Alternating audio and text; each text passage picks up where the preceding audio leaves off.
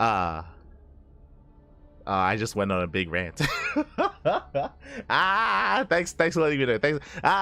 And I just went on a massive rant about all this stuff. I'll do it all over again. And welcome back, everyone. Welcome back to OlimoLeague week number 232, your weekly dose of OlimoLeague action. I apologize for the weird start. Do apologize. I have to get into everything all over again.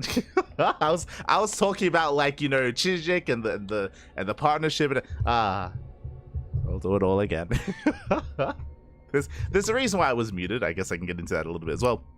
But welcome one and all to an OlimoLeague replay cast. As was being stated in the chat earlier, this is not going to be a live event, as we actually did cast live last night. We were casting live last night. We are the official English casters for OlimoLeague, and we do cast it on a weekly basis. For those who do not know what OlimoLeague is a weekly open tournament. It is the OG big successful kind of crowdfunded Patreon event from many years ago. Was very successful. Did eventually go on an extended hiatus, though. They did end their events. This was like back in 2020. I think they then had some invitationals. They like moved around the formats a little bit and they brought it back, or they continued it for a little bit longer, but eventually it did stop. But of course, Chijik, a Korean streaming platform, did sponsor the return of OlimoLeague.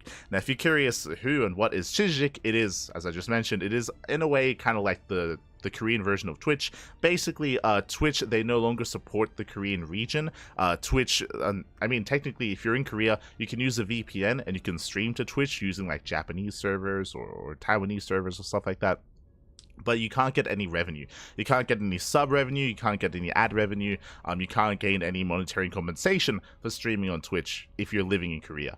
So because of that, because Twitch pulled out of Korea, this was last year, like November of last year, competitors rose up in Korea. Soup and Chijik are the two major ones. I think there's a third one as well. I think there's like Kakao Live or something, something like that. But basically, some streaming platform competitors did rise up. Soup used to be a Freakin' TV, and Chijik, which is funded by Naver, which is like the Google of Korea. So there are some competitors, and they are now going to be, or they did approach CranKy to sponsor a Korean weekly tournament. I say Korean, it's open to all regions, So really cool to see the return of OlimoLeague, but as you can imagine, because it is sponsored by a streaming platform, has to be held and streamed live on that streaming platform. So even though we have been streaming it for the past like month, maybe over a month at this point, not many people are aware because it's not here on Twitch, right? It's not here on Twitch or on YouTube, which are our two major platforms as a foreign audience. So if you have been missing out on it, I do recommend it. It's been a lot of fun. It's been a great event to cast and cover every single week. And if you missed out, all the VODs are on YouTube. All the VODs are on YouTube.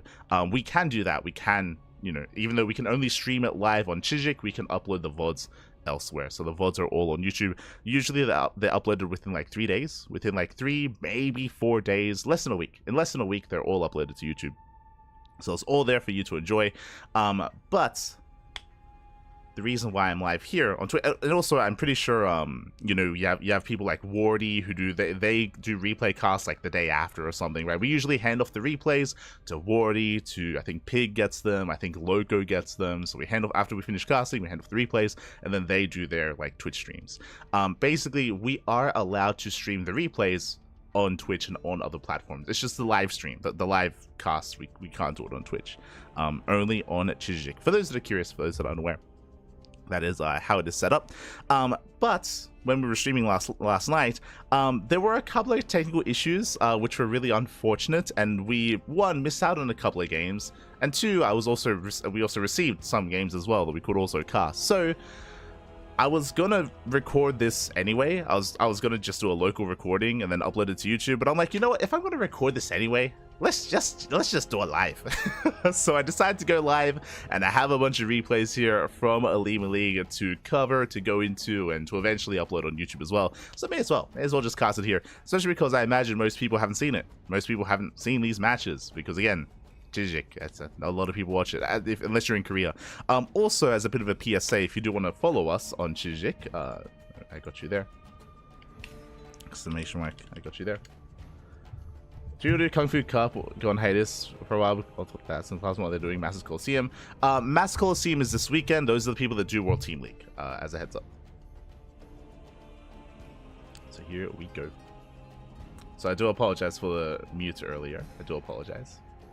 What was I about to get into? Oh yeah. I did just link it in the chat. If you're curious, you can check it out there. What I will say, another PSA, is that depending on where you are in the world, you will actually struggle to watch on Chijik.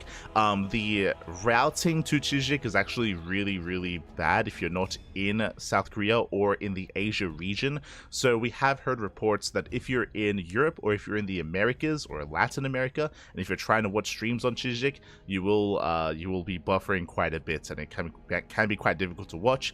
We have heard that VPNs help, so if you want to watch streams live on Chijik, you can use a VPN, and that will assist you. But outside of that, it can be quite difficult to watch things, again, unless you're closer to the region. Again, just because they only host Korean servers, so your connection to the Korean server might be a little bit rough. Just as a heads up. Again, it's not very friendly to the international scene and to the international community.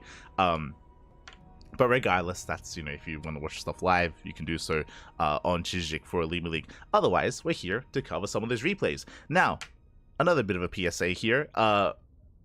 It's going to be a little bit messy. There are some full series. There are some full series that we're going to be covering, but there are also some individual matches that I wanted to get into as well. The reason for this, one, there is a game that I lagged out of. I say I lagged out of. The Battle.net just kicked me. I don't know what happened, but I just disconnected from BNet. So there is one game that I just wasn't able to cover, so I wanted to cover that, and then I'm going to edit it together with the rest of the cast of that series and upload it to YouTube. So there are some instances like that where I'm going to be casting only like one game of a series. I did cast everything, but I missed out on like one game here or there, so that is something that I'm going to be doing. But there are also some full series that I'm going to be covering as well. Oh boy. So as a bit of a teaser, you can already see it. Up first is herO versus Nickrat. This is an example of a series that I'm only going to be casting one game of. The reason for that is there was a bit of a rough start to the tournament. I can let you guys know this as well. When the tournament started, then it had to be stopped because it wasn't seeded properly, so I had to be like reseeded and had to restart again. So there was a bit of a delay to the start of the tournament. Because of that, there was a little bit of chaos trying to find our first series, and this was our first series, herO versus Nickrat. This was our first series we casted, and we did cover the rest of the series, but we missed out on game one. They started without us. We missed out on game one, so I'm here to cover game one. I did want to catch up on it so that the series will be complete when we upload it to YouTube. Likewise, the series that I'm referring to, where we were kind of kicked out of a game, was Oliveira versus Creator. So Oliveira versus Creator, we'll get there. We'll be jumping into that series as well, and yeah, again, as a heads up, I'm going to be I'm going to be covering only one game in that series, but I believe for everything else, we're going to be covering the full series. So yeah, we do have some matches to get into. So yeah, also this morning, I do apologize for not casting Code for Giants Cup. Usually we cast Code for Giants Cup. Didn't cast it because of all the issues that we had last night covering OlimoLeague. I had to re-record a bunch of stuff. I had to do a bunch of stuff.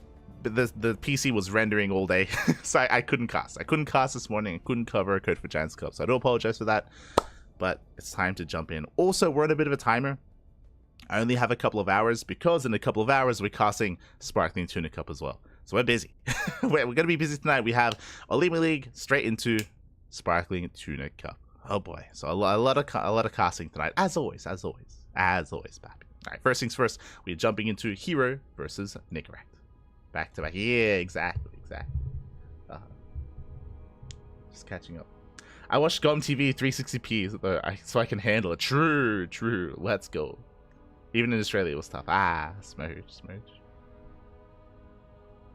MC qualifier, that's this weekend. Master Coliseum qualifier are Friday, Saturday, and Sunday. As always, we will be casting every single region for the Masters Coliseum qualifier. So I mean that it shouldn't even be a question in your mind, Bobby. It shouldn't be a question. You know, we're gonna be there. We're gonna be there for every single one, as always. But for now, let's jump into our first game. Let's jump into herO versus Nickrat. Let's go. Again, this is the round of 32. This is the first round of the tournament, and we are jumping into game number 1.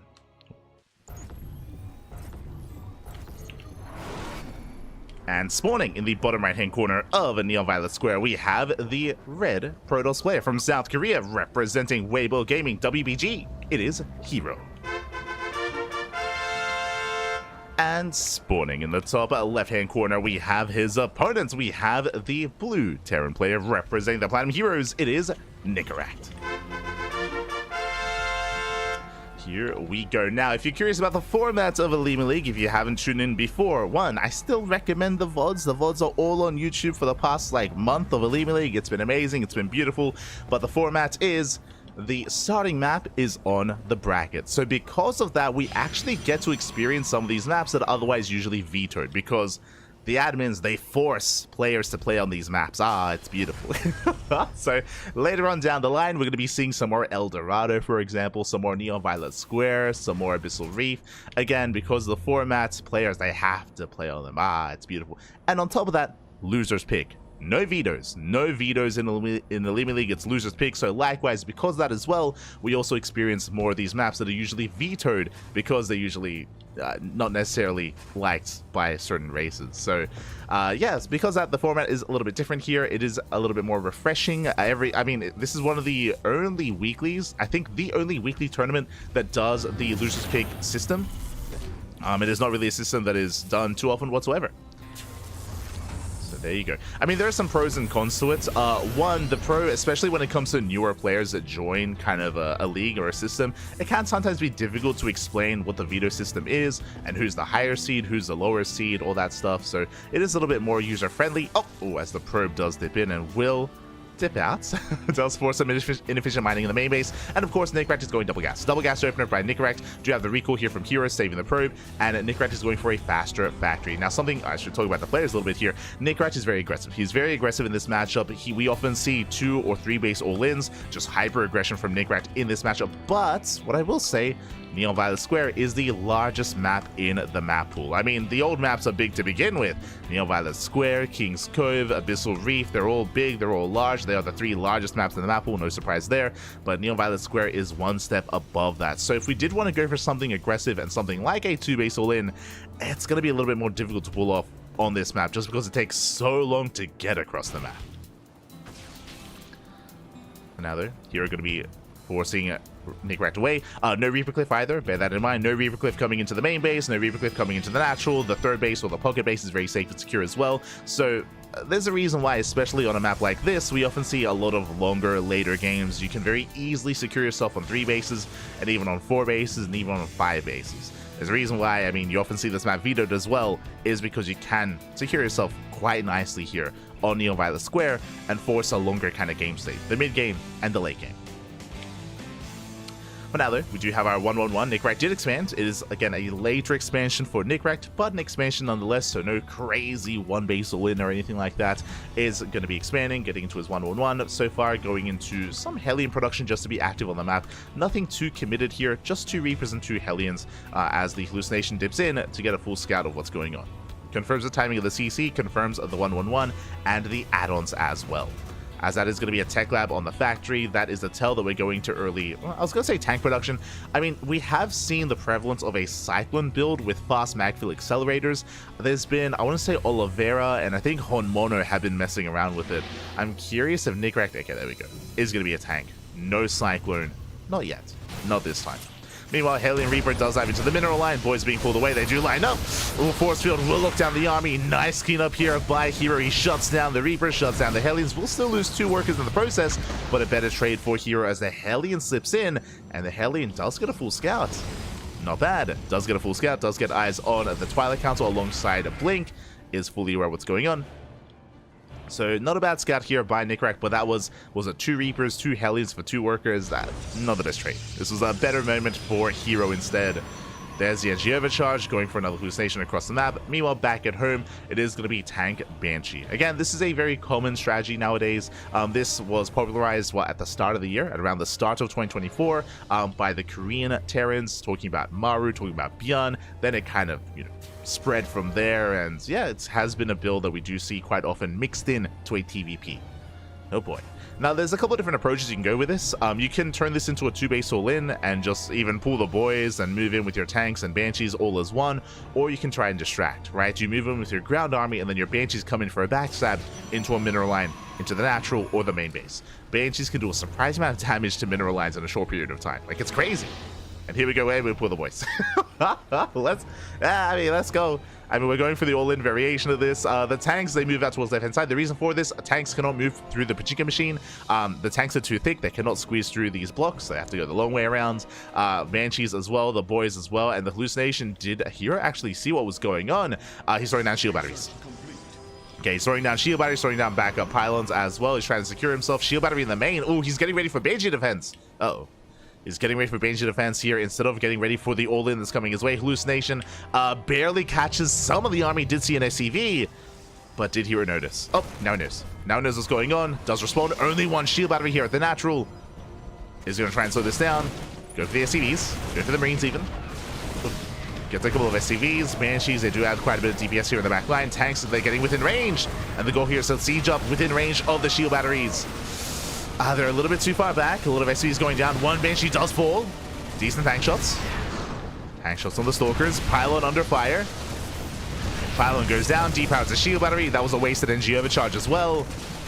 Again, the second pylon barely not within range. Immortal has arrived. We go for the dive. Oh, he gets one. He's going to get one. Oh, a bit of miscontrol here. Oh my god. And a herO does target down both. The only one. He gets one. The other survives. How much? 5 HP. The second tank survives, and Nickrat, he breaks through. He breaks through the defensive line. He's getting on top of the Robo. The Robo's under fire. No more Immortal. Barely any army. Shield batteries are on the way, but it's too late. It's too late here. Again, herO, he miscalculated with his dive. The boys are here to repair. They top up the tank. The boys are being pulled in a moment of desperation here, but herO's down to 2 Stalkers. That's all he has. Only 2 Stalkers, and with that, Nickrat, he breaks through. That's 20 probes going down. And the 2 base all in, it worked. Even on Neon by a square. To be fair, herO didn't scatter until this. Like, herO, he didn't see it coming until it was already at his front door. That's on herO for not scouting it ahead of time, for not seeing the move outs, for not being aware of what was happening. He was caught with his pants. The pants were down, Bobby. He was caught with his pants down. Behind this, herO, he took a third base, getting fully saturated. Again, a third base that is not going to matter, not going to come into play. Does have extra warpins, though. Has 4 gateways here in the main. Tanks are pushing forward. Can herO slow this down? I mean, true, herO, he is on 2 bases. Technically, like, he can kind of maintain himself a little bit. I mean, it's half the base, so not as valuable.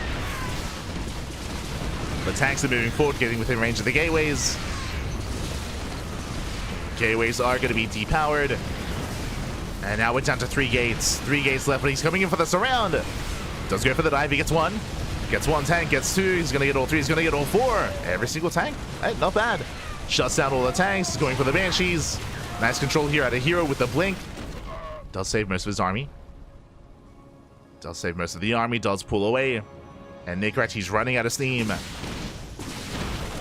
Is running out of steam here and is going to try to break the pocket base. Alas, herO, nice blinks. He does get away. Does focus everything down. Not losing a single additional Stalker. Very nice control. The army is very battered, very bruised, but herO saves all of his Stalkers. Nice control out of herO. Behind this, getting a third base. So, on the one hand, herO holds, but at what cost? He lost his Forge, he lost his Robo, he lost his Expansion. He's on 2 bases, but oversaturated. He's not mining efficiently whatsoever. Meanwhile, Nickrat, he's got plenty of bases to work with. Third CC is already done, landing it on location as well. Nickrat, he's up in bases, up in workers, up in economy, and it's not going to take him long at all to rebuild that army.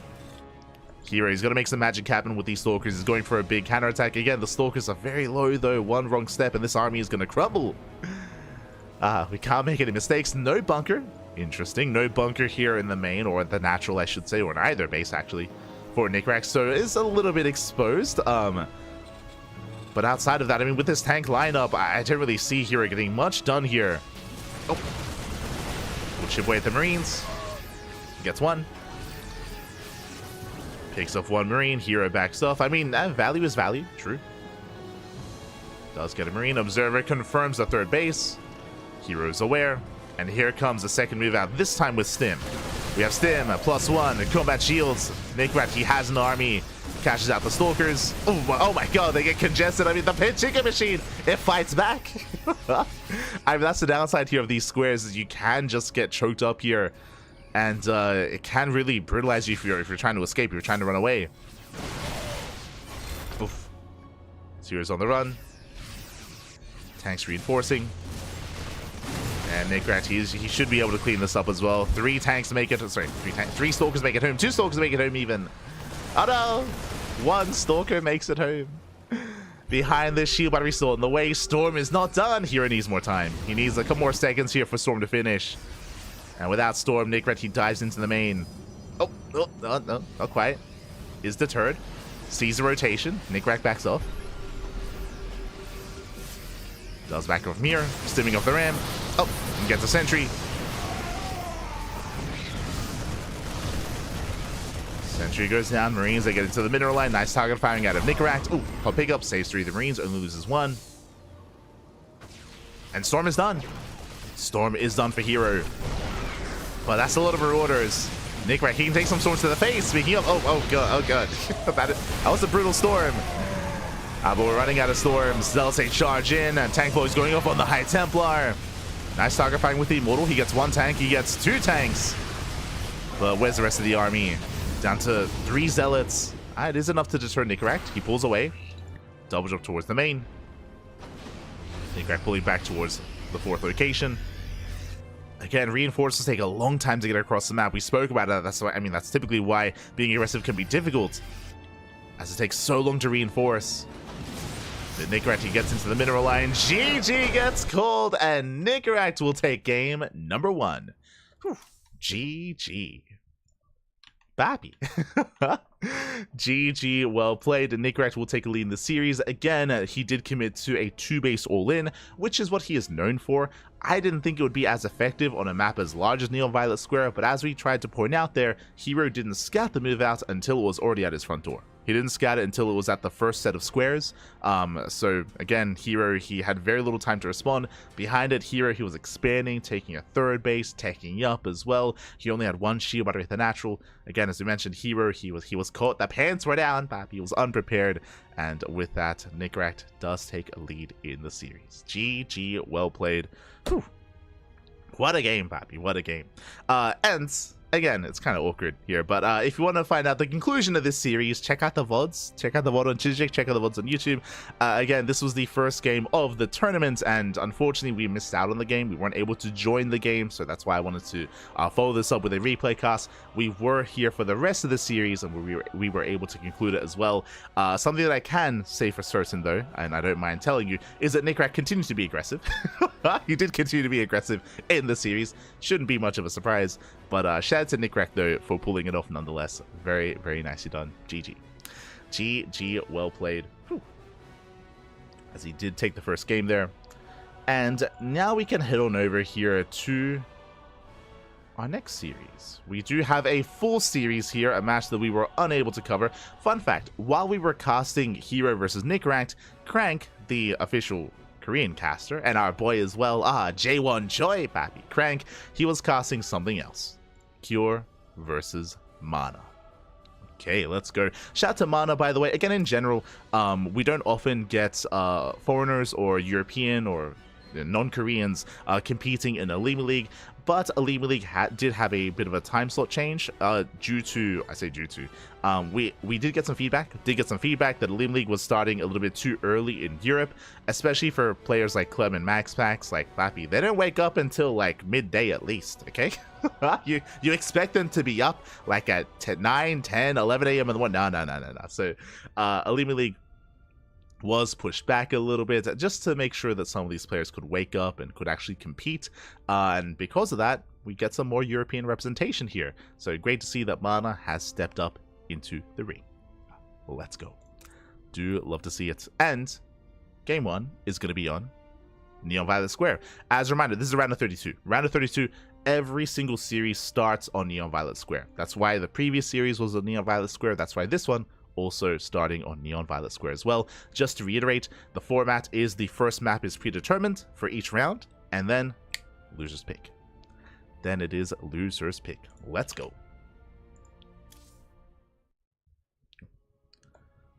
Here we go. You're fighting as well. True.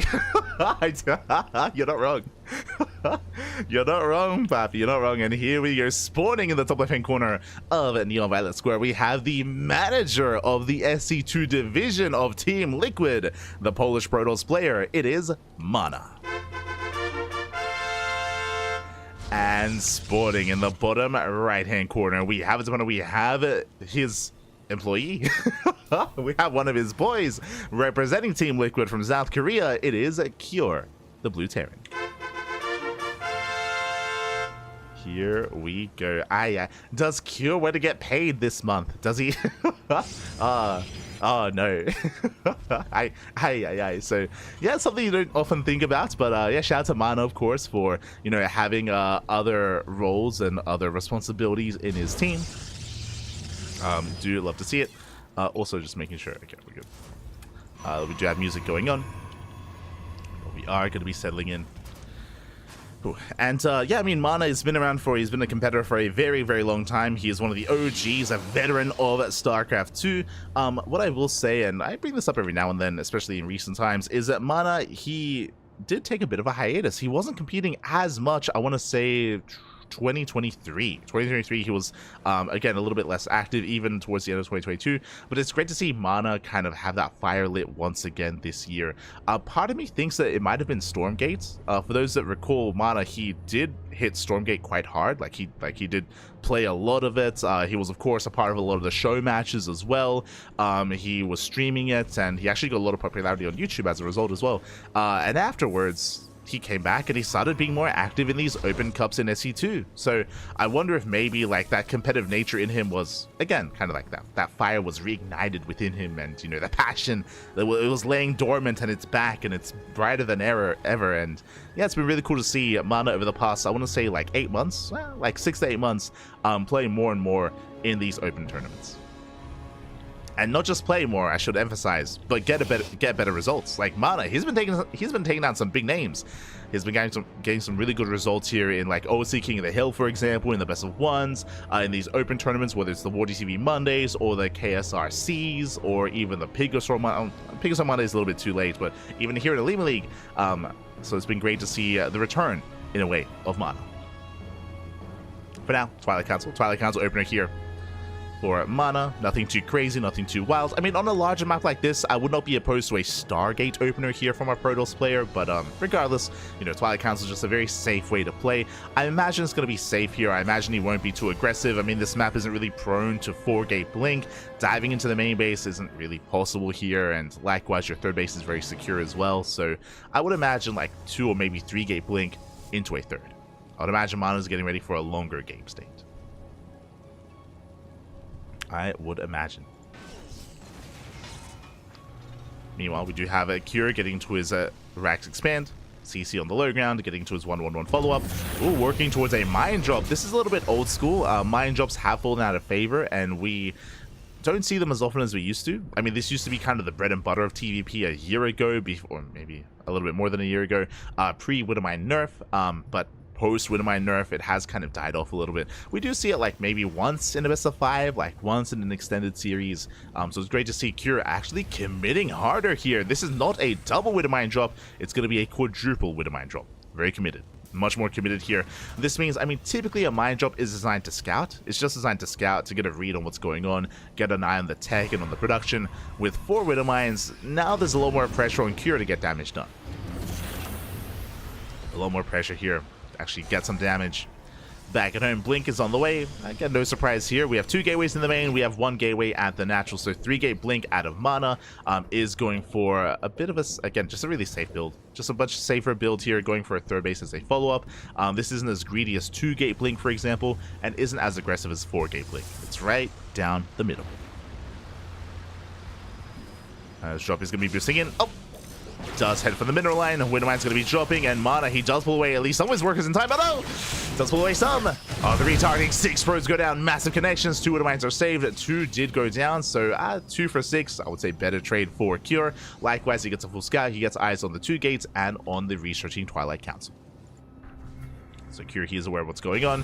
Meanwhile, Hell is, oh my god, they do bust into the natural. 3 more probes go down. Remember, it was 6 workers in the main and 3 workers here at the natural. The probes, they do get softened up. Widowmine drop coming back into the main base and now has reset, now has recharged. And Mana is looking for that drop. Oh, does spot it. And will blink into the main. But the Widowmines will burrow, and oh, they will burrow in time. No retargeting, 2 more probes, and they will be cleaned up. as the dust settles. What was the trade looking like here? 11 11 probes, 1 stalker for 4 widow mines and 2 hellions. I would say that was quite worth it here for Cure, especially considering that, again, his role with that aggression was also to get a full scout of what was happening. Does confirm the 3-gate blink, which means Cure knows he is safe. He knows he is safe back at home. He's just securing himself. We have a tank further back. Stim is on the way. We're getting to the rest of our racks. It's going to be a 3-1-1 setup here by Cure. And Mana is just chilling back at home, expanding, getting his 3rd. He's just going to be getting his 3rd base up and running. We can see Cure coming in for a bit of a backstab. Going to be going for that Raven harass here, auto start harass into the main. Mana is somewhat in position, has plenty of stalkers, can blink of course. And Mana should be able to react in time. There we go. Shuts down the auto turret, forces back the Raven, even gets a bit of damage off on it as well. Very nice response, very nice defense here by Mana. Nicely done. From here, he can now focus on saturating his 3rd, getting it up and running. We'll have to leave some units in position as I'm sure Raven will be coming back in. The Observer is on top of the Raven, so it does get eyes on that. Mana is aware. Also, Cure knows that he knows. That as the Raven is also a detector, so that they do see each other. Bold move. Mana going to be moving out. Going for a gateway explosion. An interesting choice. Mana did decide not to take into splash damage yet, but to prioritize charge. So he's going for a very gateway heavy composition, a swarm toss style if you will, going Blink Stalker into charge lots. Meanwhile, Cure has been building up. He's getting his 3rd CC on location. He is not all in, but he is pushing nonetheless. And he's built up to 4 tanks. Stim is done, but you can see Cure being very patient. Has yet to stim.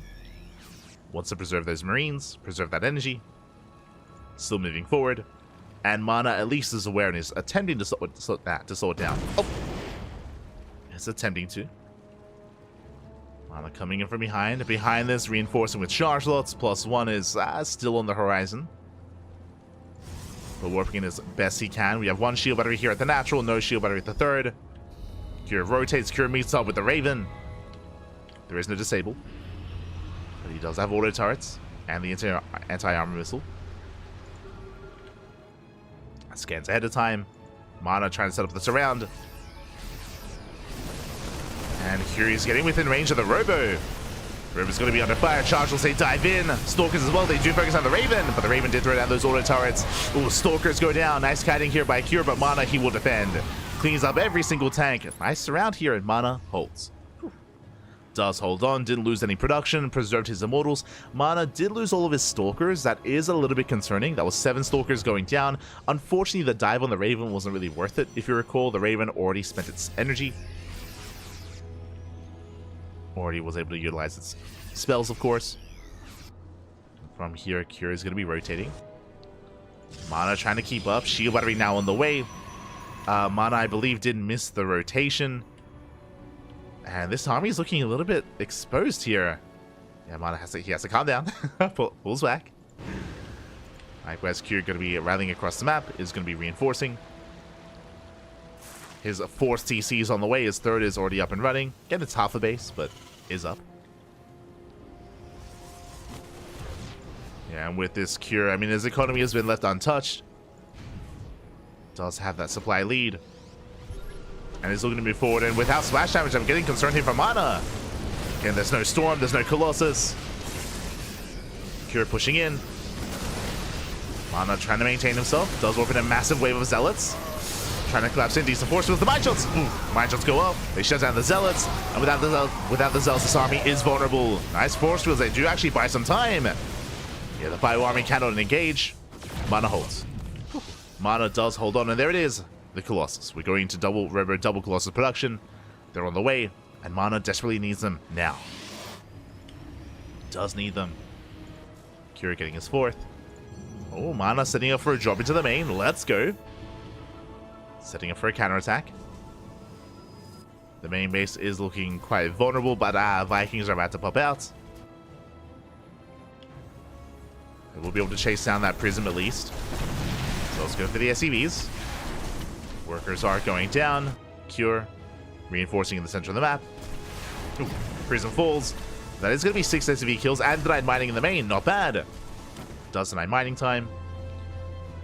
Kira's army rotation gets spotted by the observer. Mana's in position. He's got 2 Colossus. Mana, he's keeping up. He's keeping up, engaging with the army. Oh, Colossus under a lot of fire. The Zealots go down, and the Marauders, they stim in. They focus on the Marauder. They're going for the Stalkers, but there's just not enough beef here to Kira's army. Doesn't have the numbers, at least not across the map. Jesus, how many SCVs did he? Oh my god. He's just making non-stop SCVs back. He's up to 72, getting now a 5th expansion. 5th CC on the way. I was curious. I was like, where's the supply, Papi? I mean, oh, I mean, a lot of it is back at home. But the other in SCVs. As Kira, he's been able to take up into more Vikings, into Ghosts. EMP is now available, and here we go. Kira does once again move out. As we have mentioned a couple of times already here in this game, I mean, it does take a little bit longer for the reinforcements to arrive, so Kira hasn't been able to really press his advantage and utilize his momentum as much as he otherwise would have liked to. Just because he eventually runs out of steam. Mana has been able to hold quite well. Pylon will spot the rotation. Mana has time to respond. Mana has time to... There we go. Does rotate. But a little bit too late. Yeah, the base under fire. Shield battery goes down. I speak of here for Cure. But we're up to 3 Colossus. That's a lot of Colossus. EMP connecting with mainly Stalker. EMPs go off. Oh my god. Maestro connects.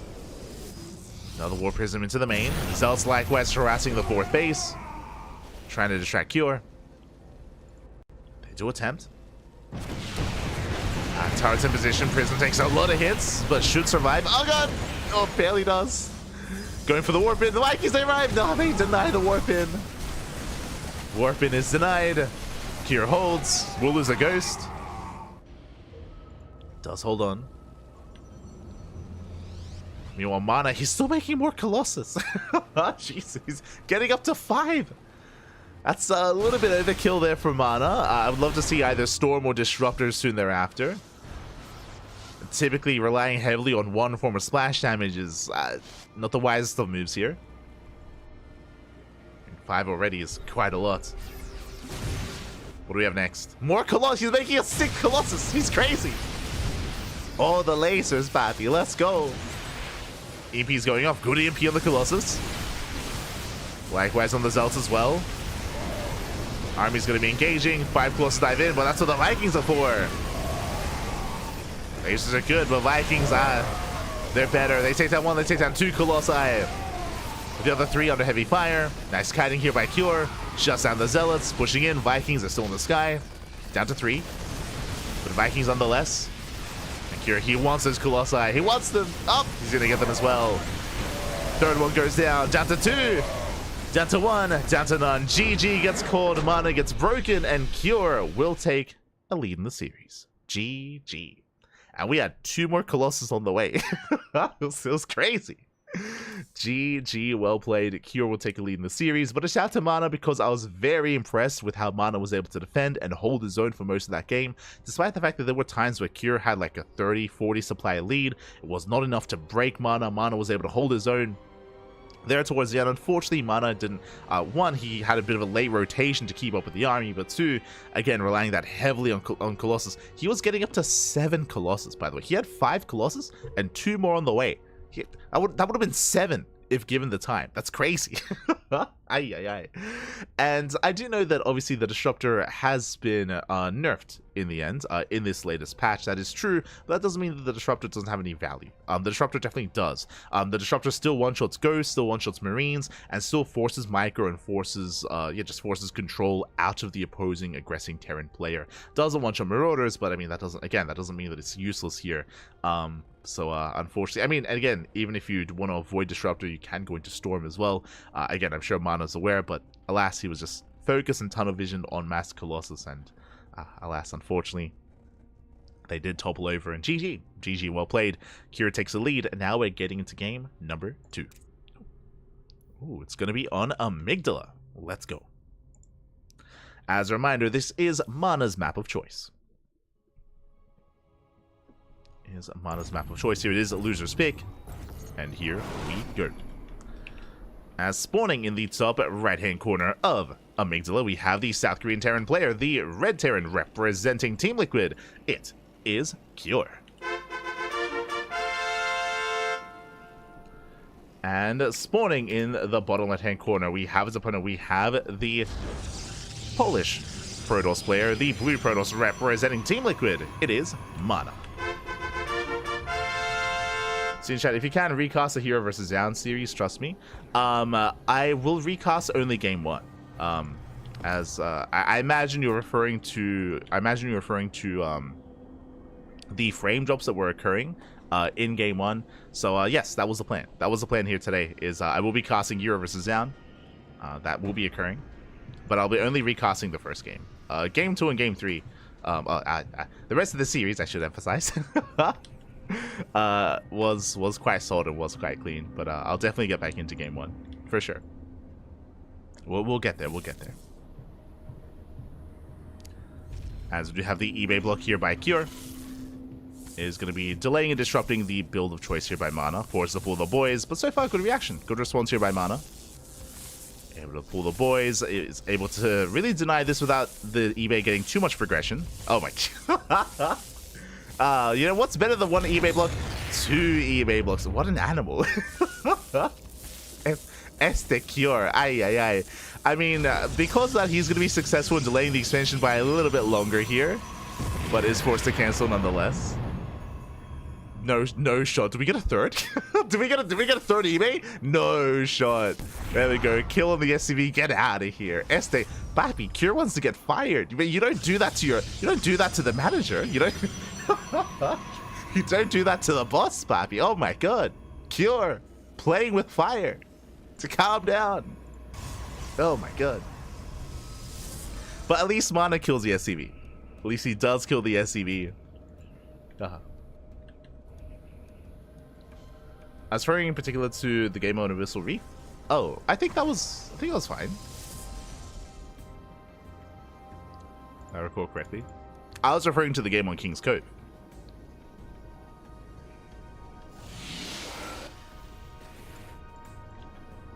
Unless, did something happen on Abyssal Reef? That we missed out on? Or that was messing up the stream?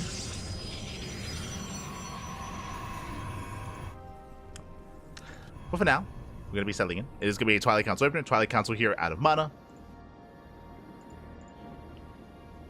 So far, so good. So Twilight Council into Blink. Meanwhile, herO across the map going for his own 1-1 setup. 1-1-1 setup even. Going for a delayed TC. Delayed command center here by herO. Going for the faster factory, faster starport. Much more of an aggressive build here by our Terran player.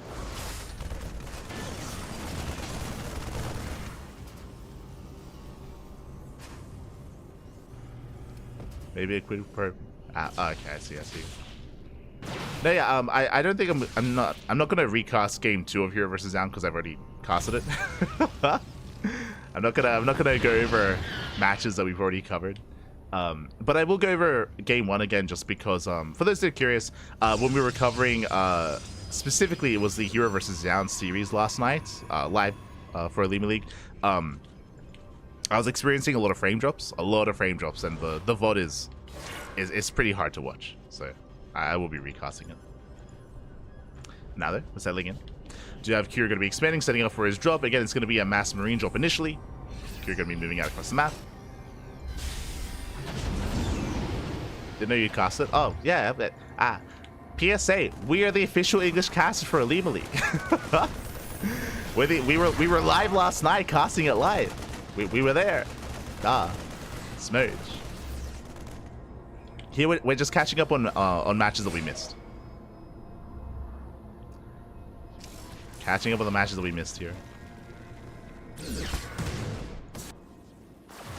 As we do have the adept shading in. Oh, he's gonna be shut down. But does get a full scout, does get eyes on the production setup here, the initial Maxes, the initial tank. With the early medevac, I imagine that herO wants to move out sooner rather than later. I would imagine. There we go. As he's going for his drop. Back at home, we did mention Blink. We have 2 gateways in the main. We have 1 gateway with the natural. Same build as game 1. A 3-gate Blink out of mana. This time, he doesn't have to worry about defending against Widowmine drops, so he can focus on being aggressive. The Prism is out, and mana is pushing. Now, as a reminder, it's only 3 gateways, so this is not an all-in by any means. It is pressure designed to contain the Terran. And so far, so good, is containing Cure. At least that's the goal, but Cure does slip out with some Marines, and it does come across the 3rd base. The 3rd base has been spotted. We see Mana going to be rotating over. Oh! Does catch a Raven. Massive pickup. Raven auto does not go down. Whew. Barely survives with 8 HP. Ay, ay, ay. Raven does survive. Mana dives into the main. At the same time, drop into the main base of Mana. Trying to keep up. 1 Stalker does fall. Stalker goes down. Drop into the main. Watch the Korean stream? Oh, I see.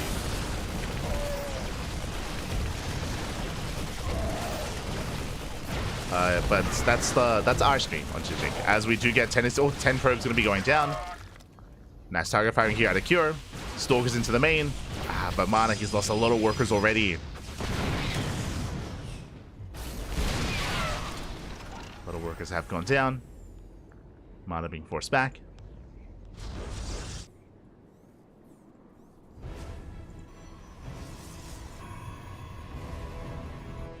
And with that Mana, he does come out worse for wear. He lost a little workers, is getting his 3rd base, but so far his counter aggression just wasn't as successful. Again, he missed out on the Raven. Yo, Cure, he didn't come home to repair. He's crazy. He's 1 shot away from going down. Ay, ay, ay. Animal, Papi, animal. As Cure is making his way in towards that natural. There is 1 Stalker in position. That's more than enough. So, yeah, the Raven can't really get much done. Meanwhile, we do have Cure settling in. Still building up on 2 bases. He has his 3-1-1 setup. No 3rd TC yet. Only 1 eBay. And he might just be going for a +1 timing. Mana, mass expanding, taking a 4th.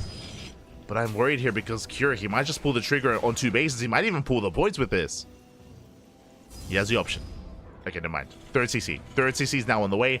A much later 3rd base, but because the 3rd base is so late, how many tanks? 4. There's 4 tanks with the main army. Mass Bio, Stim, Combat Shields. Cure is getting ready to break out. He's ready for it. Likewise, I love that Mana's also set up to counterattack. Once Cure moves out, the goal here is Mana backstabs and hits the main.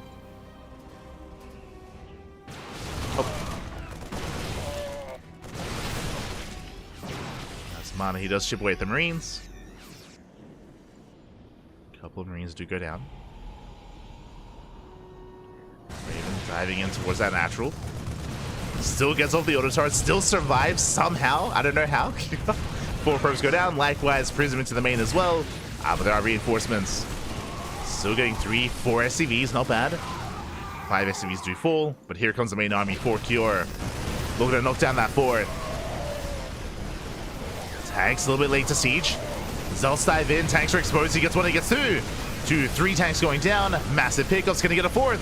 Ooh, barely not. Popping up there by Cure. Saves the final tank. Maintaining himself, but this was a better trade for Mana. Getting 3 tanks. Zelts are coming from behind. Oh no! The final tank will finally go down. Gets 1 extra shot off. And Mana holds. I say that reinforcements on the way. The Immortal is exposed.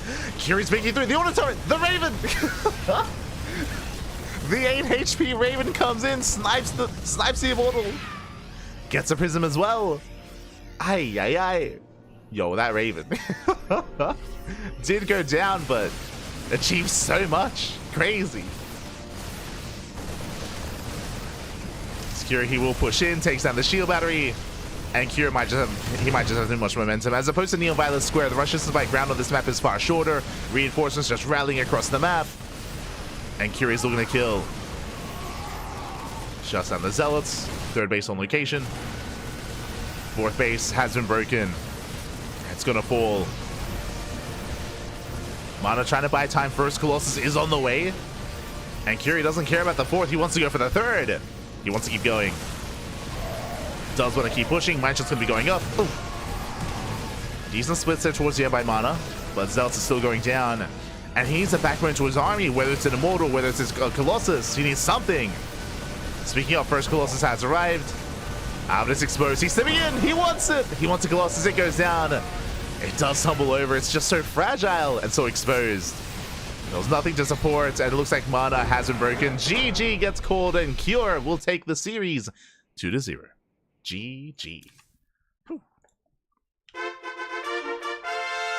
Also, I just realized I had the wrong score on the screen, but Cure was up 1-0, and here he will take it 2-0. GG, well played.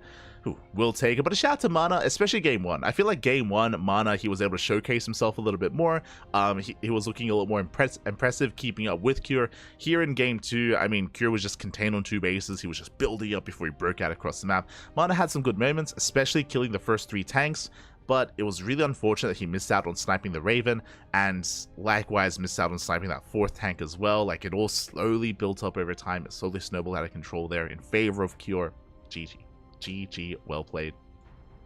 I see someone asking in the chat, is this on the mod that fixes the Cyclone?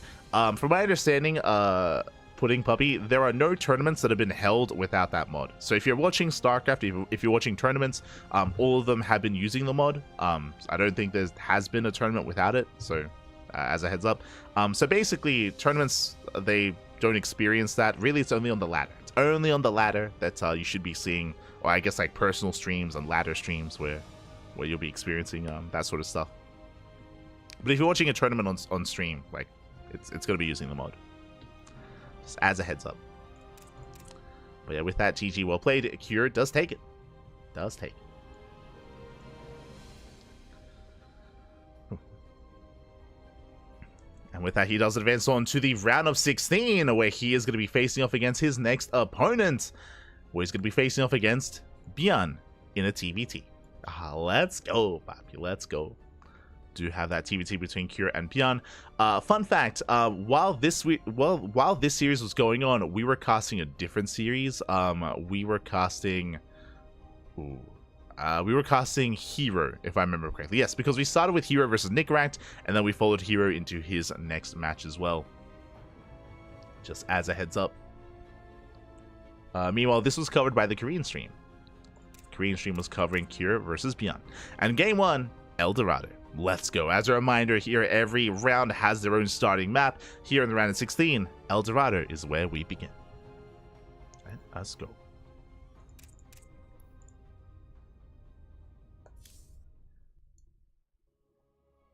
Oh, El Paquito.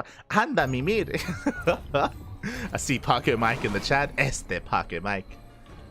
You're an animal, Papi. Get some rest. Get some rest as we are diving into our Terran versus Terran. And spawning in the bottom right-hand corner of El Dorado, we have the South Korean Terran player, the blue Terran representing Shopify Rebellion. It is Bjorn. And spawning in the bottom left-hand corner, we have his opponent. We have the other South Korean Terran player, the red Terran representing Team Liquid. It is Cure. Sleeping doesn't give experience. Oh, no. Take care of yourself, Paquito. Take care of yourself. Ay, ay, ay. You're an animal. You're an animal. Shout out to those that are maybe watching in the Americas, whether it's Latin America or North America. I know it's a very, very, very rough time for you at the moment. It's quite late. So thank you for tuning in. And also, get some sleep. Get some sleep, papi. Ay, ay, ay. But all good. Good to see you. Good to see you. As we are settling in. And again, this is a series that we were unable to cover live at the time. We were instead covering herO's matches. We were on opposite sides of the bracket at the time. We're on opposite sides of the bracket. Here we go. Double gas opener out of Cure. Meanwhile, Rax expand out of Bjorn. So Bjorn's going for something more economic here. Cure going for something more aggressive, more committed. I mean, I say aggressive. In a way, aggressive. Also safer as well, going for the faster factory. With this, Bjorn will take initially an economic lead, but Cure has potential to turn this into something more. Likewise, welcome one and all to El Dorado. Again, this is one of the most vetoed maps in the map pool, but because we force players on it, we get to experience it a little bit more here in OlimoLeague, which is great to see.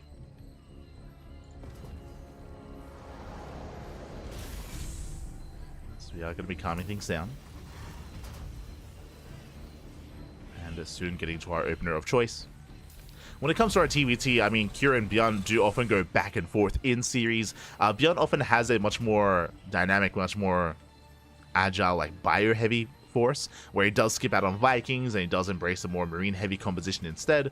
That is at least usually the case, but I'm curious if his style has adjusted coming into the new patch, coming into the new map pool as well. Ooh, as Reaper shuts down the first Marine. First Marine goes down, SCV under fire as well. Only add-ons, there's nothing to defend. SCV goes down, big delay. Big delay on the expansion. Again, Bjorn who went Marine into Reactor. And this first Reaper, I mean, is illegal. It should not be here. Should not be here, Pappy. But so far, so good. I mean, the Reaper going to be delaying more mining time and diving in towards the main, getting another SCV. Oh my god, this is becoming too much already. Gets 2 SCVs. Second Reaper arrives. He can just camp the production. I mean, the Hellion will finally pop out, and finally Bjorn can hold, but this is a lot of damage early on. A lot of damage that should not have happened. Once again, more shots going off. Bjorn is hurting. And Kira, is he just gonna overwhelm? No shot. Finally, we'll lose one of the Reapers, but the Hellion will clean up. Second Reaper goes down. The Marines, they light up. Oh my god. Almost. Both Marines fall. SCV's under fire. Another massive delay on the CC. No. And despite the fact that this was meant to be a faster economy for Bjorn, and he will eventually clean up this Hellion, eventually, as he gets a full scout of the main and sees everything. Oh, he gets another Oh, no. Oh, no. Someone stop this man. He gets 3. He's still alive. He should finally get cleaned up. He gets 3 more SCVs. Finally, it goes down. Now, winding it back a little bit here as Kira will take an economic lead. A very large economic lead, actually. He's up 5 workers and a faster expansion, despite the fact that this should not be happening. Now, it is usually illegal to send your first Reaper across the map, which is what Kira did, which is why Bjorn had so little to defend. Because the first Reaper, the reason why you wouldn't send your first Reaper, if your opponent went Reaper first, they have the high ground, they get the first shot off, and they win the fight. Also, could be Reactor first into double Reaper, then you just hard shut it down as well. Like, Kira gambled, and he gambled well. He just gambled the hell out of that opener, he popped off, he shut Bjorn down, and as a result, Kira takes the lead. A lead that shouldn't really have happened, but I mean, yeah, I mean, the gamba, Pappy. Just ay. Meanwhile, Bjorn, he will at least punish the meta. There we go. It does punish the meta back. Oh, it goes down over the moopies. The moopies. Does clean it up. And Bjorn can now counterattack. And he needs to counterattack as well. There's a lot of pressure on Bjorn, as this has been a rough start. Bjorn could be boosting across the map. Kira back at home, settling in. Getting to his own tank production, Raven production. He is ready for a drop into the main. Meanwhile, the drop is actually coming in towards the natural. How much can Bjorn get done? Going for the tank, bold move. Dives on the tank, and the tank is not going to go down as Kira, he responds in time. He is able to repair the tank as well. He will shut this down. Couple of shots going off. Ooh. Couple of shots going off on the medevac. Bjorn will get out of there. And Kira will hold. Meanwhile, Kira just rushing into a third TC real quick. So Kira, he's ahead in economy. He has a faster natural base, faster third base as well. Bjorn at this point might just be forced into an all-in. I'm curious. He hasn't seen the third CC timing yet. Once he does get eyes on it, though, he might just commit. Catching up from here is difficult. But now going for a Doom drop. 3 full medevacs in towards the main. We do see Kira splitting up between both bases. He's somewhat in position. Drop comes in. And Kira responds. Force respawn tanks. They do siege up in time. Nicely done. Bjorn getting in position. Going for the tank. One tank goes down. Massive pickoff. Kira getting choked up here in his own production. Oh, but the disables are the counter disables here. They lock them down. 2 tanks going to be going down for free. And Bjorn gets cleaned up. A better trade for Kira. Bjorn killed 1 tank. Kira killed 2. From here, Bjorn rotates. Still rallying across the map. Again, there's a lot of pressure on Bjorn to get damage done. Third is being landed. Bjorn reinforcing with Vikings. Third CC on location. So Bjorn is not all in, but again, he's committed. Scans the main. Sees the production. I believe he has not seen the CC yet. He's unaware. Unaware of the command center. That's just... and GG gets called. GG gets called. Ay, ay, ay. And yeah, with that, Cure, he will take game one. I mean, again, Bjorn was in a really rough position there. It was looking quite bleak. It was looking quite bleak there for Bjorn, and does tap out. GG. We're getting ready for game two. But that was, I want to emphasize though, that was a crazy start of the game. Like for Cure, to come in with his first Reaper, to get the Marines, to delay the CC for so long. Also, towards the end there, Bjorn, he saw the third base, basically. He saw the third base that it was already done. Yeah. GG, GG. Cure takes a lead in the series. But again, that was just a wild early game from Cure. And again, did take a risk in doing so, and it paid off. Did pay off. And I'm sure Bjorn is going to think better of cutting corners and being greedy in the early game. We'll see. As spawning in the top right-hand corner of Amygdala, we have our South Korean Terran player, the Red Terran, representing Team Liquid, leading the series 1-0. It is Cure. And spawning in the bottom left-hand corner, down in the series, we'll see if we can bounce back. We have the South Korean Blue Terran for Shopify Rebellion. It is Bjorn. We go. As we are going to be settling in. So far, so good. Now, as a reminder, last game, Bjorn did go for a Rax Expand. He was punished as he skipped the Reaper, went Marine first into Reactor. I expect Bjorn to... I was going to say I expect him to adjust, but there's also a chance here that maybe Bjorn believes that Cure would not take that risk again, and that maybe he can get away with it this time. So there's definitely a world out there where maybe Bjorn goes for the same opener and tries to get away with it.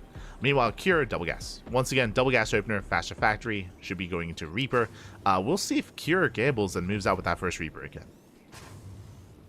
We shall see. As so far, our players, they're going for the same openers as the previous game. So far, at least. Oh, okay. This time we see Bjorn going to be scouting the third base location, checking for a proxy, confirms there is no Rex, and he even moves out. As a reminder, Bjorn did not SCV scout last game, so this time he's being safer. So much safer response here by Bjorn is moving out. CC on low ground. So again, still Rax Expand, but this time Reaper first. So Bjorn, he's learned his lesson. He's playing safe. Or he's not cutting as many corners, maybe a better way of putting it.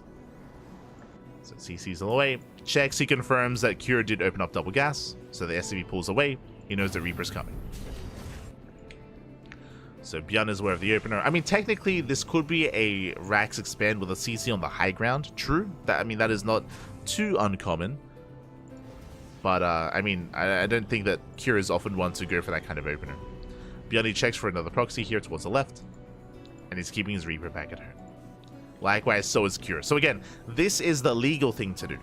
Where you keep the first Reaper at home, you don't move out across the map. The reason for this is, if you move your first Reaper across the map, most likely it's going to die. I mean, against this kind of setup, you got to lose it, and then things very quickly snowball out of control in favor of your opponent. So you don't send out the first Reaper, which is why it was so risky for Cure to do so in game one. Just because with your opponent having the defender's advantage, with your opponent potentially even opening up Reactor first, like there's just such a high chance that things go south for you. So we're just calming things down. This time Bjorn will be able to successfully get into his opener, get into his natural. He's getting up and running. Bjorn following this up with a 1-1-1.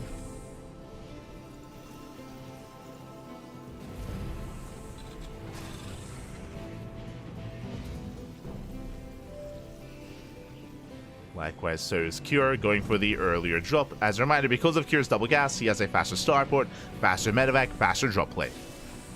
Meanwhile, with this tech lab, we're going for an early tank. We have the safety cyclone from Bjorn, but Cure, what are we going for? Waiting for extra minerals? I should be tank. No, sorry, cyclone. Okay, early cyclone here out of Cure, but he should be pushing out across the map. We'll see what he can get done. We'll see if he can break through that Cyclone or Bjorn. Bjorn rushing into a third CC. So much faster economy here for Bjorn this time. Here does move out. But Bjorn will have the tools to defend. Again, with the new old Cyclone, I mean, the Cyclones, they can be very robust early on, especially defensively. But we'll see as Kira's boosting across the map, headed towards the natural. Bjorn somewhat in position. Kira going for the SCVs. Boys are being pulled. Cyclone is real nice juggling here, saves the Marine. But the Reaper goes down, and you see Kira's forced back. Does get to SCVs though. Gets 2 workers for 1 Reaper. Not the worst trade for Cure. As he backs up. Back at home, working towards his tank Raven production. Still no 3rd CC by our Red Terran. But Cure is going to be up in tanks and up in Ravens. So Cure is going to have a lot of pushing power. He's going to be the aggressor this game. And it's going to be up to Bjorn to survive. To survive and to get this 3rd base up and running.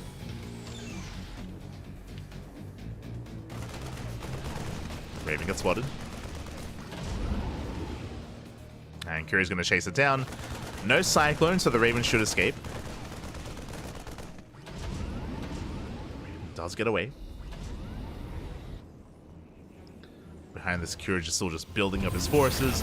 As a reminder as well, this Raven, even if it does survive, even if it makes it back home, is less effective as there is no disable. Interference Matrix has not been researched for Bjorn. It is a vanilla Raven.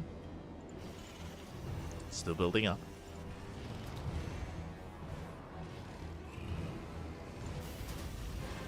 Still just building up here. Throwing down more maxes. Cure, I imagine, will soon pull the trigger. First, takes out the Zonaga. Which means Bjorn is going to be more in the dark as to what's going on. And here comes the push. He does move out. As he moves out, Raven is going to be moving in. Headed for the main.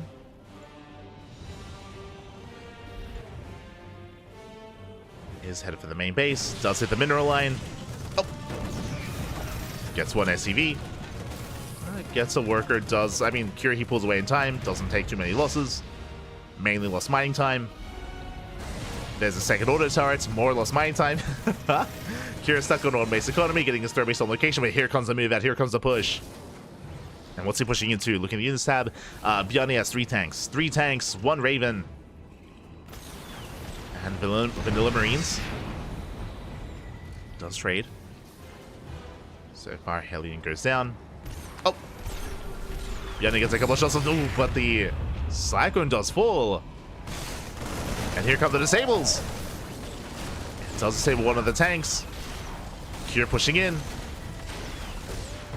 Am I crazy? What killed that Cyclone? But there we go. Bjorn, he's going to dive on the army. And will force a pickup.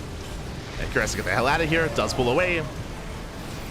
At the same time, Liberator being having 19 SCVs.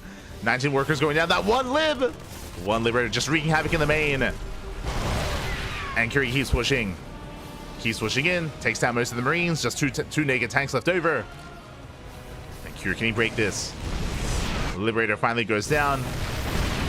Cure led in the Vikings, diving on the tanks. He breaks 1, he breaks 2. And there's nothing left. There's nothing. There's 1 tank on the high ground. And Cure, he wants it. He gets it. GG gets called. Cure, he breaks through, and he will take the series 2-0. GG.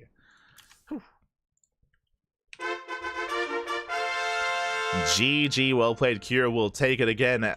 Bjorn going for a much more economic start. As a result, he had no utility or no Ravens to provide any support with the army. He had rushed into a 3rd base, that he had yet to land. It was still in the main base, making more SCVs, and he was really just relying on his bio more than anything. We had 1-1 on the way, Stim on the way, a bunch of bio-related upgrades, but so much of the Marines just went down in the first volley of tank fire, and yeah, Bjorn just could not hold his own. Also, obviously, the Liberator, right? The Liberator into the main base just wreaked havoc, and that was 19 SCV kills. That was brutal damage dealt already by not just the Liberator, but also Bjorn did pull the boys as well to try to hold on against the main army. And everything just snowballed from bad to worse. GG, well played. Cure does eliminate Bjorn, and Cure, I believe, from here advanced on to the quarterfinals. did advance on to the quarterfinals. Meanwhile, winding it back a little bit here, we have a match that no one was able to cast, neither ourselves, the English stream, or the Korean stream, but I did want to jump into this. Up first, Rogue versus herO. This was in the round of 32. Basically, while we were casting herO versus Nickeract, which we, again, casted earlier, while we were casting herO versus Nickeract, the Korean stream was covering Mana versus Cure, and this series was also going on at the same time, and I had a really hard time. I had a really hard time picking and choosing between Nickeract versus herO or Rogue versus herO, and I gotta be here for this. We are catching up with a ZVT. Our first Zerg player of the night. Let's go! Our first Zerg player of the night. I mean, I say that's something to bear in mind as well for those who are unaware. Very light Zerg representation. Very light Zerg representation in this tournament. For this week's OlimoLeague, there was no Dark, there was no Solar, there was no Shin. Those are the three players that we usually look at to have deep runs in this kind of tournament in the Korean scene. None of them were here. So no Dark, no Solar, no Shin. There was Rogue, of course. I think there was Rex as well, but there was no DRG. Su was there though. We had Rogue, I think we had Rex, but not much more representation than that. Not much more. But here we go. We have our game 1 for our next series. Let's go. Game 1 is going to be on Neon Violet Square. Again, that was the starting map for the round of 32. Let's go. Also, there was no Paco Mike. Este Paquito. True. When are you playing in the next OlimoLeague? Este Paco Mike. And here we go. Spawning in the bottom right-hand corner of a Neon Violet Square, we have the South Korean Zerg player, the Blue Zerg representing Team Falcons. It is Rogue. And spawning in the top left-hand corner, we have the South Korean Terran player, the Red Terran representing Hyper 1. It is herO. The most honorable of honorables. Let's go. Let us go. Now, as we settle into this, if you're familiar with the channel, I mean, we've casted plenty of herO here on the CranKy Ducklings. herO is a very, very aggressive Terran player, especially against Protoss. herO, he all-ins. Time and time again, it's all about 1 base all-ins, 2 base all-ins, proxies, cheese, aggression. That is how he does in TVP.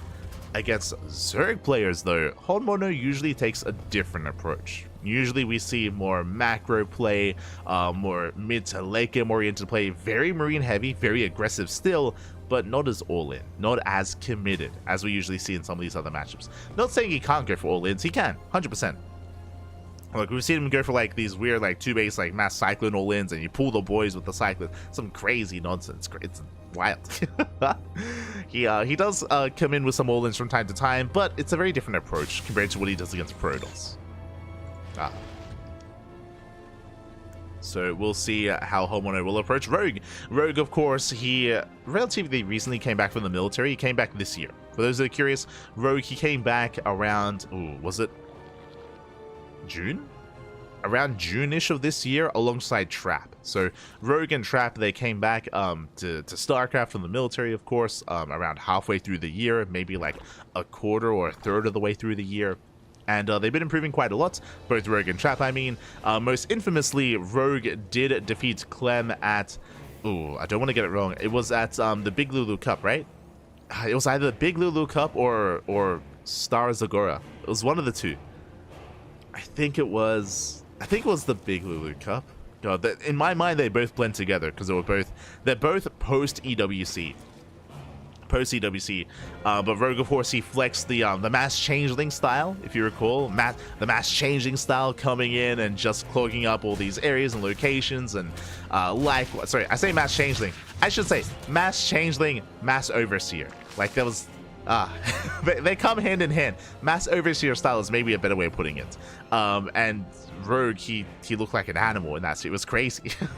And he did quite well with it. Did take down Clem, and Clem, he's still in his prime as well. Bear that in mind. So yeah, I mean, Rogue, he has been looking quite impressive, and clearly has been cooking, has been built, coming up with his own styles, his own builds. So Rogue is in form. Now The Reaper gonna be forced back. Oh, Kozan! Oh, I didn't notice, Bappy. My apologies. I didn't notice you earlier. My apologies. Did not notice. But take care, Kozan. Take care. I'm sure you're still recovering from your weekend of debauchery at Homestory Cup. Take care. Drink plenty of water, Kozan. Drink plenty of water. Look after yourself. Oh my god, Jesus. The rallies! Oh my god. As Homeowner, he will dip out. Again, poking in, just getting eyes on the opener. It was a Hatch Gas full standard opener here out of Rogue. With Link Speed finishing up, the Reaper should be hunted down. Reaper is hunted down, does fall. Oh my god. But Rogue, he's going for a fast lit. My apologies, sorry, I was a little bit distracted. Again, just giving a shout out to Kozan. Much love, fellow caster of the scene of StarCraft 2. But this is what, a 3-minute 30 lair? 2 gases being taken, 2 more gases on the way. Is this 2-base Muta? This screams 2-base Muta from the side of Rogue. Roachworn gets placed, but show us the Spire. As Helion's gonna be forced back. Homeowner rushing into the gold. He's crazy. going for mech. Blue Flame is on the way. He's embracing mech, rushing into the gold base. Meanwhile, Rogue is going 2-base Muta. Spire is on the way. Is expanding. Is taking a 3rd base. For now, staying on 2 bases, taking all of his gases, and this is wild. Now, I'm getting deja vu. We've casted a couple of games like this in the past where we have a player rushing into Mutatech, scan, big scan here, sees the layer's already done. That is a big tell, sees both gases as well. So Homeowner, something like 2-base Muta should be in the back of his mind. This isn't full confirmation, but it's definitely a possibility. So I'm sure Homeowner, he's thinking of this. We can see Rogue, he's fully walling off. Now, what I was about to say is that we have seen players attempt to go 2-base Muta, and then they just get rolled by Mass Hellion as they bust through the mineral line, or sorry, they bust through into the mineral line and wreak havoc, as there's very little at home or on the ground to defend. But we do see, there we go, a scan into the natural. Homeowner, he knew something was wrong, sees the gases, and confirms the Spire. Meanwhile, back at home, he's already getting into not just Hellion, Cyclone. Magfield accelerators on the way. 2 more factories, 4 factories in total. Mass Cyclone, Mass Hellion, gold base is getting up and running. And because Rogue did go into 2-base Muta, because he's taking gases, Rogue has no presence to really threaten this base. He does now hit the 3rd, but there are Hellions to defend, and the Lings do nothing. So Homeowner, he gets away with the gold. Planetary's morphing in. Jesus. Oh my god. I mean, the new patch is still relatively new. It's been out for like 2 weeks, right? Or just under 2 weeks. I have yet to see a player rush into gold quite like this. So Homeowner, he's going to be the first, at least here on the CranKy Ducklings. Just rushing into the gold base. Planetary is done. Overseer does confirm the mech. Attacking your base, you know. Oh, he's a Diva Enjoyer. Of course he is. But Cyclones are amassing. Cyclones, they do shut down these Mutas quite hard, especially if they're able to get under them. So Rogue has to be very careful. He has to be very careful with how he does approach this, as Mutas do move out.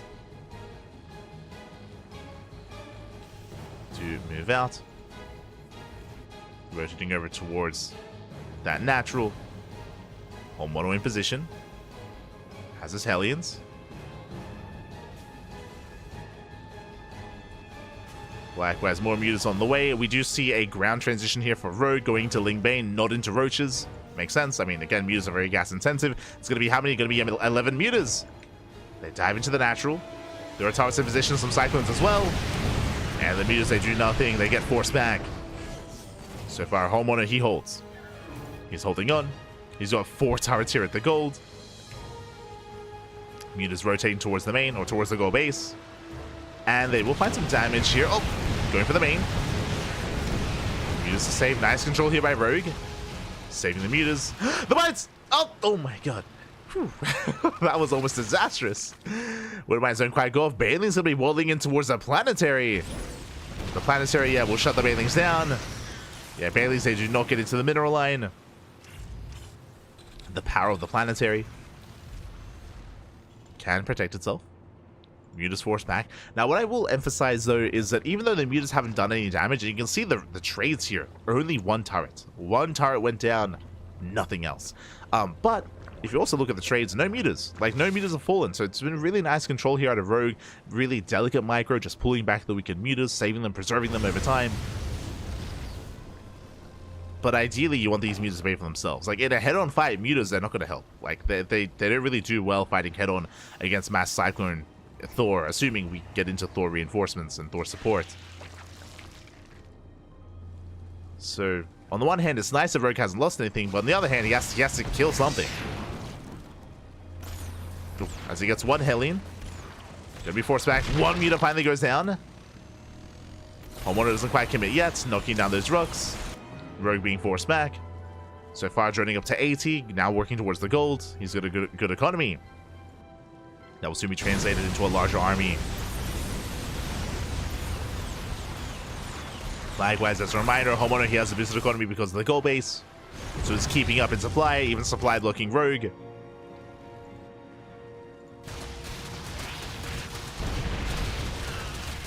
Knocking down those rocks. Moving out. How many mutas does he have? 24! 24 mutas for Rogue.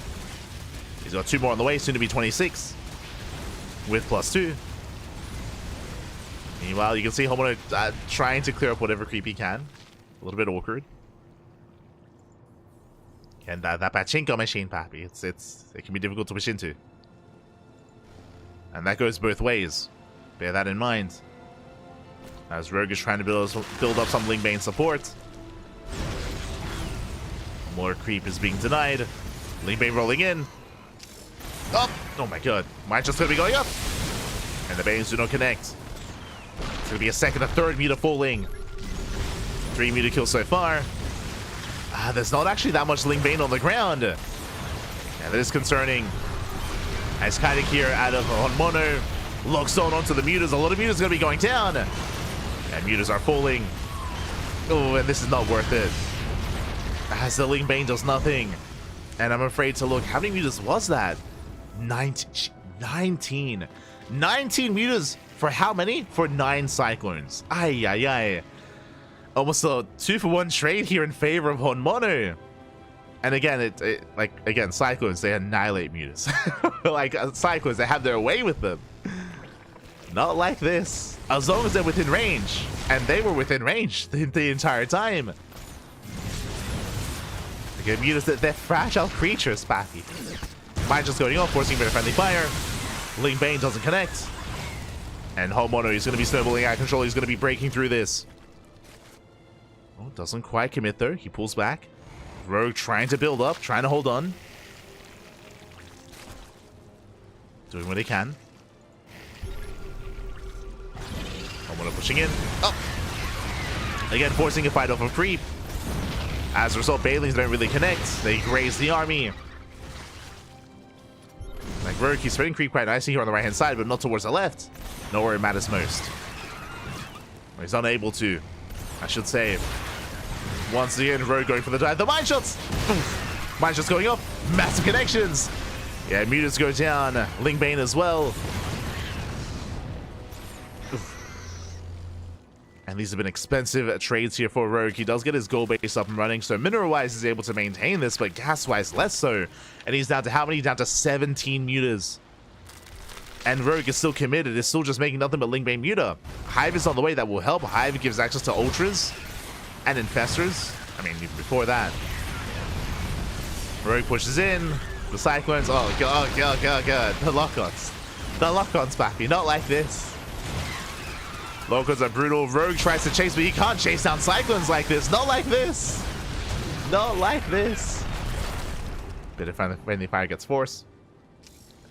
Was a bit of friendly fire there.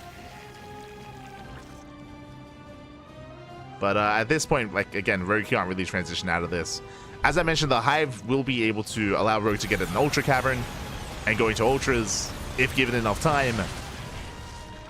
Because they come in for the surround. Not bad. Yeah, nice catch here. Rogue, he locks down some of the Cyclones. That was a good half of Cyclones falling. Ooh, but does chase this a little bit too far off of creep. Ravens coming into support. Interesting choice. Nice kiting here by Honmono. And he killed the expansion. He killed the base. Oh my god. The base did fall. Link's trying to collapse in. Once again, forcing some friendly fire. At least trying to. But we're making 8 Cyclones at a time. I mean, hey, it's the new old Cyclone, so this is viable again. The mass cyclone, Poppy. Let's go. Let's go. Not like this. And to be fair, like, this is less effective against a more standard composition, but, you know, because Rogue started with 2 Ace Muta and is forced to commit into 2 Ace Muta, I mean, there's nothing else that he can really make here. Alright, just going up.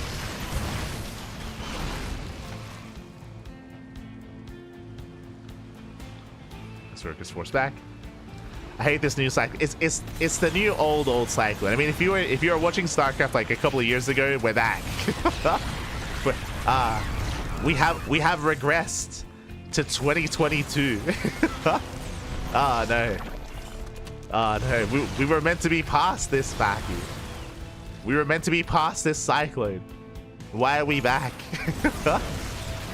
As Cyclones, they shut down the mineral line. They're going for the expansion. Homeowner making sure there's no fringe bases.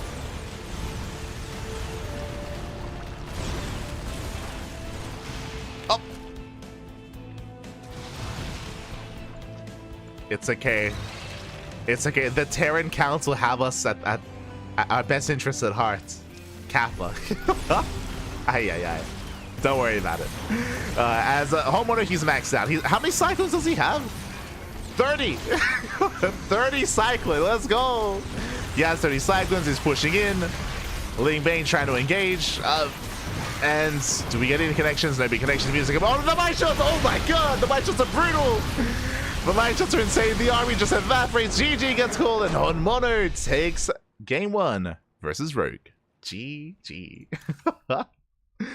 GG, well played, Homeowner. He will take a lead in the series. Again, Rogue did attempt to go 2 base Muta. Now, what I will say, winding it back here, Rogue is not the first player that we've seen go 2 base Muta on Neon Violet Square. I think this makes sense. Like, Neon Violet Square is a good map for it. It's a very large map. You have a very safe third base, which, even though it has less minerals, has gas, has those 5th and 6th gas geysers. So even though the base is a little bit less valuable in some circumstances, going into 2 base Muta makes a lot of sense. Makes a lot of sense on Neon Violet Square. The problem, though, or the unfortunate thing about this game is that he got scattered. He got scattered very early on. It isn't just that he got scattered early on, but Honmono was already being an animal himself, and he rushed into the goal base. Remember, he took the goal base real early, and it was not punished. It was not punished at all. Morphed into a planetary. Ling Bane didn't touch it. Mutas couldn't touch it either. So in the early to mid game, Homeowner had a lead. He had an economic lead, had an economic advantage, and he was able to get a heads up to commit from Blue Flame Hellion into Mass Cyclone. And again, he was able to just shut Rogue down. When you're in that kind of scenario as well, from the Zerg side of things, because Rogue had already invested into upgrades, because he had already committed so hard into Mutatech, it is very difficult to switch out of that. Especially because if you, I mean, like, what can you do in that position?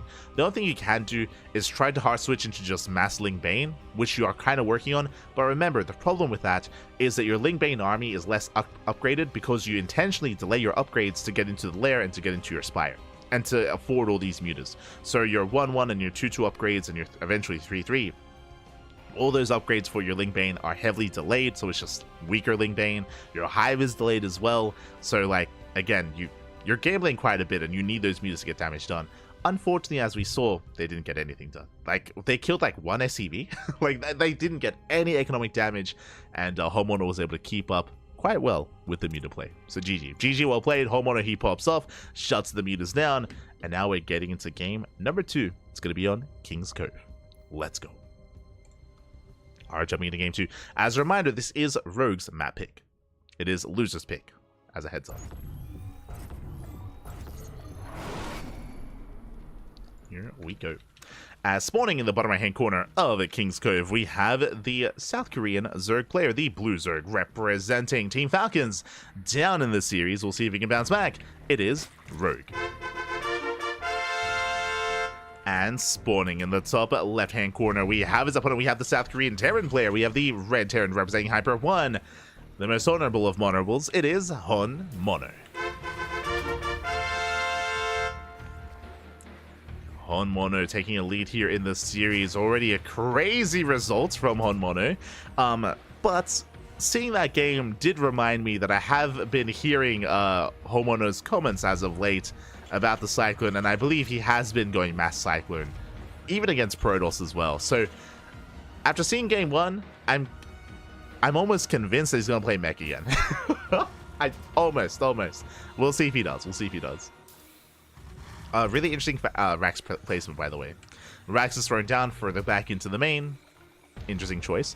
This is something very unique to herO. He is going to wall up, but with deepers. This is something that he does against more aggressive Zerg players, where he feels like he's vulnerable to his production being like disturbed or being punished. So if he believes that his opponent's being aggressive, he should be walling up here, and he's just going to be saving his production instead. It is kind of in a way a bit of an inefficient opener, just because it means your wall is going to be later than usual, but it means that your production is safer. So it's just a unique kind of variation here by herO. Meanwhile, shout out to Walrus Jutsu. Oh my god. Shout out to Walrus Jutsu in the chat. Thank you so much. God, thank you so much for resubscribing for 15 months. Thank you so much. As there we go, we do have the CC as a part of the wall instead. So CC on the high ground.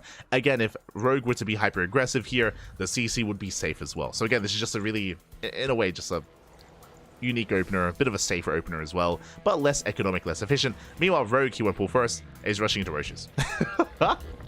Rogue is being hyper aggressive here. He's going for a Roach rush across the map. Lings are moving out, but again, because of herO's opener, his CC is perfectly safe and sound.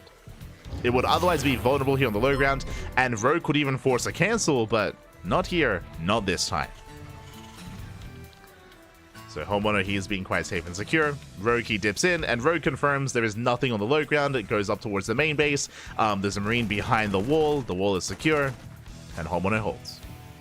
Meanwhile, shout out to... Oh, I am still a hero. God, baby God, thank you so much for subscribing for the first time with Prime. Thank you, Pappy, thank you. Hope you enjoy the emotes. Hope you enjoy the content. Hope you enjoy the StarCraft. Thank you so much. Thank you. Do appreciate it. As Rogue is rushing Roaches. Roaches are moving out across the map. Reaper confirms no third base. Reaper confirms the Roaches. Oh, herO sees everything. He sees all. He knows all. He's aware of what's coming. It's getting ready. Bunkers are on the way. Yeah, the bunker on the high ground. Third TC on the way for herO. Still being very economic. And we'll see if Rogue can break this. He knows he's been scouted. The Reaper also gets eyes on the Roaches here on the left-hand side as well. Rogue is droning. He's saturating. But he's still committed. He's still committed across the map as he does move out. Oh! Those things, they dip in. Roaches have arrived. Moving forward. Oh! And again, pushing up this ramp is not going to be easy. He does have the Overlord for high ground vision. True. Does have the Overlord. Which means he can chip away at the depot wall. And he should be able to at least get one. Depot. Oh! Is going to go down. Can go for the second depot as well. I mean, this is good damage nonetheless. And herO is just buying time for his Cyclones, as herO should not be broken on one base, but he will lose two depots. Two depots go down, Cyclone is revealed, and from here, Rogue has to respect the Cyclone, loses one Roach. Oh. Is attempting to delay the expansion for as long as possible. Lock on the Overlord. Oh my... Oh my god, it survives. The Overlord barely survives. One shot away from going down. Gets out of there. Hi, hi, hi. Does get away. Oh. herO now expanding, taking his natural. He's up to 2, soon to be 3 Cyclones. And I'm waiting for the second factory. Show us the second factory, Pat. As Roach is being forced back, and we can see Rogue is not droning. I mean, he did drone somewhat to 33, but we have Lings on the way. We have Link speed on the way as well. Rogue, he's following this up with a follow-up all-in. He's not going for a macro game. Overlord goes down. The supply blocks Rogue. No, he's supply blocked. A brutal supply block here. Overlords are being built up. Lings are amassing. There it is. Second factory. It is Mech. Once again, Mech from herO. He will chase down. He will catch out the Ravagers. He gets one. He gets both. Both Ravagers go down. Another Overlord. No. Another Overlord going to be going down. No scan needed. Third base is spotted. But the Lings have not been seen. And herO, he doesn't know that there's another all-in coming. He's unaware. As he survived phase 1, but now we're getting into phase 2. As Ravagers, they do shut down at least one of the Cyclones. Oh, do we trade? Yeah, 1-to-1 trade. Or I guess 1-to-2. Back at home, Hellions Hellions and Cyclones are amassing, at least they're trying to. Lings, they do slip in, coming in for the surround. Oh, they barely did not catch those Hellions. Yeah, nice control by herO. He does kite back. Oh my god, the positioning. They avoid the surround. Lings get shut down. And now rogue is droning. Oh, and this was not worth it. This was not worth it. He invested so heavily into these Lings and he didn't get... He got like 1 Marine. What did he get? He got 3 Marines, 2 Cyclones earlier, of course. But that was not worthwhile here for rogue. Meanwhile, I mean, he still has this army left over. Roach Ravager, he droned up somewhat, only up to 36. He's still committed. Rogue is still all in. Scans into the main. Reveals no lair. No extra gas. And Rogue will soon pull the trigger. Meanwhile, herO going for a Hellion counterattack, but there's not really much at home to... there's not much at home to defend. The Earthlings, though. Nice around. Oh! Yeah, Rogue, he will catch out the Hellions. Not bad. At least 2 of them. And Rogue, he gives us across the map. No bunker. No bunkers back at home. Marines get surrounded. Hellions as well. Nice skill up here by Rogue. And herO, he is in trouble. Does have the Banshee, though. SCVs are going down. Banshee will clean up all the Ravagers eventually. And 2 Banshees, but the Lings, they're busting in. They take down 8 SCVs, and we should be able to break into the main. That's going to be close.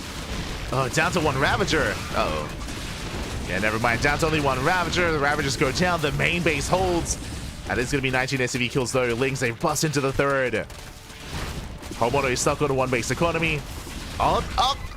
Oh, the instant heal. You don't often see that, but there you go. The instant heal coming into play. For those who are unaware, now that the new patch is live, now calling down supply does instantly heal up a depot. And that's the first time I've actually seen it come into play. Not gonna lie. Did take like a second for it to kick in, but did save the depot. herO maintaining his wall. Now building back up. Rogue does have a worker advantage. And he's somewhat droning. Do have Overlord speed on the way. That's very suspect. And are we going for a Drop Lord follow-up? I would imagine so. But the Banshees have arrived. They catch a Queen. 1 Queen goes down. Banshees are forced back. You know what it is. It's time for Mag Fuel Accelerators, Bappy. Ah, the Mass Cyclone. It's coming. It's coming. Oh, no. As Banshees are deterred. I believe there's no cloak. Yeah, there's no cloak, but there is Hyperflight Rotors. Crazy. It's a bit of an older school form of battle mech. This was also prevalent, I want to say, like at the start of 2023. If you remember, Ryung, Maru, they were messing around with it a little bit. I want to say, was it start of 2023 or 2022? One of the 2 years. When we saw this variation of like Hellion Cyclone Speed Banshee. Where you'd have Speed Banshees to support more than anything. I think TY was messing around with it a little bit as well. In that like 1 season where he came back. But here we go. Rogue, he's built up. Again, he did not saturate his 3rd base. He built up towards Dropper Lords, and there it is. The Dropper Lords have arrived. They're here with the Queens. And, I mean, Rogue has been very aggressive this entire game. He's been all in the entire game, and he just continues to be. Blue Flame is done. Dropper Lord under fire. The first Queen goes down. There's no creep. Overlord goes down. Yeah, there's no creep whatsoever. There's no transfuse. Lings, they flood in. Nice kiting with the Hellions. Ooh, some of the Hellions do get surrounded. Lings, they shut down the Hellions. They shut down one of the Cyclones. And can Rogue pull this off? Well, these Banshees, they add so much in the back line. There's only 2 Queens left. Only 2 Queens remaining. Boys being pulled away. Lings are being cleaned up. Banshees, they up. They almost go for the Queens. Falling back, though.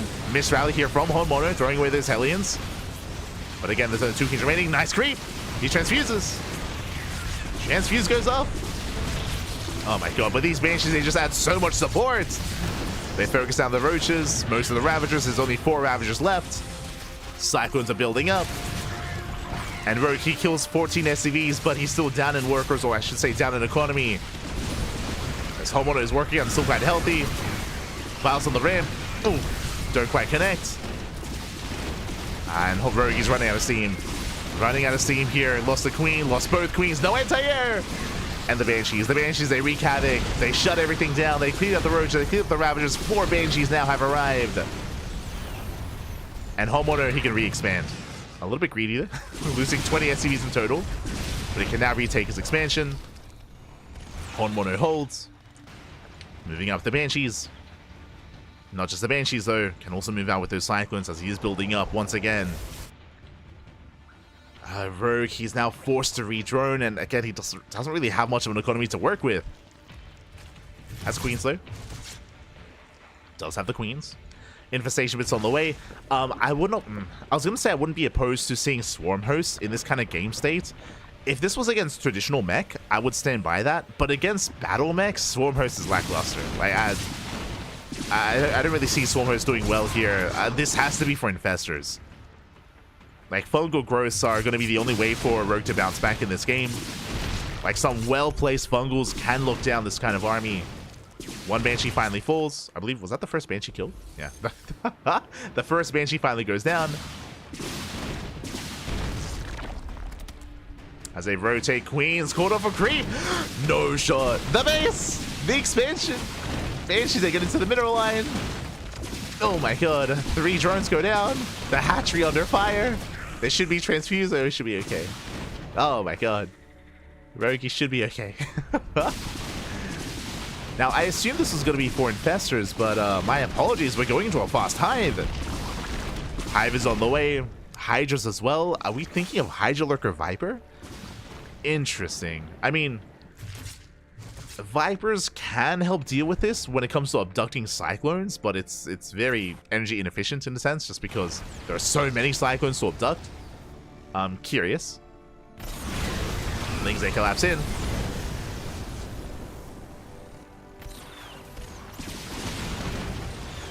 And Homeowner, he does spot the 4th base. The 4th base is very exposed, and there's no expanding.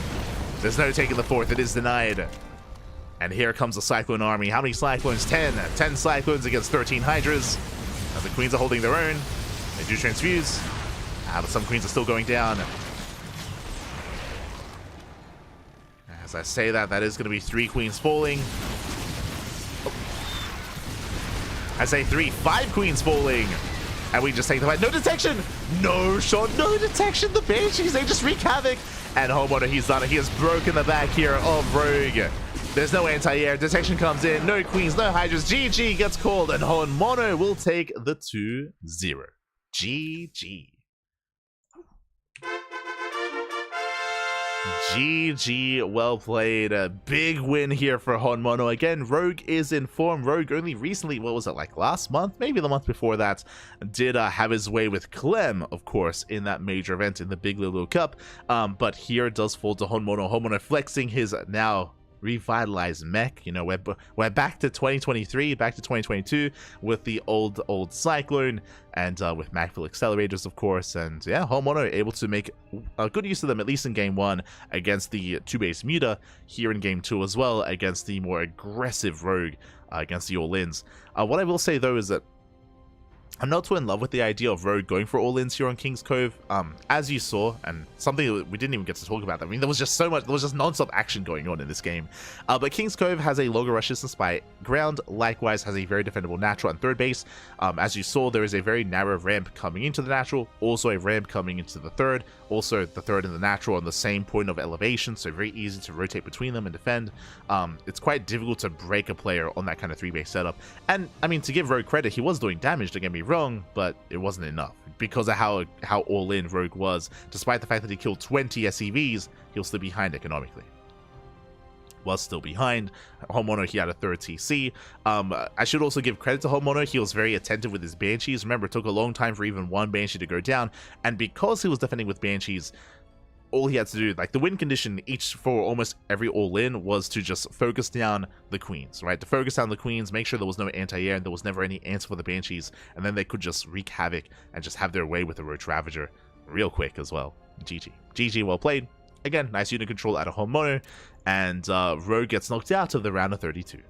GG, well played. Crazy result, crazy upset. Fun fact, okay, fun fact, bit of story time. For those who are curious, again, we were casting this live, and the reason why I jumped on herO versus Nicaract, we casted this live last night, we casted herO versus Nicaract at the time, and the reason why is because next to each other in the bracket was herO versus Nickrat and Rogue versus Honmono. So I had a hard time choosing which one to jump into. I jumped into herO Nickrat, and I was expecting herO versus Rogue. That's not what we got. that's clearly not what we got, and I was shocked. I was like, what the hell just happened? And Honmono, he's like, Cyclone Bappy. I understand. So this led into herO versus Honmono in the round of 16. That's what this led into. Then my replay cast. Yes. For those that are curious, we casted this tournament live last night. Last night was when OlimoLeague was held, but it was not streamed here. It was streamed on Chijik. You can actually see the logo just underneath Rogue and Honmono's name. We stream it on Chijik, but I was just catching up on matches that we missed. Just catching up on the matches that we didn't get to cast live. Also, I apologize, but there was some gifted subs earlier. Shout out to Daftcraft 3000. Oh my god. Gifting a sub to the community, to Blue Yoshi. Thank you, Daftcraft. Thank you. Do appreciate it. I apologize for not giving you a shout out at the time. It was just a really intense game. it was crazy, Pap. It was crazy. So I do apologize. But thank you. Thank you, Pap. Oh.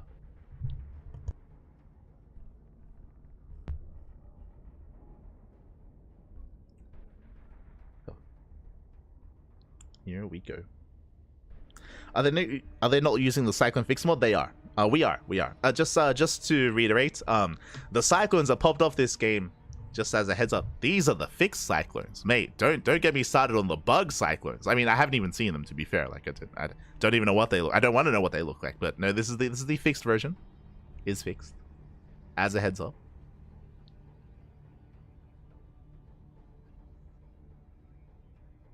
Oh. The value of Banshees, yes. The value was high. A lot of value. This makes me want to play some StarCraft and battle mech it up. Oh no. I mean, true. If you enjoy chaos and enjoy hurting people's souls, you can mech it up right now on the ladder. True. Smurge. It's for the lunge. True. Kappa.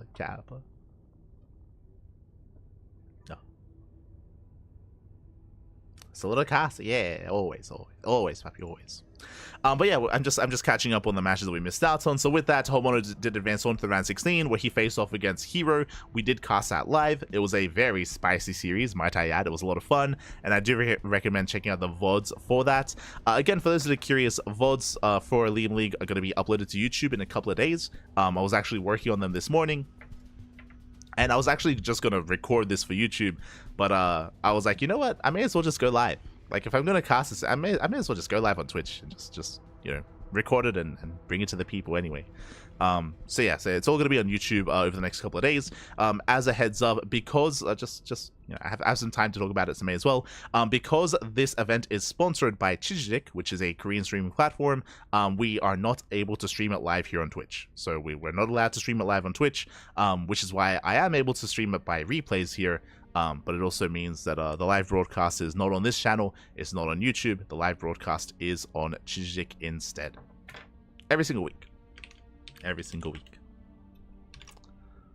But with that, we are nearing the end of the matches that I'm catching up on.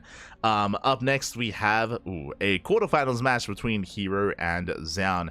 Now, bit of a backstory here. We're only going to be casting game 1. I kind of lagged out of game 1 a little bit. I didn't lag out, I should say, but yo, we were dropping frames like crazy. it was not a good experience. So I'm going to be going over game 1 once again. I do recommend checking out the full series once it is revealed, because this was a banger of a series, mate. Oh my, it was crazy. It was insane. And we will jump into it here and now, into our PvP. Let's go. I'm still a herO sub with Prime. Oh yeah, I did give a shout out to I'm still a herO. Did give that shout out. But once again, thank you for the Twitch Prime to I'm still a herO. Thank you, Pappy. Thank you. Thank you for the support. Double the shout outs. But here we go. We're getting into game number 1 here, and we're going to be diving into King's Cove. As spawning in the top left-hand corner of King's Cove, we have the South Korean Protoss player, the Red Protoss, representing himself, recently returning from the military. It is Xian.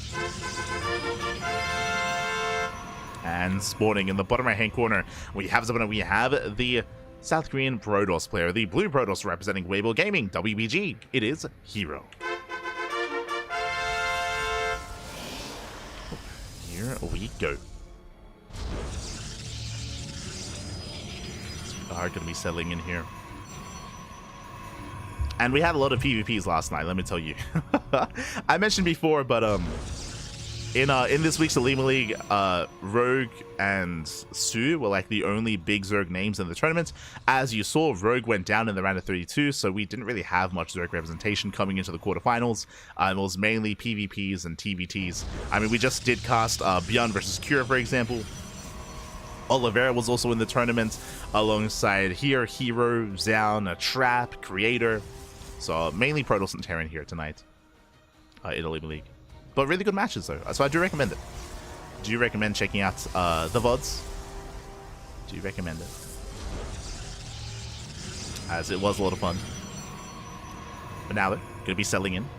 We do have our initial gate, Cyber Expand, herO doing his best max packs impression, and meanwhile Zaun going for a 2-gate opener. Now, something really important to point out here that I should emphasize, we casted a herO yesterday morning in the Pigosor Monday, and of course last night in OlimoLeague, and something that we have noticed, something that I've noticed, is that herO has been going for this opener quite a bit. We actually casted herO versus Max Packs yesterday in Pigosor Monday, and more often than not, we saw herO go for Gate Cyber Expands. It was crazy, or I should say Gate Cyber into Stargate into Expansion. So yeah, herO, it looks like he's kind of like redefined his PvP a little bit, and he's been embracing this opener much more often than not. It's kind of crazy. He does do things very differently to Max Packs, though I should emphasize that, but it's been really cool to see herO now adopt this a little bit more, or at least kind of like he's playing around with his PvP. Meanwhile, it does go Zella first, moving out across the map. Zaun did open double gate. He also scouts across the map. He's delaying the expansion, and Zaun has the option to be aggressive himself and to potentially even go for an all-in. Can potentially all-in off of this. Zella gets forced back. Back at home, there's that Stargate open out. If herO should be Stargate into Oracle, if he feels like he's being all-in, herO can go for a Void Ray as a follow-up as well, as herO does expand. So faster expansion for herO in general, just a greedier build from our blue Protoss player, and it's going to be on Zaun to punish. Zaun does shade in, shade is denied. Zaun does get eyes on the expansion.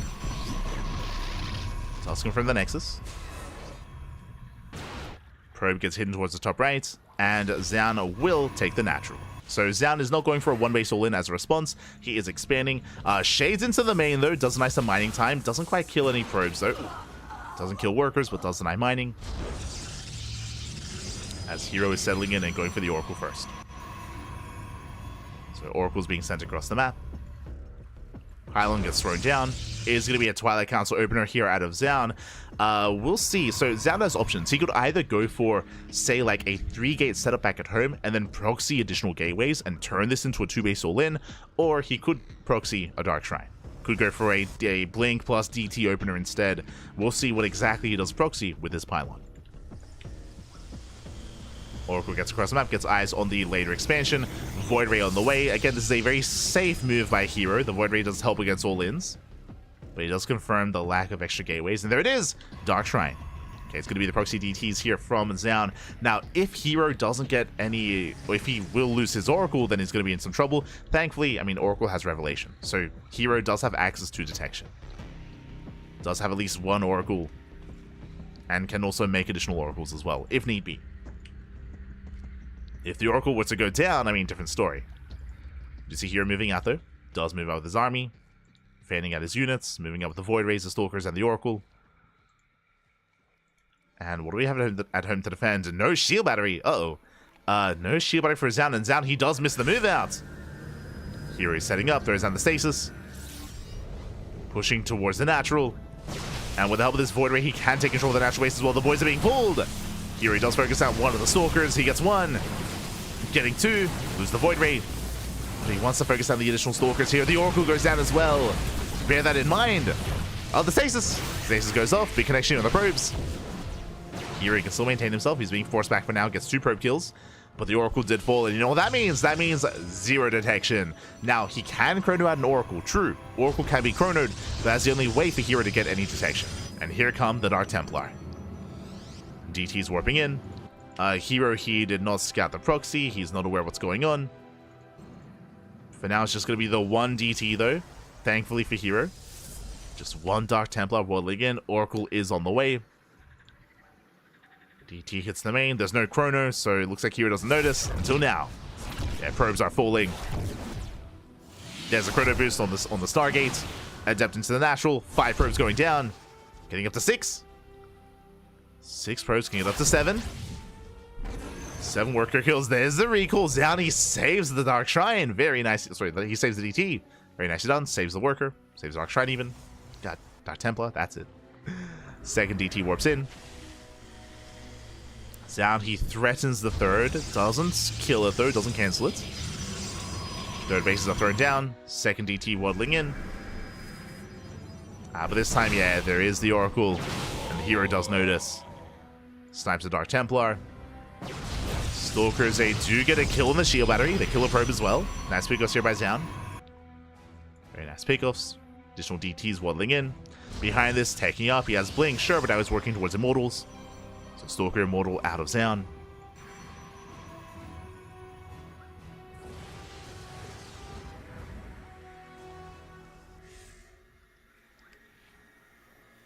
So Dark Templar is not quite revealed yet. I mean, there's nothing to really focus on. Does reveal itself, does swipe away at the expansion. It gets 2 probes. But herO has time to respond.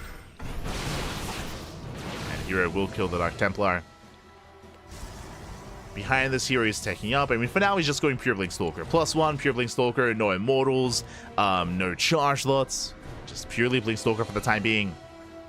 It's Zhao who's refining his army. And even though Zhao is down in Stalkers, the Immortal count makes up for that. Speaking of herO and his tech, there it is, charge now beginning. So he's going for a more gateway-heavy composition. Zhao is not there yet. There we go, getting his own charge, getting his own Forge for +1. Zhao is catching up, slightly behind in this tech, but only slightly, by a couple of seconds. And the game will settle down. It's been a pretty intense kind of a couple of moments here between Zhao and herO, but now we can get into our economies, third bases, worker counts are neck and neck, quite comparable to each other.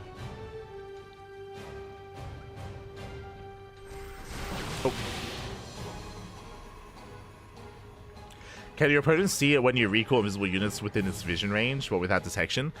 They can hear the sound effect of the recall, and they do see like the effect as well on like the shimmering unit. So yeah, they know. There are like visual and audio cues of the recall.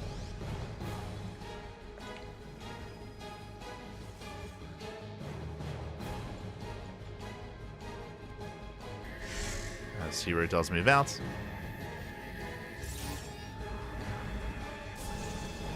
He's going to be pushing towards the third.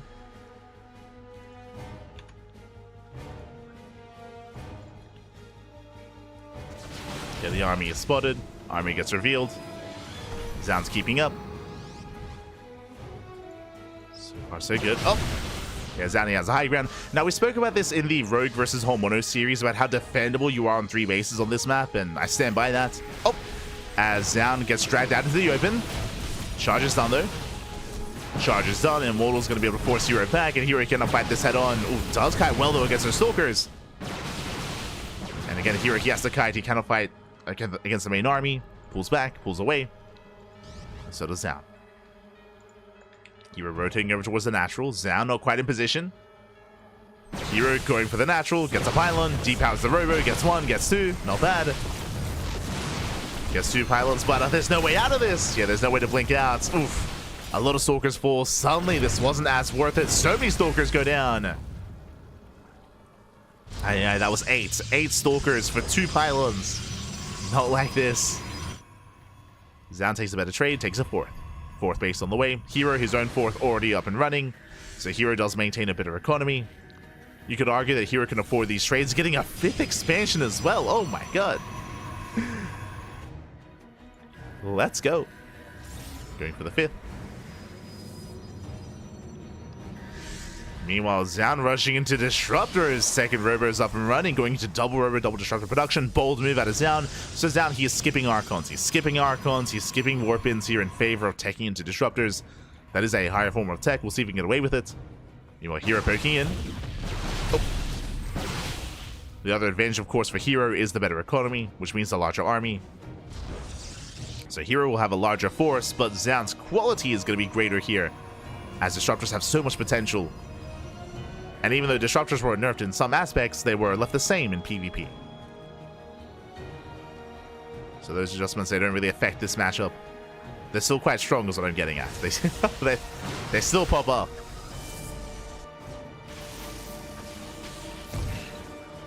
herO takes down an Observer. Never goes off. Disruptors are revealed. herO knows. herO going for his own Dark Shrine. Let's go. So Dark Shrine is on the way.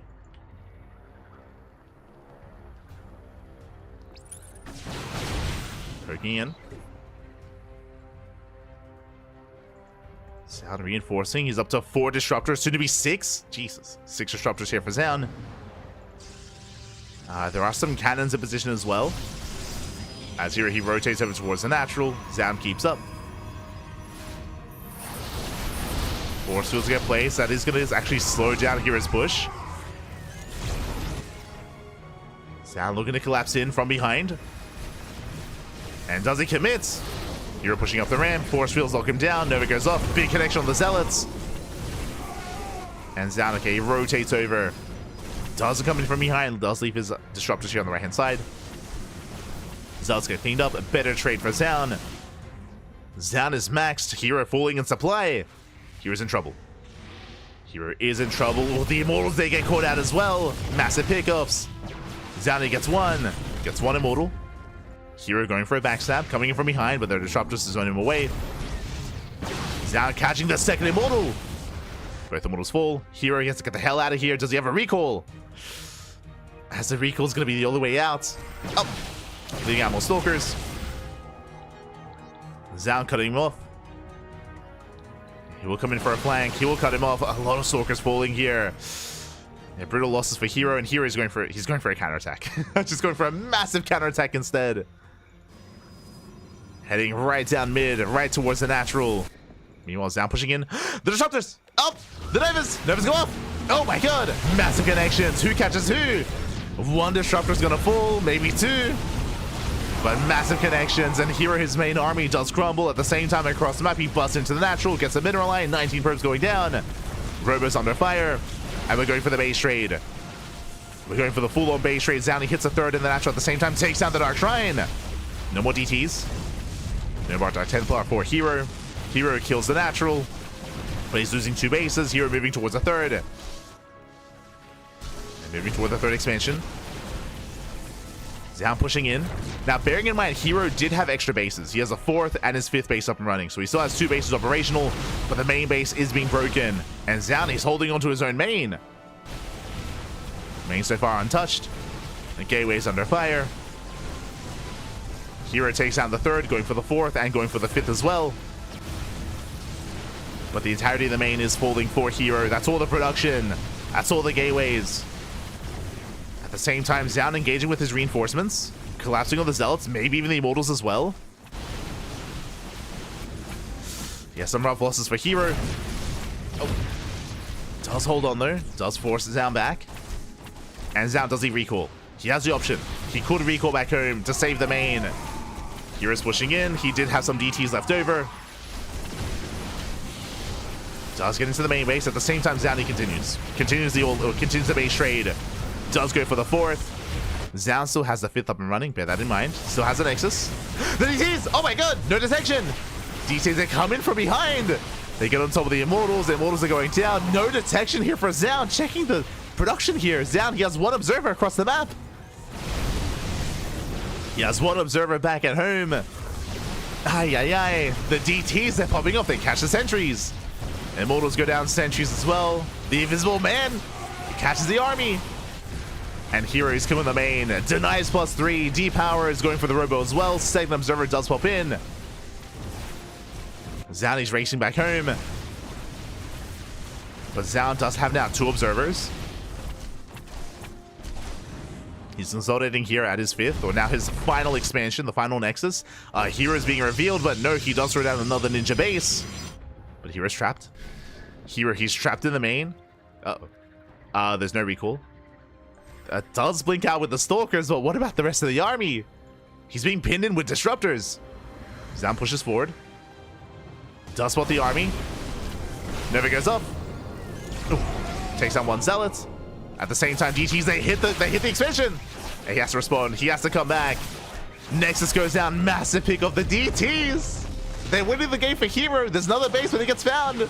herO, he's going for it, and Zaun, he has to respond. He has to raise back to save the expansion, which means the main army breaks out.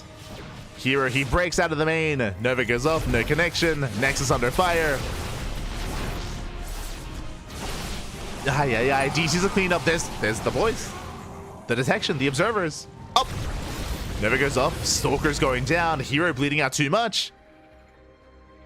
And Zaun, he saves his base. He double expands, taking the top right, taking the corner bases. And he does find the expansion. The pylon, thanks to the pylon, does find the last Nexus of herO. Nexus is cancelled. herO rotating in, looking at the Unistab. herO, he has 4 DTs. He has 2 Immortals and 14 Zealots. The entirety of the army coming together. He gets spotted by the hallucination. Never goes up. herO, he's banking on this stasis trap, but there's detection. Stasis gets denied. Nova goes off once again, just zoning him away. DTs are coming from behind. The northern expansion was cancelled. herO trying to collapse in. Dark Templar cleaned up. But herO just doesn't have the numbers here. There's a recall. Zaun saves the Stalkers.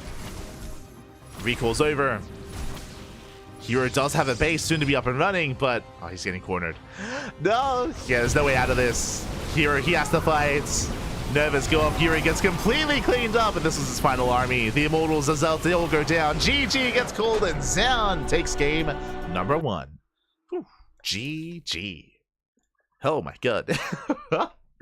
GG, well played. Zaun does take a lead in this series 1-0. Again, a very intense, very chaotic game here. We had a full base trade as well on King's Cove. herO, who was popping off with the ZTs, with the counterattacks. It was crazy what the Dark Templar were able to achieve there from both sides as well. Both herO and Zaun were making use of them, of course, throughout the game. But GG. GG, well played. Zaun does take a lead. Oh my god. Banger, Poppy, banger. Oh my god. When behind, exactly. And again, I do recommend checking out the rest of the series. I would love to continue this series, but I've already casted it. So I do apologize. Again, when we were casting this live, I was having some really bad frame drops during game 1. So we did decide to recast game 1 here, and again, it was an insane game 1. And what I will tease you with is that, mate, the rest of the series is just as good.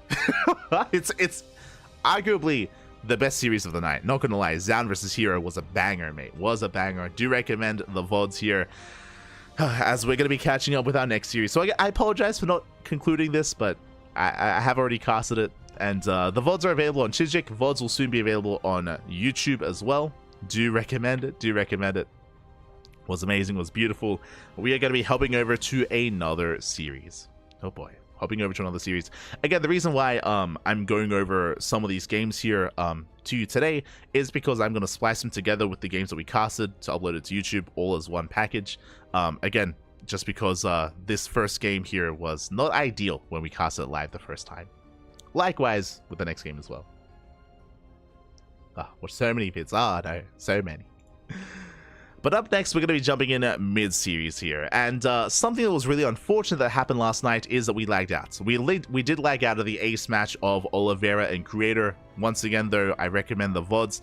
Fun fact, something about Oliveira here, and I probably have to message Wardy, because I think Wardy's going to do like a replay cast in a couple of days.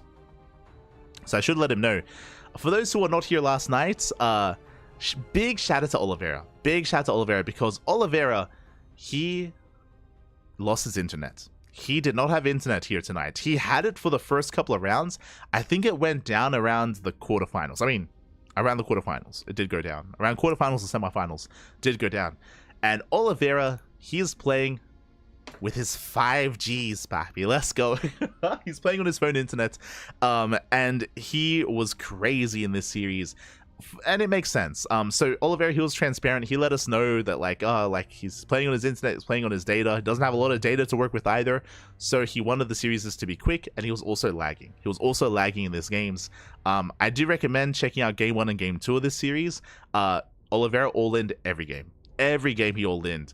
And it makes sense as well because he's lagging on phone internet and he's trying to play in the tournament. It's less than ideal. I imagine he's trying to avoid macro games, so he all-in the hell out of Creator in Game 1 and Game 2. You can see mixed success. Mixed successes. We're going into the ace match here, and we'll see how this story ends. We were, again, casting this live last night, but we lagged out of the game. Kind of lagged out. The stream was fine, just BattleNet kicked us out. I don't know what happened. It was weird. But just BNet kicked us from the game. It's like, oh, okay. I guess we missed out on the ace match. So we're catching up here and now. And again, the goal here is to edit it together with the previous cast and upload it to YouTube. Is the plan. Here we go. Oh, I know. But yeah, this is gonna be our final game here of the night. Before we get ready for our next cast. For those that are curious, another reason why I can't spend too much time going over every single replay is because we're going live in 1 hour with Sparkling Tuna Cup. We're going live in 1 hour with our next cast, with our next tournament. That is another open cup, open to all regions, all shapes, all sizes. So we got you covered in, again, 1 hour with another tournament. So I don't have much time, Bobby. I don't have much time. But here we go. We're jumping into Neon Violet Square. Let's go. Let us go. And spawning at the top left-hand corner of Neon Violet Square, we have the Chinese Terran player, the red Terran, playing on his phone internet. Let's go. For Weibo Gaming, WBG, it is Oliveira. And spawning in the bottom right-hand corner, we have his opponent. We have the South Korean Protoss player, the Blue Protoss, representing himself, currently teamless. Did recently leave Flaglist International, but deserving to be on a team. It is a Creator. Sparkling Protoss, true. You're not wrong, you're not wrong. Sparkling Protoss Cup. If you want some more PvPs, yo, we got you with the Sparkling Protoss Cup. Aye. But here we are in a PvT, and again, both in Game 1 and Game 2, Oliveira did go for, I want to say in Game 1, he went for a 1-base all-in, and in Game 2, went for a 2-base all-in. Game 3, 3-base all-in? We're here to find out. Also, I'm pretty sure you're going to see me lag out of this game. You'll see the moment when that happened. As we are going to be settling into the ace match here. Now, what I will say, Oliveira, again, he's been doing nothing but all-ins, and it makes sense, because he's lagging out and it's less than ideal. But we're loading into Neon Violet Square, and on this map, it's a very large map, long rush distance by ground. I don't really favor aggressive play on this map. We did see aggressive play at a Cure earlier today. If you missed out, check out the VODs. We did cast Cure versus Mana, and Cure was an animal on this map. It was just non-stop aggression at a Cure, and eventually did overwhelm Mana. But I do recommend it, and yeah, we'll see if Oliveira is gonna try and kind of take that approach as well. We'll see. We shall see. As for now, economic opener. Single gas racks expand out of Oliveira. Meanwhile, Creator back at home going for a gate cyber expand standard opener here out of Creator. Oliveira, he's forced to throw down the CC off center, so a bit of an inefficient start here, but it's still economic nonetheless for Oliveira. Still economic. BC? I don't know about that one, mate. Calm down. We're not casting Gumiho. Otherwise, sure. I mean, I think we have seen Oliveira rush BC before. Yeah, that was me. Yeah. So what they're talking about there was me lagging out. That was. Shout out to Maddox. Maddox, for those who do not know, Maddox, he is the Korean observer. I should say, I mean, he's of course the main translator for a lot of big offline events, but he's observing for the Korean stream. So big shout out to Maddox. He's observing for the Korean stream. Oh my god, his Creator is going for a proxy. Wait. Twilight Council opener. Proxy Dark Shrine? Are we going into DTs? Creator, calm down. The pylon has been placed. Twilight Council is about to finish, and with that, do we go for that Dark Shrine? Meanwhile, Oliveira back at home going into his 1-1-1. Reaper goes down. Nice pick off. There it is. Dark Shrine is on the way. Now, this is a very unique build. We rarely see this. We see it every now and then, I should say. It's very committed here, as you can imagine, because you're delaying Blink. You're delaying Blink, you're delaying any kind of like map control or any kind of support for your main army. So bold move by Creator to rush into DTs like this. If Oliveira scans at the if he mules at the wrong moment, this can pop off. As you can imagine, there are 2 orbitals, so scans are going to be available only if Oliveira doesn't mule. So it's a big gamble. it's a big gamble to rush into DTs against Terran. We'll see if it pays off. We'll see if it does pay off as Oliveira does move out across the map, going for his drop. Does boost.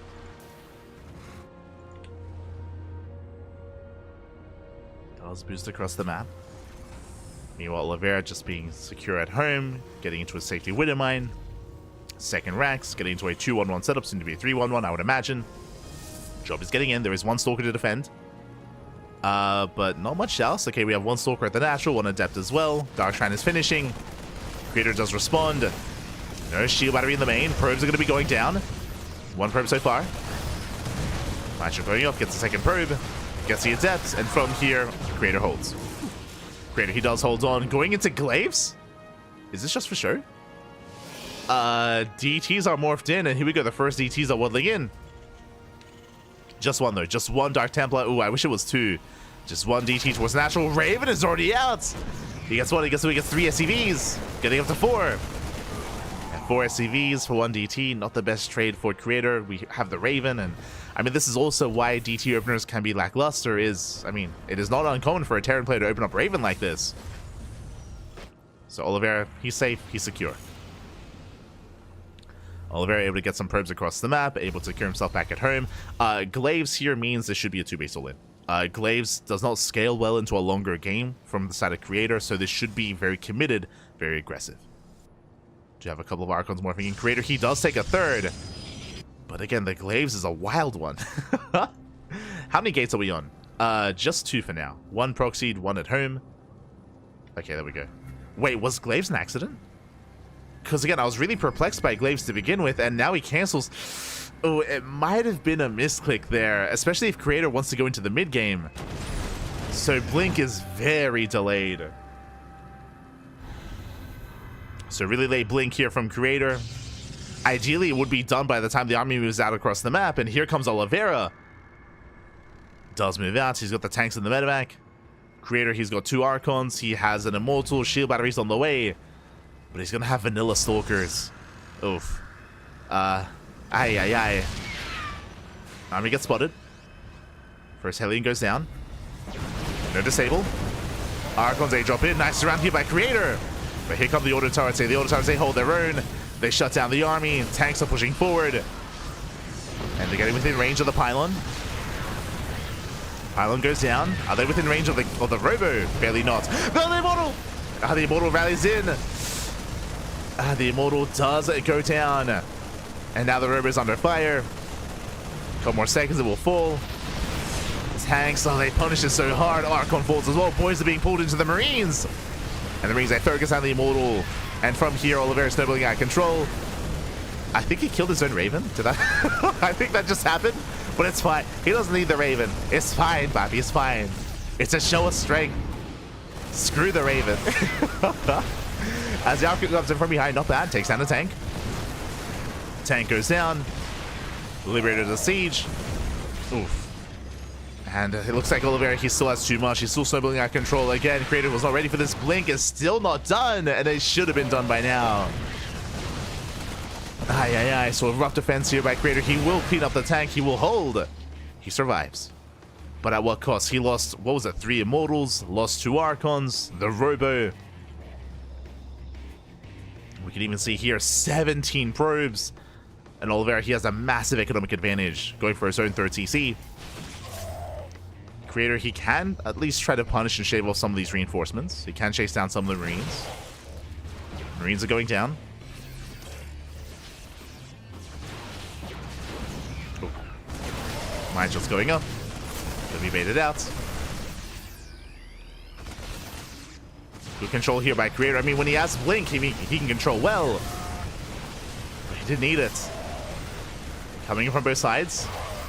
So far losing one Stalker. At the same time, Liberator across the map. Creator focusing here on his attack, on his assault. Stim is done. Combat shields as well. Sorry, concussive shell, I should say. And Oliveira can chase this down. Oof. Catching out the Stalkers. Nice target firing. Creator, he focused on the Marauders. Very nicely done. And Creator is microing his heart out. Oh. Baiting out the winter mines. Focusing on Marauders. Trading as efficiently as possible. But he still needs more.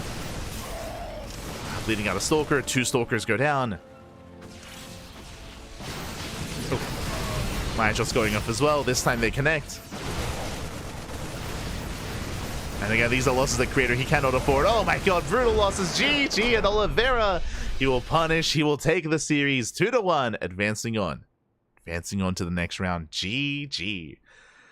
Oh my god, again, this time it was Creator. This time it was Creator being the aggressor. This time it wasn't Oliveira going for the all-in. Still was very aggressive, don't get me wrong. He still did move out on 2 bases. Well, that was after the failed DT harassment. After the failed DT aggression from Creator. Again, it is really, really risky going for DTs like that, just because we spoke about the potential for scans, true, but also the potential for a Raven opener, which again is not unheard of in TVP. So the gamble was real from Creator, didn't pay off in the end, and it was really unfortunate as well that I think Glaives was a mistake. I think Glaives was a bit of a misclick there, just because, again, as I was saying at the time, Glaives usually means an all-in, but Creator was only on 2 gateways. He was only on 2 gates, so it didn't make sense for him to be working towards an all-in, so we saw the eventual cancel of Glaives and the start of Blink, and I think that was the original plan. So, yeah, just a rough moment there for Creator. It meant that he had no Blink in the defense, and we saw how much damage Oliveira did. Did snowball out of control with that push at the natural. And with that, Oliveira takes the series. Oliveira did take the series 2-1. And again, if you want to tune into Game 1 and Game 2, I do recommend it. It was very chaotic, very aggressive. Oliveira, he all-in every game. And I do recommend the VODs. They're on Chijik, and they're going to be on YouTube in a couple of days. Again, I apologize. I was working on the YouTube VODs this morning, but you know, I did have to add these games to those VODs as well. So that's why I've gone live here tonight with all these matches. And a lot of really fun matches as well. I mean, we got to experience Rogue versus Hon Mono, Cure versus Beyond, Mana versus Cure, and a couple of these individual matches as well, to kind of close out and to round off the broadcast for OlimoLeague. For those who are unaware, again, OlimoLeague is an event that we cast on a weekly basis. It is sponsored by a different platform than Twitch, so that is why it is not streamed live on Twitch. It is why we can only replay cast on Twitch instead. So we did have the live cast last night on Chijik, so if you're interested, you can follow us there. What I will say though is that if you're from the Americas or if you're from Europe, then you will need a VPN to watch it, because the routing is very poor and there's a lot of latency. So you get a lot of buffering if you're watching, depending on where you are in the world. If you're in Oceania, like Australia, New Zealand, Southeast Asia as well, then it's better. Then it typically doesn't really lag too much and you can watch it without too much issue. But if you're in other parts of the world, then it can be a bit of a problem. So I do apologize for that, but I guess it's well, what can we do? What can we do?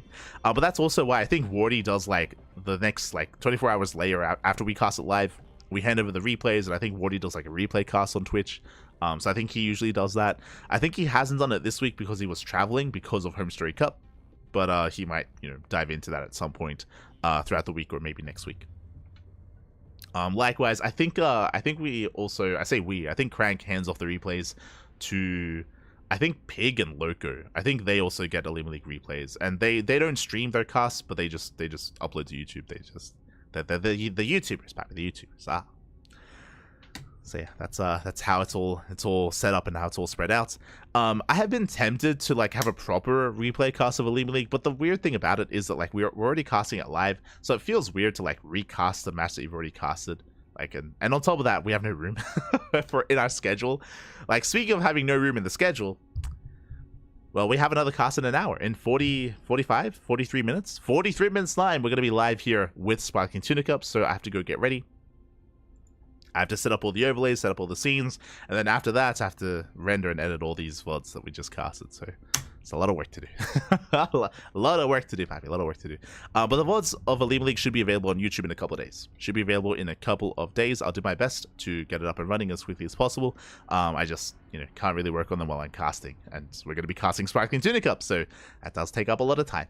Does take a lot of time. Also, it doesn't help that here in Australia the upload speed is not amazing. So to cast to upload one series, it takes like 2 to 3 hours. Like, unironically, like it takes a long time to upload. So usually, usually I try to like go to bed and leave like a VOD uploading while I go to bed and stuff like that. And it takes a while to do so. That's why it usually takes like 3 to 4 days for the VODs to get on YouTube. So that's why it takes a couple of days for the VODs as an explanation for that. But otherwise, thanks for watching. We are going to be wrapping up our current replay cast of OlimoLeague, and we are getting ready for our next cast in 45 minutes, or sorry, 52 minutes. That's fine. In an hour. We're going to be back here in an hour. I do need some time to get all the overlays set up and ready. You know what? I can even just do something right now. Hold on. Bam! There we go. I can add all like the Twitch notifications and all that stuff. So I do need some time to get everything ready, everything sorted. Gonna get something to eat as well, and then we're gonna be back. Should I just leave the stream live? Tempting, Bob. I power mule. This gets me every time, so I try to get past Ravens. Understandable, Pecco. Understandable.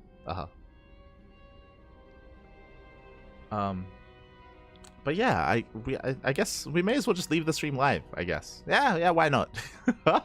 Why not, Papi? Why not? I mean, especially because we're going to go live in like half an hour anyway. So we're going to be going on an extended break here on the channel, and when we come back, we're going to have Sparkling Tuna Cup. If you're curious, what is Sparkling Tuna Cup? What are you talking about? Oh, right, I should also, bit of a PSA. Usually we do host our own weekly tournament on the weekend, usually Sundays. Sundays is our day for Sparkling Tuna Cup. Sparkling Tuna Cup is an open tournament, and fun fact, it is also funded by the community for the community as well. Let me just get rid of this. You can see actually underneath creator's name, our Patreon. That's the Patreon for the tournament for Sparkling Tuna Cup. We're almost at our next goal, and once we get there, we can boost the prize pool even further, and eventually pay out additional players as well. Currently, our tournament is very top heavy. Currently, only top 2 get paid out, but if we can reach our next stretch goal, then we can pay out top 4 as well. So again, our tournaments are funded via Patreon, so if you want to help fund us, if you want to help support us and help support StarCraft, you can do so via Patreon. And again, Sparkling Tuna Cup is an open weekly tournament. Every single week we have Sparkling Tuna Cup, usually on Sundays, but for the next 2 months, it's going to be here on Wednesday. For 2 months, you say? Why 2 months? Well, because this weekend is Masters Coliseum. Oh my god, thank you so much. God, thank you so much, StarCraft, for the tip, for the $10. Thank you. Do appreciate it. Thank you so much for the support. Do appreciate it. It's thanks to the support that we get, whether it's donations, whether it's subscriptions, whether it's the Patreon, that we're able to fund our tournaments. So thank you so much. But again, this weekend is Master Coliseum. Master Coliseum is a tournament that is run by SC Boy. These are the people behind World Team League, but they're going to be hosting a big online event, and it lasts 2 months. And it goes every single week, Friday, Saturday, and Sunday. So 3 days a week is dedicated to Master Coliseum. We, of course, are going to be casting it. We're going to be covering it for the next 2 months. And because it takes up 3 days, we have to reschedule. So our usual broadcasts, our usual tournaments that we cast over the weekend, like Sparkling Tuna Cup, like Master Swan Open, like Sea Duckling Open as well, we have to move it to another day. Or we could just not run it. But I mean, if we're getting money on Patreon to run the event, we're going to run the event, So we could just, I guess, skip it, I guess, for the next 2 months. But so we're going to be rescheduling here to Wednesday. So here on Wednesdays, we have Sparkling Tuna Cup. Again, for the next 2 months, after Master Coliseum ends, then we can move it back to Sunday. And in general, Sunday is just a better day because players are more available because of the weekend. So the weekend is just typically a better day for an event like that. So I do apologize for the players that maybe are not as available in the middle of the week. But, I mean, if Master Coliseum is taking, like, Friday, Saturday, Sunday, like, those are, like, the peak days. Those are like the juicy days you want for a tournament. And if they're leaving us, when it's like, what can we do? Like, where else can we go? So we're going to be hosting on Wednesday instead. And again, it's going to be in 45 minutes time. So again, that is our PSA. Again, once Master Colosseum wraps up, we'll go back to our regular scheduled like broadcast. That is the plan. Is the plan here on the CranKy Ducklings. But again, the qualifiers for Master Colosseum are going to be this weekend, starting with the European qualifiers on Friday. Oh boy. No, sorry. Oh god. Starting tomorrow, actually, with the Asia qualifier. So Asia qualifiers are on Thursday, European qualifiers are on Friday, then we have the Korean qualifier on Saturday, and then we have the global qualifier on Sunday. So, so there we go. So 4 days, 4 qualifiers this weekend. Also, we have Cheeseadelphia on Saturday as well. So we have Cheeseadelphia. We have KSL on Saturday. We have KSL. We have the podcast. It's a busy week. Busy week, Pappy. Busy week. But anyway, I've been yapping for too long. I'm going to go on a break. When we come back, we'll have the tuna. The tuna, Pappy. The tuna time is in an hour. See you then. Until then, take this time to get some snacks, get some food, get some water, drain your disruptors, massage your marines, hydrate all of your hydras, and tuck in your tempest, and get ready for some tuna action. See you guys in an hour. See you soon. Oh.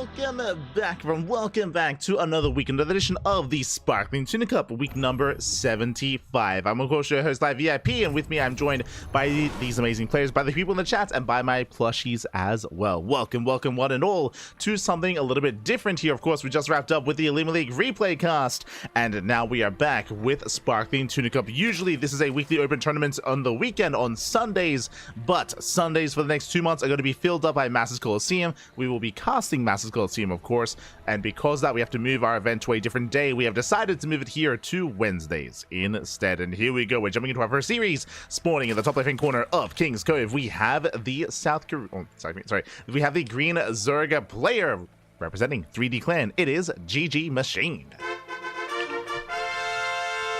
I've been casting too many Koreans. Speaking of, spawning in the bottom right-hand corner, we have the South Korean Terran player, the Pink Terran representing Team Hyper 1. It is herO. Here we go. herO, we just casted him take down herO 2-0. It was a crazy series. If you missed out, I recommend the VODs, as we covered herO in the round of 32 of OlimoLeague up against Rogue in a best of 3. It was crazy. It was wild. And what did herO do? He made Cyclones. Oh, sorry. I said he made Cyclowns, papi. Ah, let's go. He went mass Cyclone every... it was crazy, papi. It was crazy. Oh, my God. Did embrace mech quite a bit. Did embrace mech against Rogue and did bring him to his knees. It was crazy. It was a wild series. We'll see if herO does play something similarly here against GG Machine. Oh, boy. As herO has been enjoying and embracing the new old Cyclone. As a reminder as well, as someone was asking in the chat, yes, this tournament, as all online events, are taking place on the mod that does fix the Cyclone. So the Cyclone does not have as much range and as much DPS, and the Cyclone is fixed for this event, as is the case with all online tournaments. So if you ever find yourself asking, yo, is this tournament playing with the mod? Of course it is. So yeah, I don't think there's been an event actually taking part without the mod coming into play. So yes, it is only something that is plaguing the ladder. So if you're out there, if you're watching like someone streaming the ladder or playing the ladder yourself, then that is where you will experience the bugged Cyclone. Everywhere else, that shouldn't be the case. As in a way, we have modded, we have patched the game ourselves. As we do have the Reaper going to be delaying the third base. Let's get here in time. The third base is going to be delayed. We do see GG Machine did go hatch gas full stand rip it out of our Zerg player, but his third base is going to be delayed for quite a bit. Leaves on this round. Oh, the Reaper's left idle. Big catch. That should not have happened. herO looking elsewhere, was otherwise distracted by the Overlord, with the Marine, and with that the Reaper goes down and GG Machine expands. So far so good.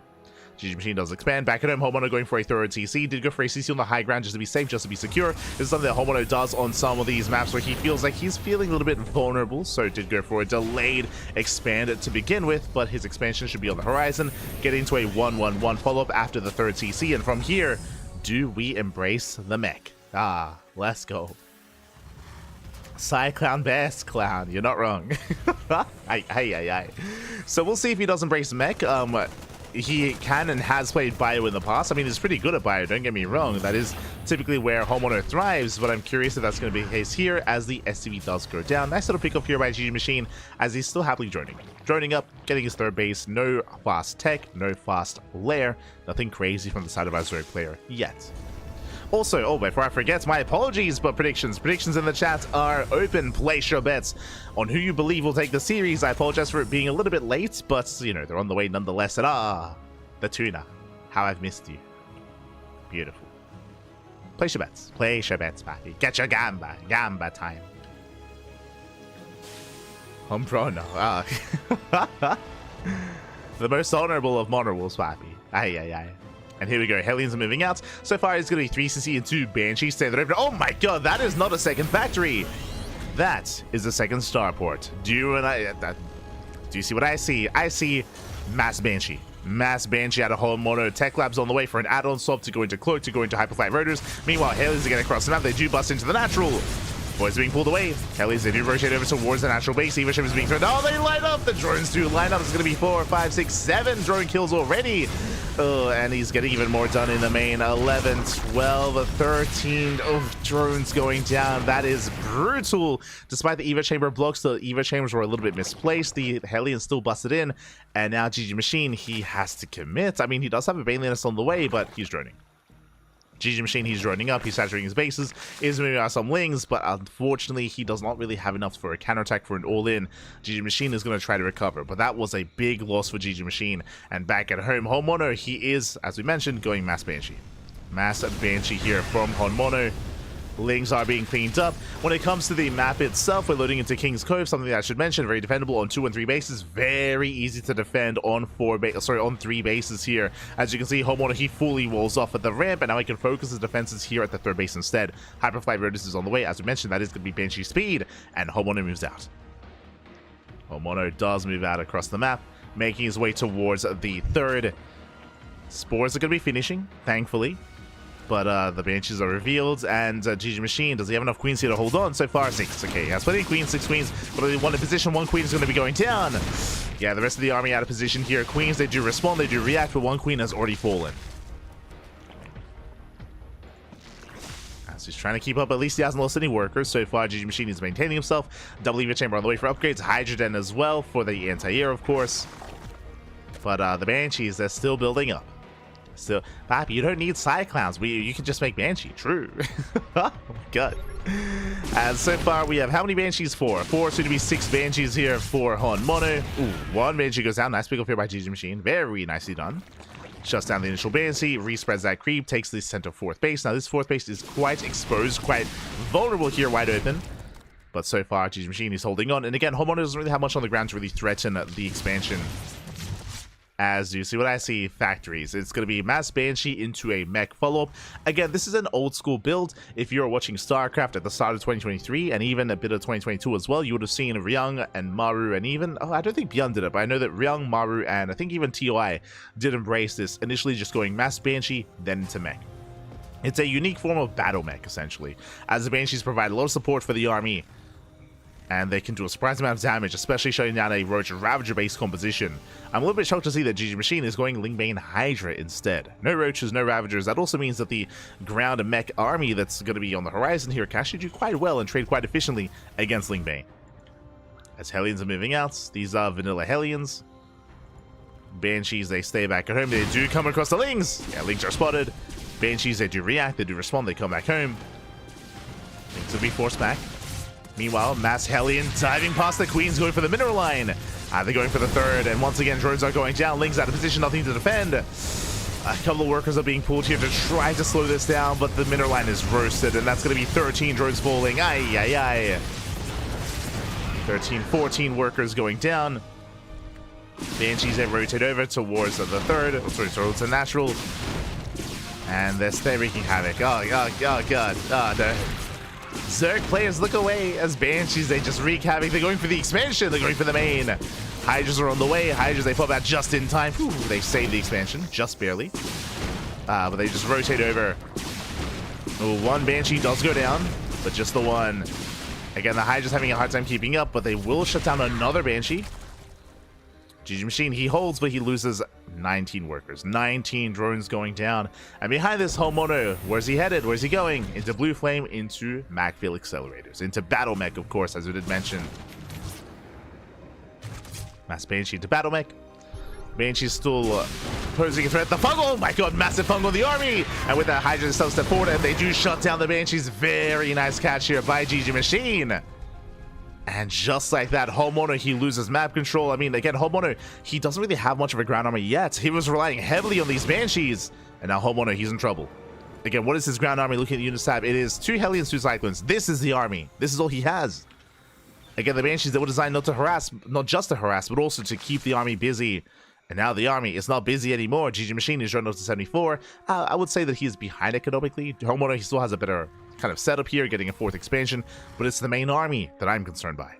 The main army here, as we are taking up into Hive, into Lurker Tech as well. Again, these Banshees that don't really pose a threat, not anymore. They're doing what they can, but there's only 2 of them. Now 4. Oh, the Spore! The Spore wasn't rebuilt! Oh, that's unfortunate. The Spore was not rebuilt in time. Banshees, they find more damage. No, they can go for the base. No shot. It still goes down. The hatchery. The main base gets sniped. Queens are trying to keep up. No fungal, unfortunately. They do get one of the Banshees, though. As GG Machine gets knocked down to 3 bases. Inefficient mining here, as he has to reroute. Headed towards the fourth, which is under fire. And again, throughout all this, herO he's building up. And there was a window. If you remember, after the first fungal growth, there was a window where herO was vulnerable. And when GG Machine could have pushed in, but he didn't. He didn't. He's now moving out, but now herO has an army to work with. Is it enough, though? Can GG Machine still overwhelm? There's one tank behind this. Tank siege is up. Tank is exposed. It's going to be going down. Oh, let's say that. Does hold its own. herO, he's holding. He's holding on. He has to respect the fungals. As there are 2 infestors. Banshees, they dive in. Oh, they want the infestor. They get one. Where's the fungal? Where's the no? Gets a fungal, but both infestors go down. That may have been worth it. Did cost 3 Banshees, but they did snipe at both infestors. And now we can see GG Machine getting into Lurker tech. Lurker upgrades on the way. Hive is done, of course. Here comes the Battle Mech army. Lock-ons on the Hydras. Link's coming in to reinforce. GG Machine, he has to respect this. Oof. Yeah, as we just have a couple of the Cyclones getting picked up here. Not a bad trade for GG Machine, trading mainly Ling. And where are the tanks? There are no tanks behind this.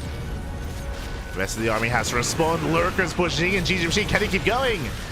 Can he send it, Bappy? Can he send it? Lurkers, they burrow. And despite the scan, remember, without tanks, I mean, what's the answer to the Lurkers? What, to push in with a ground army like this? Oh my god, they line up. Yeah, they cannot engage with the Lurkers. Not like this. Ooh, Banshees can, though. Uh-oh. There's a lunge for the Hydras. They try to get the hell out of here. Banshees reign supreme. Not enough anti-air. And the Banshees are the MVPs of this game. They force the Lurkers back. There's another scan. Another Lurker going to be going down. We'll try to scuttle away. We'll be able to. I'll speak to you soon. Is hunted down. And herO holds. And what's scary is that herO, he didn't just hold. He did not lose any workers. He did protect his mineral line.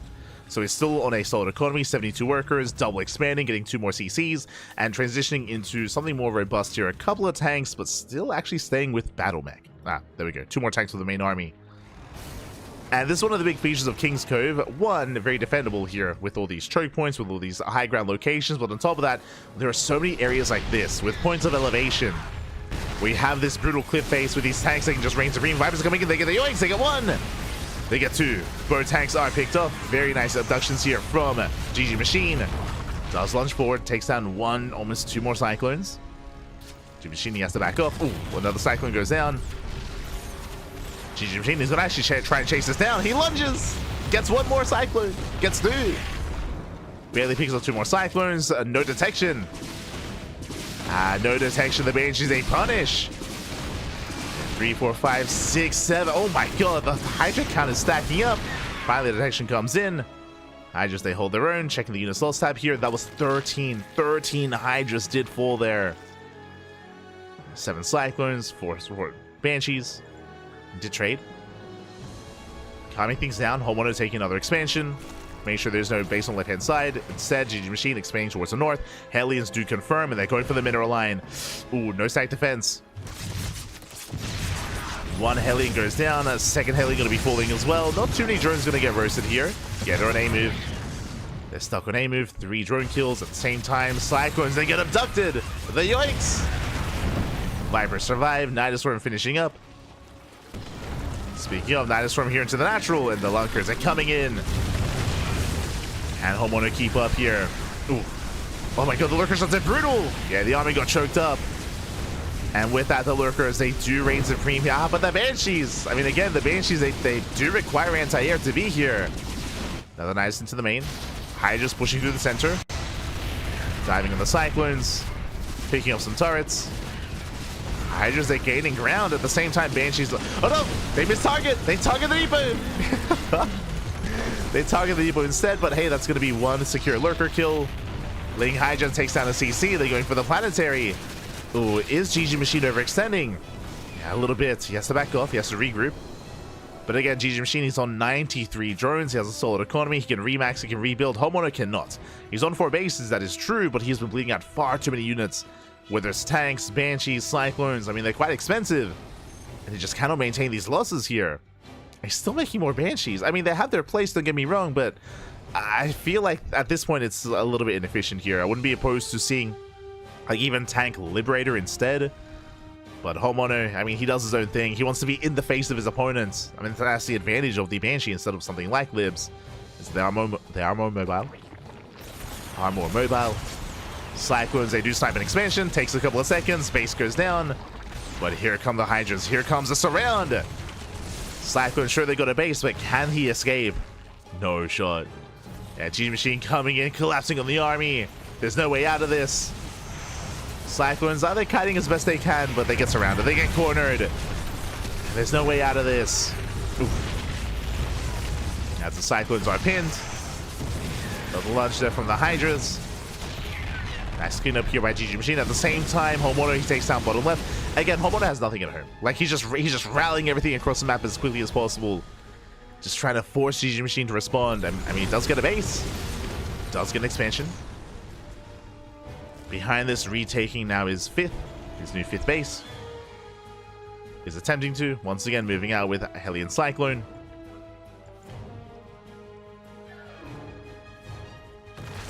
But GG Machine, he's almost maxed. Oh, snipes one, snipes two lurkers. Very nicely done.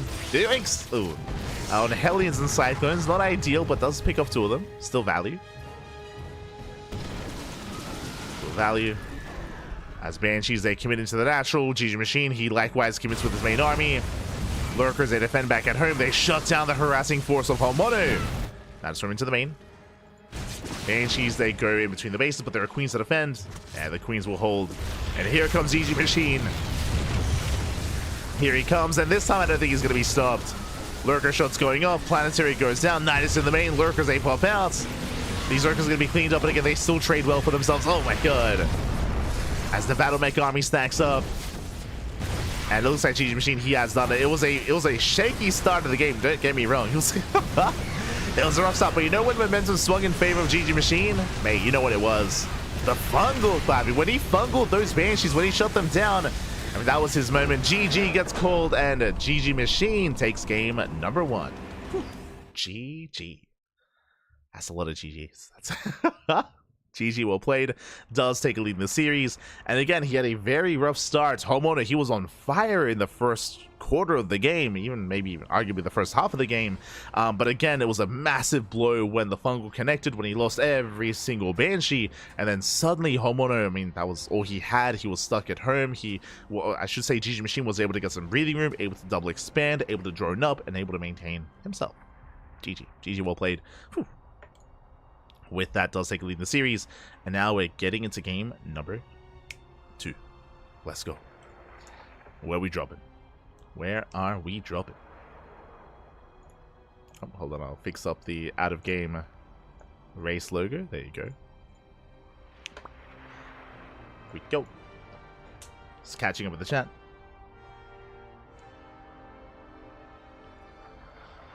Ugh.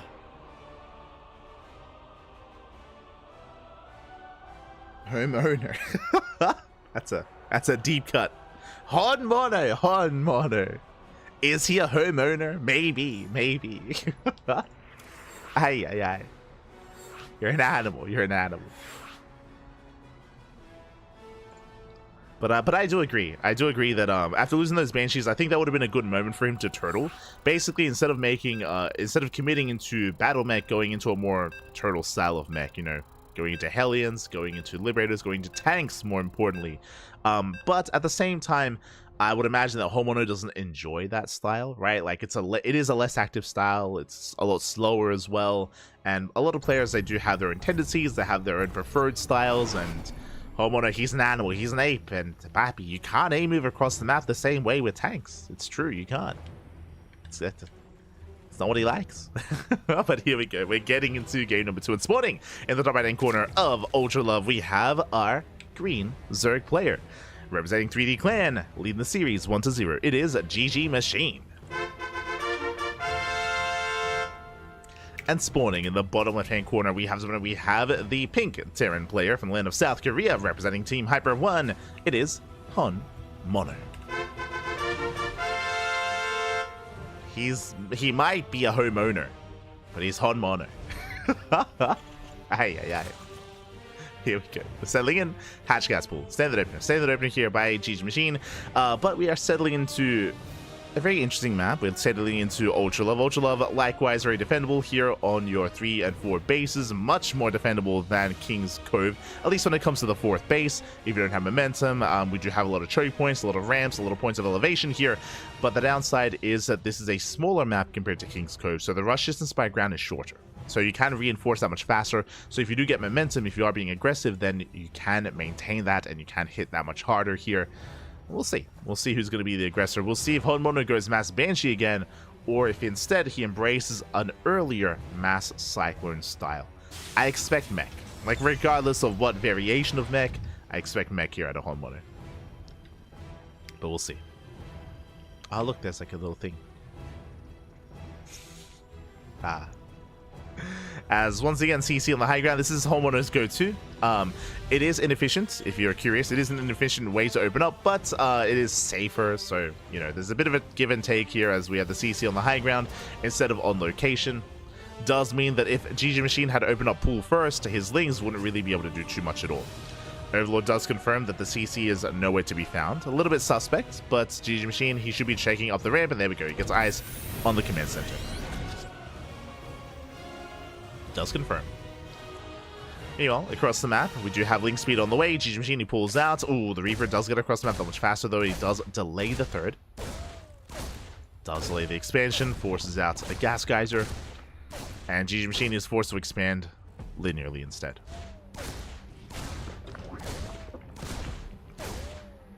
Oh, can he get the drone? Oh! Ooh, we do get the cancel in time. Reaper does not get the worker. The drone will get away. Lings, they will have to pay the price. So one Ling goes down, but only the one. And with that, GG Machine, he holds.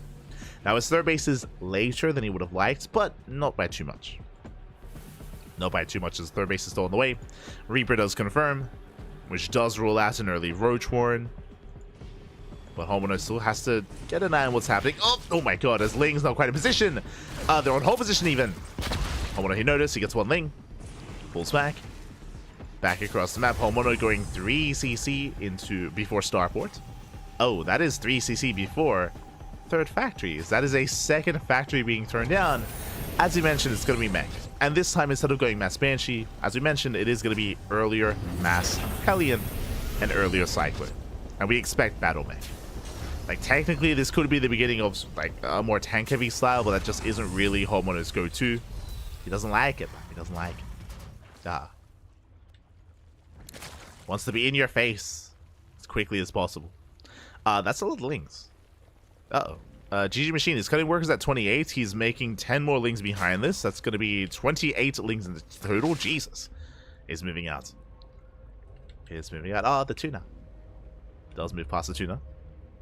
Heads across the map, and we'll see if we can break the natural. Blue Flame is being prioritized, so we're going to be initially getting into Mass Hellion production. And that's going to trade quite well against all these Lings. Assuming that GG Machine commits.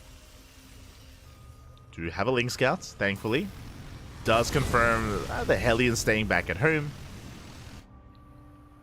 GG Machine, he has an idea what's going on. Honmono, likewise, he does move out.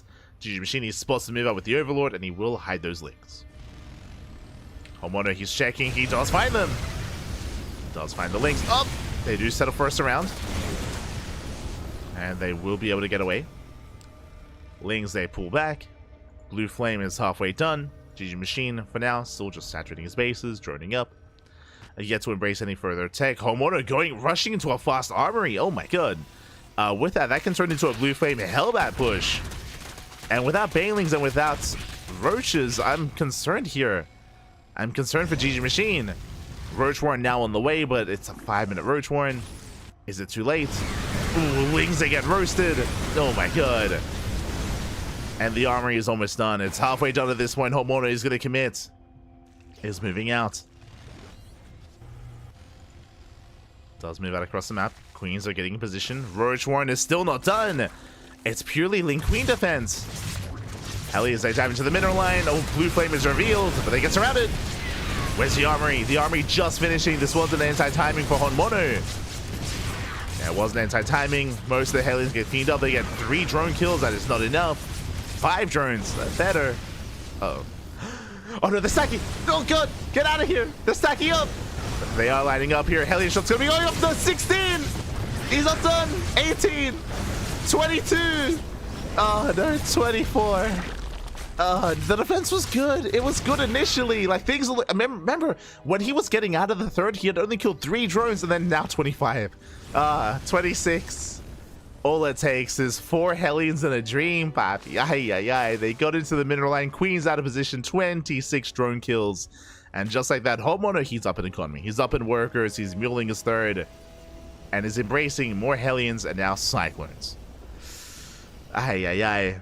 Not like this. Again, initially it was an impressive defense there. And homeowner, he had gone in a little bit too early.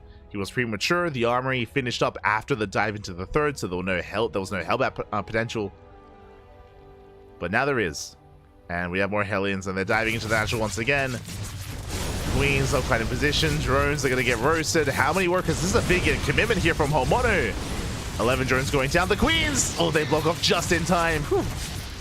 The KDA charge! No, they get knocked out of position.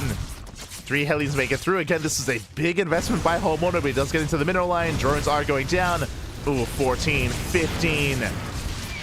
15 workers. Ay, ay, ay. 15 drones for 9 Hellions and a Reaper. That's pretty well worth it. Pretty well worth it there. Again, it was good movement with the Queens, but the KDA charge was brutal. Knocked the Queen out of position. And behind this, what do we have? We have Cyclones. Actually, we have more Hellions. I say just keep going. Yeah, Homeowner, he just keeps just sending them across the map. He doesn't even care. He just sends it back into another mineral line. 3 more drones going down. Okay, this time a cleaner trade by GG Machine. That was 4 Hellions for 3 drones. That was not as worth it. Was not worth it for Honmono. But more Hellions towards the 4th. Back at him. How many Cyclones does he have here? He's up to 7. Not too many. 7 Cyclones. And Roaches are coming in for a counterattack. And with that high Cyclone counts, I mean, Homeowner, he's in trouble. Again, where are the Cyclones? Did we make too many Hellions? Maybe. As well. Oh, God, never mind. Oh, Jesus. The Roaches, they melt. Couple of Roaches get into the mineral line, but mate, 20 Roaches, they mean nothing to 7 Cyclones. The Cyclones, they shut them down. Did kill 9 SCVs, thankfully, so some counter damage. But GG Machine, look at the drone count. Look at the workers here. He's down to 37 workers. The soup is lying right now. It does look like the supplies are closer than they really are. As GG Machine, he has no economy behind this. And here comes Homeowner. He knocks down the 4th. 4th base is gonna fall. Roach is trying to come in from behind. Oh, they get 1, they get 2 Cyclones. Oh god, the lock-ons are they're just brutal. they're just so punishing. Ah, god. Ah, no. Remember how they changed the Cyclone, the most recent Cyclone, remember how they changed it so that it was easier to break the lock-on, so there was counter micro? Remember that? Anyway, GG. GG, well played. Homeowner ties it up. GG. Do you remember it was in the I say most recent, I guess now the last patch, how we were happy to see that the Cyclone lock-on range became shorter, which meant that it was now easier to pull back units and break the lock-on and have that kind of like counterplay between units in the Cyclone. Well, I mean that's gone. I mean that's nah, not anymore. And with that, we're going to the ace match. We're going all the way to game 3. Let's go. Let us go. And the question becomes, what form of mech are we going to be seeing? You know, game one we had GG Machine. Sorry, we had Homeowner go into Massive Banshee initially. Massive Banshee into Battle Mech. Game 2, we saw just straight up rush into Blue Flame Hellions into Battle Mech. What do we see this time? Where are we headed? Where are we headed? BC. Yo, we're not casting Gumiho, okay? If this was Gumi, yeah, you should. All the BCs, 2-port BC even for Gumiho. Not wrong, not wrong. Homono, I don't know if he's a BC boy. I don't know. I think they're too slow for him. Maybe. We'll see. It's possible. It's possible. I don't want to count that out.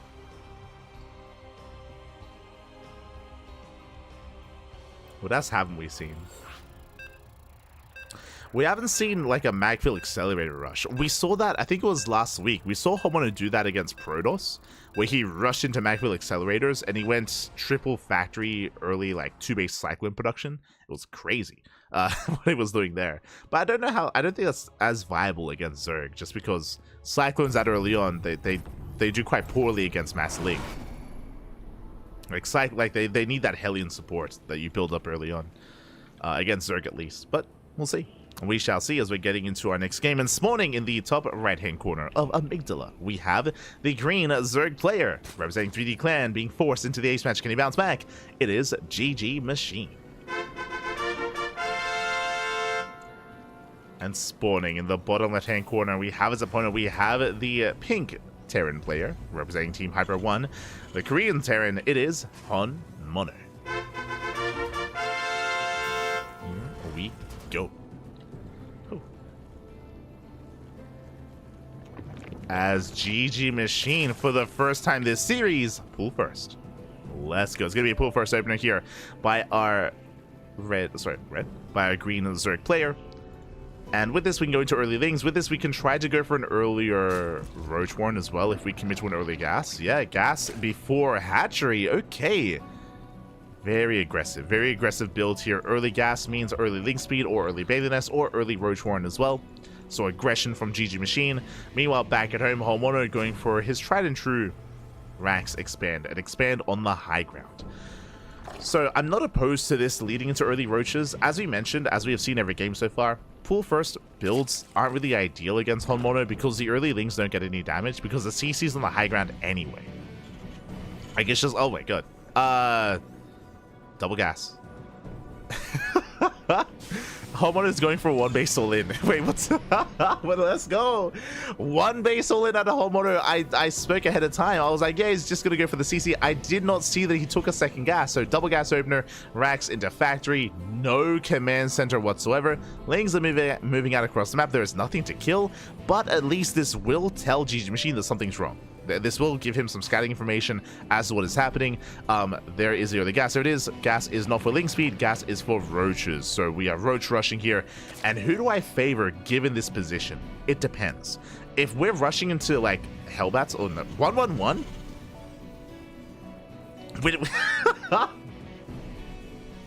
We're going into Widow Mines?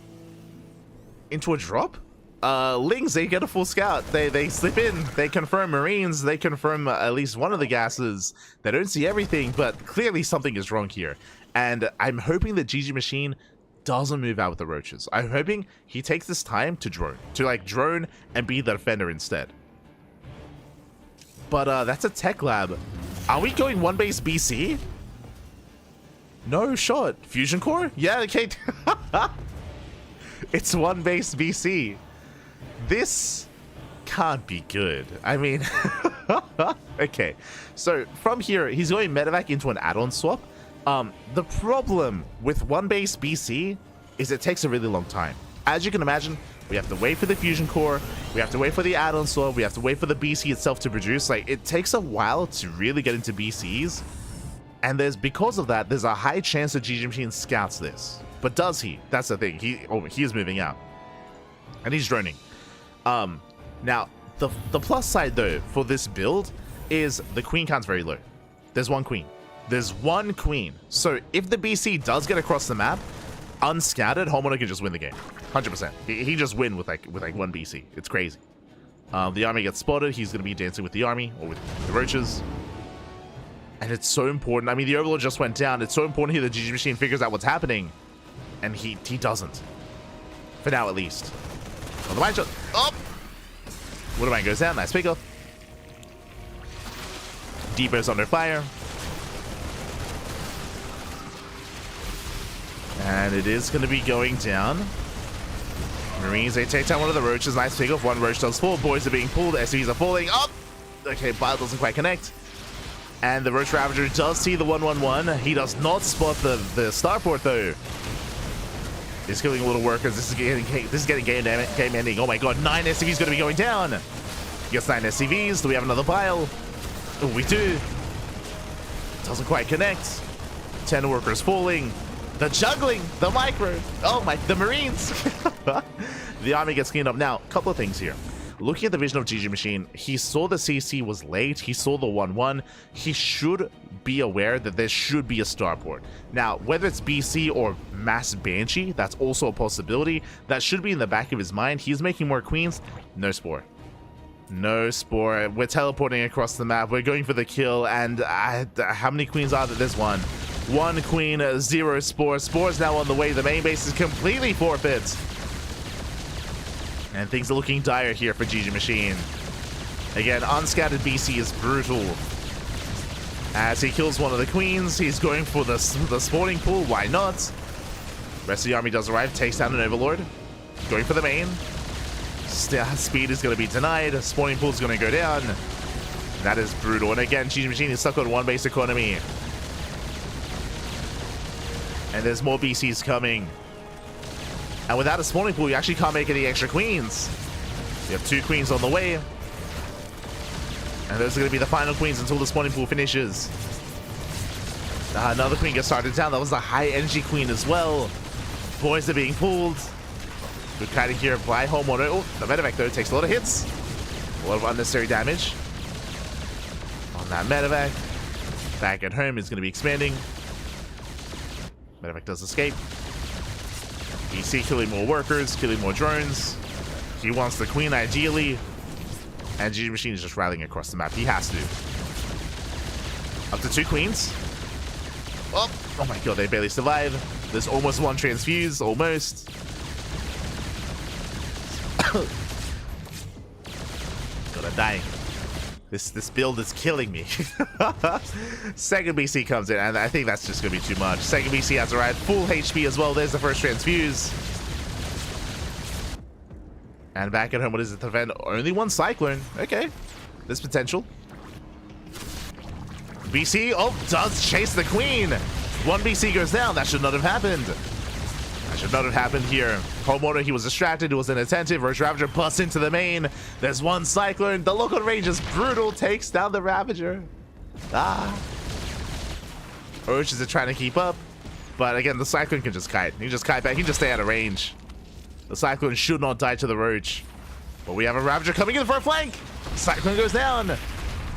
Cyclone goes down. Meanwhile, we have 1 BC for the main, 1 BC for the third. Hatcheries are falling, but Roaches, they can wreak havoc. But the problem is, technically, herO can lift. Even if everything dies here, he can just lift all of his buildings. And the BCs will reign supreme. Boys being pulled away. There's going to be a 3rd BC. I mean, I guess now a 2nd BC, as 1 BC did die earlier. True. herO trying to mule as best he can. Hatcheries are falling. I mean, GG Machine, he's on 1 base economy. With all these spores, technically, I don't think he can be broken. BC comes in to defend. Cyclone should fall. Miscontrol here by herO. He doesn't pull away. Likewise, across the map, BC getting very low. Teleports back home. Does teleport back home. GG Machine, he does get to 1 of the final SCVs. There's 1 SCV left. BCs will clean up all the roaches. The final SCV! Oh, no, it doesn't quite get it. There are the mules. And now he teleports across the map. Does teleport across. And what can he get done? Now, how many spores do we have? We have 4, we have 5. 5 spores and 2 queens. There's no Yamato. If there was Yamato, then herO, he can pick away at the queens. But without Yamato, he can maybe get some overlords. He can obviously contain, right? He can contain the Zerg on 1 base. herO, he's muling. He's on 2 CCs. Make 2 SCVs at a time. Hunting down more overlords. Overlords are racing back home to be safe with the spores.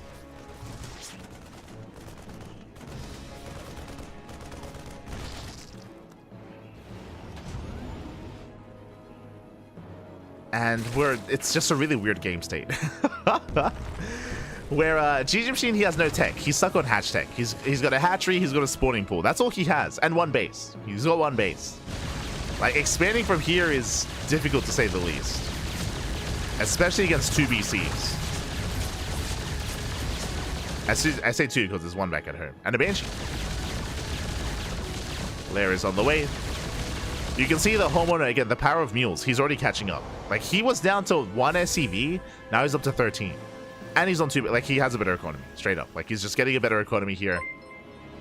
He's powering up on 2 bases. Very important link run by here, but one of the BCs left back at home. Up. Oh, the Viper! The pickup! The medevac! He saves the SCV! He saved the SCVs! But I spoke too soon! Oh, Lings, they go for the mule, and they will not get it. Mule survives. And he gets maybe 1 SCV. Oh, no, not even. Not a single unit goes down. Honmono defends. Getting a very nice control here at a Honmono. Lings, they try to flood out, but there's the BC just catching reinforcements. Yamato's on the way. GG Machine, finally he can expand. I mean, he's trying to, but if Honmono rotates, he will deny the expansion. Like, Queens off of creep cannot transfuse. Well, and get a couple hits in. Honmono going for the expansion. Lings, they flood across the map once again, but... Oh, second BC teleports! That means that much less to defend, but there's a wall. It's close up! The wall is not open. The wall is not ready. The wall is wide open. Lings, they flood in. They get a Hellion. They go for the mineral line. Only 1 Banshee to defend. BC's out of position, but they will kill the expansion. That was a cancel. I believe that was a cancel on the kill.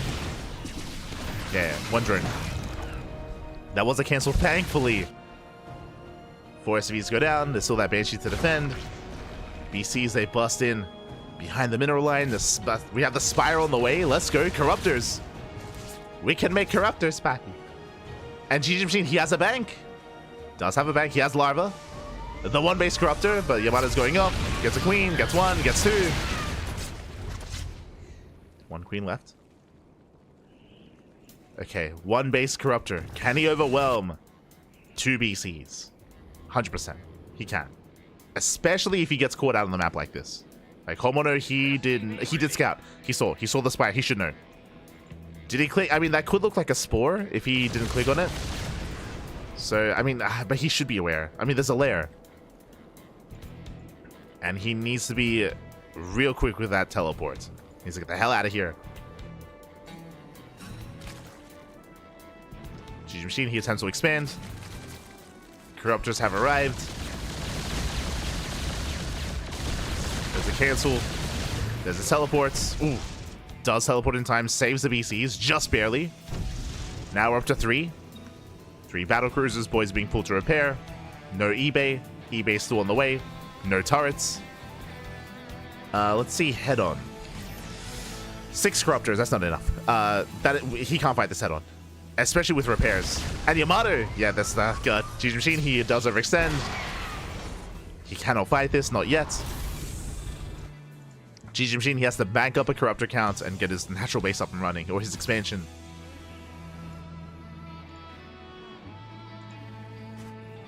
Speaking of, Honmono, he's up to 32 work because he has a better economy. Honmono, he has a better economy. Straight up. Sure, GG Machine, he's surviving, but he needs something to go his way. He needs to either catch a BC on its own and get into a mineral line. He needs something.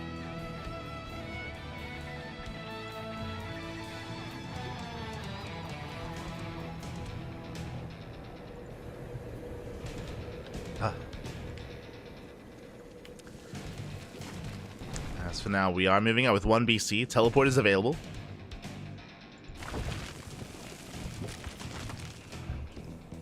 And you can see Honmono, he's snowballing out of control. Like, his supplies, it's getting up there. The Sip, this time, it's not lying. It's not lying back. BC teleports away. We have 2 more coming in from the right-hand side, and he's embracing Battle Mech. Cyclones are amassing. And Pappy, we know how good Cyclones are, especially against what? No Roaches, no Hydras, only Lings with 0/0. Corruptors don't shoot down. Like, a mass Cyclone transition here can work wonders for Honmono. He sees a Killer Spore. Going for the Spire. Uh oh. Spire's under fire. Corruptors have to respond. Yamato going up with a teleport. Up! Kills the Spire! Oh my god, the Yamato is crazy. Snipes the Spire, teleports away. Denies +1. No more Corruptors, only Lings. And GG Machine has to rebuild that spire. Back at home, Cyclones are amassing. More factories on the way, getting up to what, like a 4, soon to be 5 factory setup. BCs are topped up. How many Corruptors? Still only 6. Still only 6. Does find a couple of SCVs, but he cannot stop the expansion. Gets a Banshee at least. Gets a Banshee, commits to the flanks. Yamato's going off, and there's nothing left. This army just cannot keep up. Not with Honmono.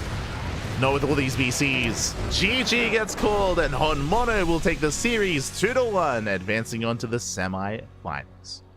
GG. The hell do we just watch? Ay.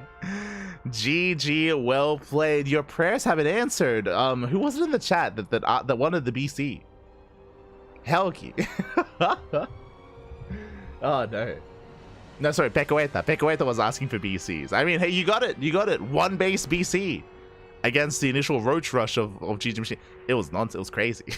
But GG, well played. Homeowner does take the series, and with that, we are getting ready for our semifinals. Yeah, we're getting ready for our semifinals. We are setting up.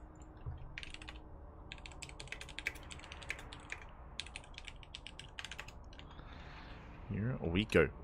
As I need to very quickly get the match ready here. But congratulations, Homeowner. He does advance on to the semifinals, and he is waiting for his next opponent. He's waiting for his opponent. And we're here to find out who it is. Here we go. As we can switch our scenes over and have a look at the bracket together. Exclamation mark B in the chat if you guys want to have a look at the bracket yourselves. As you can see here, oh, that is not the bracket. Hold on. My fault. That was the OlimoLeague bracket from last night. Of course, we were casting OlimoLeague yesterday evening. Bam, there we go. We have the Tuna bracket here. Here we go. We have, for the first time in Sparkling Tuna, Creator. Creator, he's in the top half of the bracket. And Creator's facing off against Flexi, the Polish player. They're currently facing off mid-series. I believe Flexi is a Polish Terran player, if I remember correctly. He's either Terran or Protoss, one or the other. But they're currently facing off. Winner goes up against Homemono in the semifinals. Meanwhile, we have our next series, Young Yakov versus Rebellion. Let us go. As I will just slip into some DMs and get ready for that PvZ. Young Yakov did take down Demi 2-0. Demi, the Cyclone hater. Understandable, Demi, understandable. And Rebellion took down Nickrat, went all the way to the ace match. Shout out to Nickrat, by the way. We did cast him earlier today against herO. Had a very spicy match against him. So, again, Nickrat very much so could. I mean, I was expecting him to make it to those semifinals, but Rebellion popped off. Rebellion did bounce back, and Rebellion made it instead to those semifinals. Now we have a PvZ up next. We have that PvZ. Let's go. Let us go.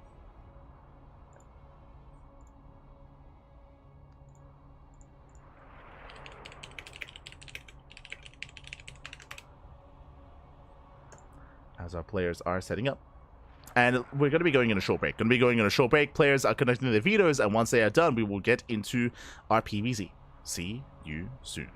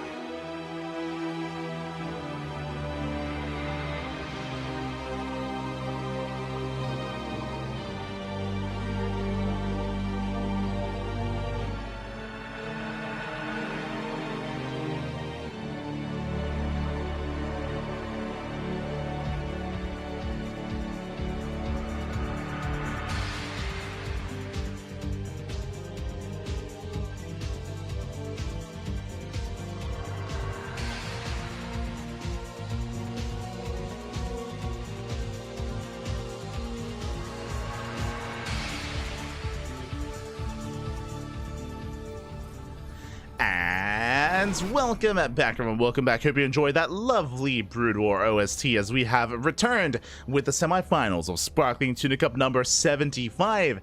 And again, a very special STC because typically it's a Sparkling Protoss Cup, but we are now hosting this during the week, not during the weekend.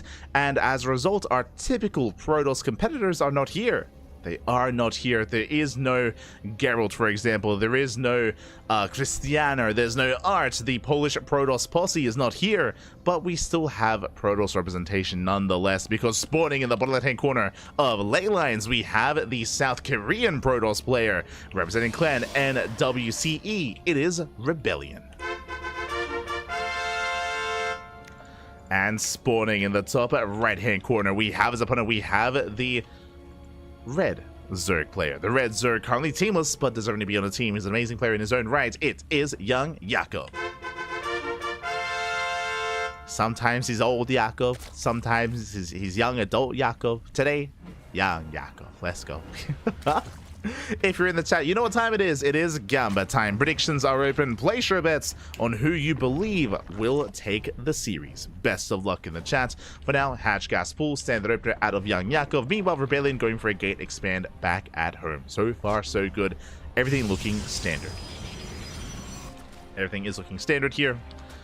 And again, we're still in the semifinals. This is our first semifinals. After this series, we will be jumping into the upper semifinals as well. Honmono is still waiting for his opponents, waiting for either Flexi or Creator in those semis. So we'll get there eventually. We'll get there, Patrick. We'll get there. Just catching up in the chat. I'm catching up. Why kill the army? We can just kill the spawning pool. True, true. You could kill the army, or you could stop them from making an army. Exactly, exactly. Hi. Here we go. We are going to be settling in. Protoss in the finals. I mean, Protoss, usually like PvP finals are the go-to in our tournaments. True. Dubbed Sparkling Protoss Cup for a reason. But it's possible we can deny that this week. Possible. Again, our typical Protoss champions are not here. There's no Geralt, there's no Cristiano, there's no Nightmare, there's no Trap, there's no Art. For the first time in a long time, can we get a Zerg or a Terran champion? Is it possible? I mean, there is Creator, so but that it's gonna be tough for anyone to bring Creator. Creator is gonna be the heavy hitter. He is gonna be the one to bring down. Best of luck to all those against him. For now, Twilight Council opener out of Rebellion. Interesting. Something more aggressive. Sorry, I kind of like said that in a laissez-faire manner, but no. Twilight Council here by Rebellion, very aggressive. Do we go for Glaives? Do we go for DTs? What's it going to be? So far, hasn't pulled out of gas. Show us the Dark Shrine. Robo into... Oh, we're still waiting a little bit. There we go. Show us the Dark Shrine. The probe is sent over. And the Dark Shrine is on the way. So again, it's going to be a DT opener here by Rebellion. Now, this is not all in, but this is an aggressive way to open up. This is designed to give you an economic lead. As DTs, if there's no detection, they can, of course, get a lot of economic damage. Yeah, Yakubi's all inning. Jesus Christ. I'll put a pin on that one when it comes to DT opener because we are link flooding. Here we go. The boys have been pulled, and they're here. We're going to be drone drilling past the wall, past the Adept, and we'll see if Young Yakov can break the natural, as he has not been scouted. And here we go, the drone drilling does get through. Lings, they do collapse on the army. Probes are being pulled as well. Can Rebellion hold on? The Adept is going to go down. No shield battery. No shield battery. No warp in. Warp gate just now finishing. Nice hold position micro here by the probes, but there's only one stalker. It's just the one stalker trying to hold on. Adept gets surrounded. Is misplaced. Adept is surrounded. Sentries warping in. Lings are trying to break on through, but there's a force field. Yeah, the force field will buy time. Another sentry on the way. Rebellion is holding. The drones, they're doing what they can. But there's another force field and an energy overcharge as well. Yeah, there's another warp in. And the wall is looking solid.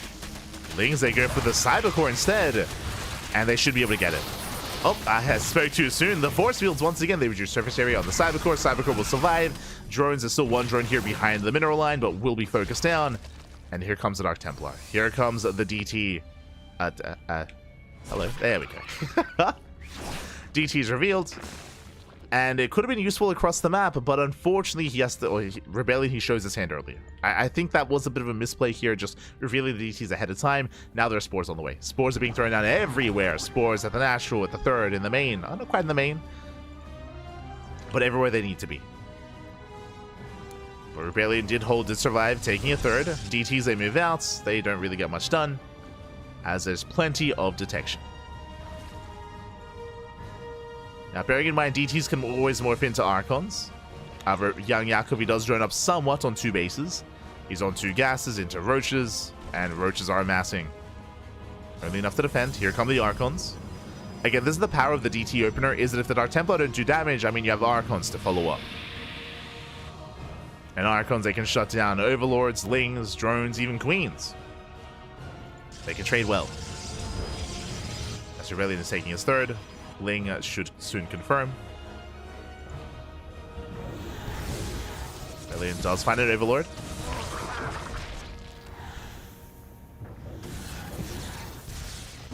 Does find an Overlord. Hunts down a second one as well. Heading towards the natural. And this is just good trades, to be honest. Like, he's picking up Lings, getting Overlords, takes a bit of damage, a bit of shield damage on the Prism, which doesn't really mean much. And Rebellion does get away. Back at home, he's securing his third. More Lings on the way. Young Jakob wants to try to deny the third expansion. And there's no shield battery, but there are force fields. Shield battery now being thrown down. Rebellion going for the creep tumors. Does get him. So nice pickups here. Catching out those active tumors. Rotating around, young Jakob rushing into an infestation pit. Interesting. Yo, are we bold enough to go Swarm Host? Are we crazy enough to embrace? I mean, again, Swarm Host, they have their place in this matchup. Against Blink Stalkers, less so. But with an Archon opener, I think we just assume it's going to be charge. It isn't, but I mean, it's not a bad assumption to make. We'll see. We'll see. Otherwise, this could just be a rush into Hive, into Vipers. That would be the more standard follow-up here. Is to head into Viper tech. Meanwhile, Queen's getting called out. Prism does take some hull damage. Oh my god. Oh, that's one more shot. It goes down. Oh my god. The Prism does fall. Massive pickup. Ay, ay, ay. And now there's nothing holding young Jakob back. He can build up. He can set up. He can move out across the map. He's just waiting for his upgrades. Plus on range on the way. Roach speed still on the way as well. But in a couple of seconds, he can move across the map.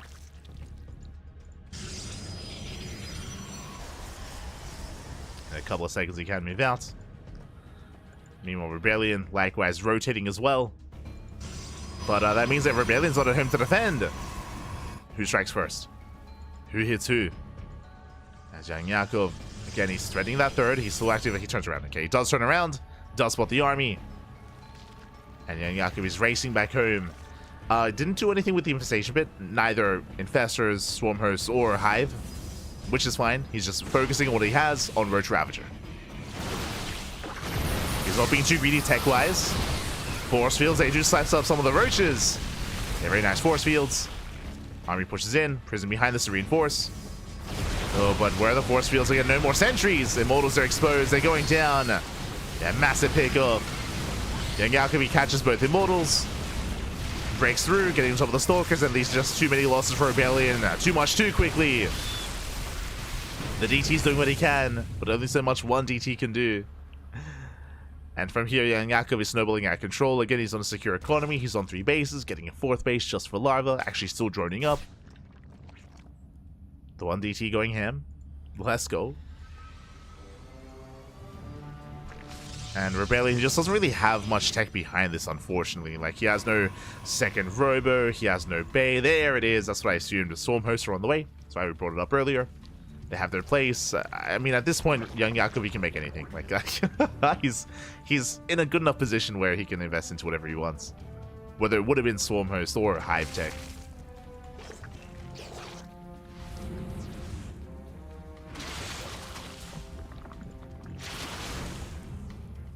As Rebellion will back up, getting a 4th base, trying to get into a greater economy. And Rebellion is stuck with purely Blink Stalker. Just purely Blink Stalkers here from Rebellion. More Swarmers are building up, and ideally the Swarmers are designed to either hit the natural or hit the main. Or the third, even. I mean, whatever we want. So DTs are still doing what they can. Swarmers, they rotate over. Young Yakov, he doesn't have eyes on the would-be fourth yet. They're waddling in. Miles, they graze the army, they take down the Archon. Stormers are making their way towards the natural. I know they do spot the fourth, but ideally Locust Wave wants to be spent on the natural base instead. Oh, a little bit indecisive. There we go. And they're going for the natural base. They're going for the Nexus. Prism into the main, gets denied. Locust Wave comes in. 12 workers and the base. I mean, why not both? The mineral line and the expansion. And Rebellion's all in. At this point, he's completely all in. There's nothing left behind him. There's nothing left back at home. And he's got purely +2 Blink Stalkers. I mean, he's still going to have +2. I mean, the upgrades are good, but... Again, they don't scale amazingly. Okay, they get a base. Expansion goes down. Zella drop here towards the third. Roach Ravager collapsing in. Nice blink here by Rebellion. Rebellion, he will clean up these Ravagers. I mean, this isn't the worst... This isn't the worst trade. The problem here, though, is that Rebellion can't afford these trades. He cannot replace the army that he's losing. Locust Wave coming in. It hits the fourth. Will knock it down as well.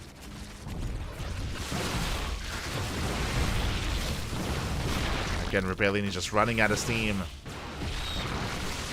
Doing what he can with the War Prism. Alas, he is deflected. GG gets called, and Young Yakov will take game number 1. Whew. GG. Young Yakov will take a lead in the series. Again, it was a crazy start of the game with Young Yakov going for the all-in. Rebellion was able to hold well. That was good, but the problem was the follow-up there. Again, the DTs didn't do much. The Archons did. They were able to catch a couple of Overlords. That is true. But yeah, we saw Rebellion just slowly getting to a third base. He committed into his Immortal base push, and once the Immortals got knocked out, it felt like that was kind of the wind taken out of Rebellion's sails. He wasn't really taking up behind it. He wasn't heading into Disruptors or Colossus or Storm or even second Robo into a double Immortal production. Like, no, he was pretty committed with that 3-base move out, and when it failed, I mean, that was game then and there. It was game then and there, and now we're getting into game number 2. Let's go. As a reminder, this is a full best-of-3 series, so we'll see if Rebellion can bounce back here in game 2. We'll see if he can force the ace match. As game 2 is going to be on Neon Violet Square. Okay, one of the, or actually, I should say, the largest map in the map pool. Interesting. I see where this is going. I can see the Stargate opener into Void Ray, into second Stargate, Fleet Peak, and Sky Toss. I can see it already. We'll see. We'll see if that's where he leads us. Aye. We'll get into it. We'll get into why I see that. Maybe it's my PTSD from, you know, years ago on Neon Violet Square back in 2017. It's possible. It's possible. We'll see.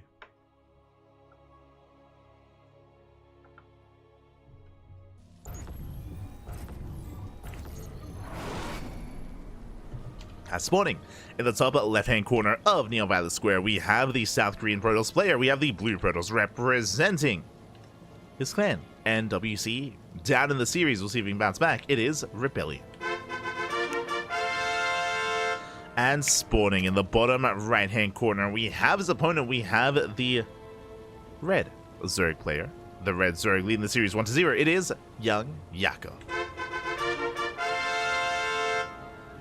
Here we go. So we are embracing our next game. Embracing our next series. Oh boy, okay, so first things first, welcome one and all to the largest map in the map pool. It's a very large map, and it is very easy to get yourself into a 3, 4, and 5 base economy. I say easy, easier than other maps, so as you do compare them. The reason for this, of course, one, you have the pocket base, you have a pocket 30 third available to you, or fourth, depending on when you want to take it. Does have less minerals, but still has 2 gases, so plenty of gas to embrace here. If you recall, when we casted Rogue earlier, Rogue isn't the only player, but we have seen Zerg players in ZVT try to go 2-base Muta on this map, and it makes sense. Because of how large it is, because of all the gases, something like 2-base Muta does make sense. Likewise, something like a Skytoss Rush makes sense as well in PvZ. Likewise, this 4th base, also very difficult to really break here. There is one attack path here towards the southern side, but likewise, Protoss players, I mean, we have seen quite a lot of clutch defenses here at this 3rd. Likewise, at this low ground expansion as well, thanks to the wall, thanks to the Bajingo machine, can be quite awkward to push into. So we have seen, or we typically expect to see a lot of late game on this map, or some, I guess, mid to late game, I should say at least, as we're going gasless. Oh my god. Speaking of being greedy, and speaking of getting away with defendable bases, Young Yakov, that is hatch, hatch, pool. Hatch, hatch before pool. Very greedy build here by Young Yakov. No gas whatsoever. Gas is built here by the Zerg player. Because of this, no link speed, no early game aggression, purely drones. Drones and queens, and more drones and queens. This is the greediest build you can go for. Is the greediest build. So triple hatch before pool. Let's go. And we'll see if Rebellion is tempted to try to punish this and tempted to try to go for an all-in, or if he sees this greed and if he counters it with his own. Ah, there we go. Robo's on the way. It's going to be a Robo opener now. This can lead into a couple of different things, but it's going to be aggressive nonetheless. This can lead into early Immortal production, into like a Soul Train, right? It's like an Immortal based all-in. This can lead into something like a Slow Lot all-in with mass gateways, like Slow Lots with +1 even, or just Slow Lots on their own, with a Warp Prism to reinforce. This can lead into a Disruptor drop. That's a little bit old school. Disruptor drops, they haven't been in meta for a very long time. I say for a long time, like a year, maybe 2 years. So this could be Robo into a Bay, into Disruptors, into a Disruptor drop. If you wanted to go full NA, this could be Bay into Colossus, into a Colossus drop instead. There are options. There are options here for Rebellion, and we have the answer. No Warp Prism, Immortal. It's going to be a Soul Train. We're massing up Immortals, massing up Sentries. The Overlord will not confirm. The Overlord does get eyes on the Robo, but as we mentioned, there are actually a plethora of possibilities of what this build could be. Aggression, though, is what it's leaning towards. The details are a little bit in the dark, or I should say Young Yakov is in the dark as to the details, but knows that something is wrong, something is up. But now he's droning. Early Roach Horn, I do like this. This is a 345 Roach Horn timing, taking his extra gases, is still embracing link speed. And I wouldn't be surprised, oh, as he does catch the Adept, I wouldn't be surprised if we even get like a safety spore momentarily as well. Overlord checking the main, gets eyes on the gateways. As it's going to be 3 gates in the main and 1 gateway in the natural, a 4-gate setup. And again, we're building up more sentries, more immortals. Soul Train. Just Immortal Sentry all in. Let's go. Now the downside is we're throwing down a 5th gateway. Let's go. Just extra gates. We can go up to 6. Yeah, there we go. 6 gates. So 2 base, 6 gate all in. The downside, of course, oh my god, 7? I don't know if we can afford that, but okay. Sure, why not? Jesus. Getting up to 7 gates. The downside, of course, is that typically reinforcements take a long time to arrive, but with the Warp Prism, I guess that doesn't matter. True, right? Like, with the Warp Prism, it doesn't matter how big the map is, you're going to be able to reinforce on the front lines. That's the power of the Prism. Here comes Rebellion. Back at home, Young Yakov, he droned up to 2 base saturation, only 3 gases, 2 bases, doesn't saturate his 3rd, only for Larva. Very safe play here by Young Yakov. He's massing up Roaches, massing up Lings, massing up Ravagers as well. But it comes down to the engage. It comes down to the control. How good are the force fields going to be? How good is the engage going to be? Barely any pokes in. And it's all or nothing. Here come the slow lots. Low reinforcements. Gets on top of the hatchery. Lings, they collapse in first round. Ooh, they catch out the army. The force fields are good, but the Lings, they catch everything. The boss connects. Oh my god. Massive connections.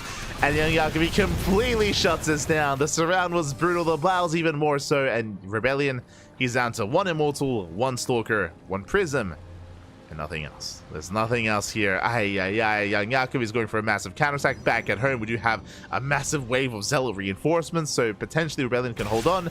Drops across the map, there's plenty of reinforcements here, there are plenty of production. These are Queens to defend. And young Yakov, he cannot push into the natural yet. He's waiting for his Ravagers. Waiting for the Ravagers. Lings, they do get in. A blast popping up. Oof, they do connect. Yeah, and these elves are just being torn apart. Just being torn apart. We get the recall back home. The Immortal doing what it can. The offensive pilot! No! The offensive pilot! Oh my god, everything gets depowered. 4 gateways to the rover and the cybercore. GG gets called, and young Yakov will take the series 2-0. GG. Artosis, what did you do? GG, well played. I mean, it was looking bleak anyway there. Again, the failed all-in after that moment. I mean, young Yakov was in the driver's seat, did so out of control. GG. GG, well played. Young Yakov does claim the series. And with that, we are getting into the upper semifinals. Let's go. We're getting into those upper semis. Should message the players.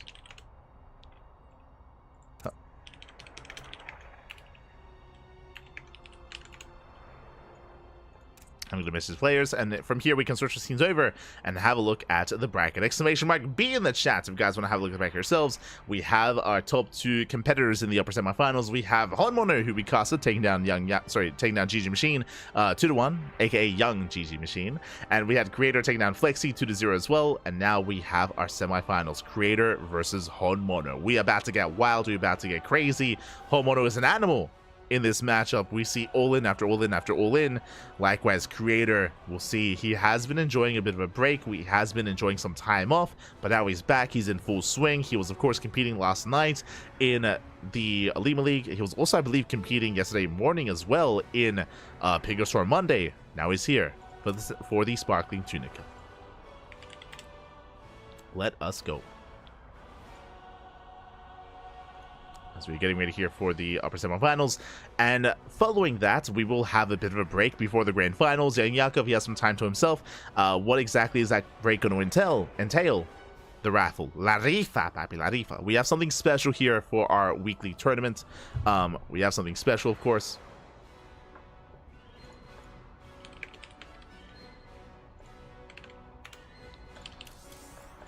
And that is a random raffle. Basically a way to spread the love, a way to spread the support, especially because our tournament is very top heavy. Very top heavy. Only the top 2 get paid out currently. Oh, also, my apologies. I just realized. Bam, there we go. But top 2 get paid out. So a way to spread the love is to give 5 USD to one random player that did compete here tonight. As long as they competed. If they forfeited, then they're not eligible. But if they did compete, then they are eligible for the random raffle. Likewise, if you enjoy the tournament, if you enjoy the cast, if you want to support, you know, Grassroots StarCraft 2, then you can do so via the Patreon. Exclamation mark Patreon in the chat. And you will get a link to our Patreon page where you can help fund and help support the CranKy Ducklings. All the money that we make on Patreon, it's all laid out there. We're very transparent with where all the money goes. It all goes towards tournaments. It all goes towards this tournament, Sparkling Tuna Cup, goes towards Sea Duckling Open, and it goes towards Master Swan Open as well. We do host 4 tournaments here on this channel, and 3 of them are funded via Patreon. The 4th one, the Turtle, is funded via an individual sponsor. That is not done via Patreon, but all the other 3 are. All done via Patreon, and if we can hit our next goals, then we can grow the events, we can pay out more players, and we can, yeah, just, you know, grow Sparkling Tuna Cup overall. So you can do so if you wish via Patreon. Otherwise, we are getting ready for our next match. We're getting ready for our next semis. Let's go.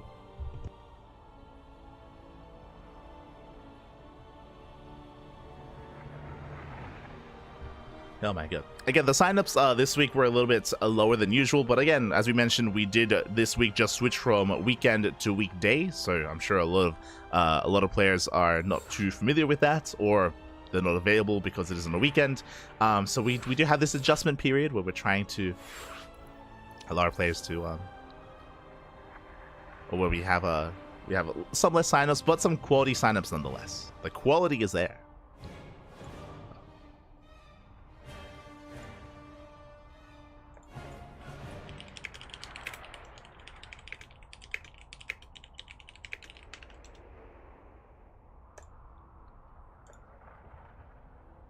Here we go. catching up.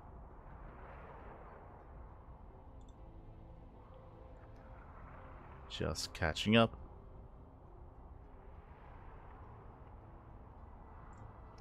Looks like game 2 is going to be on Whispers of Gold. Game 1 is going to be on Frostline. Okay.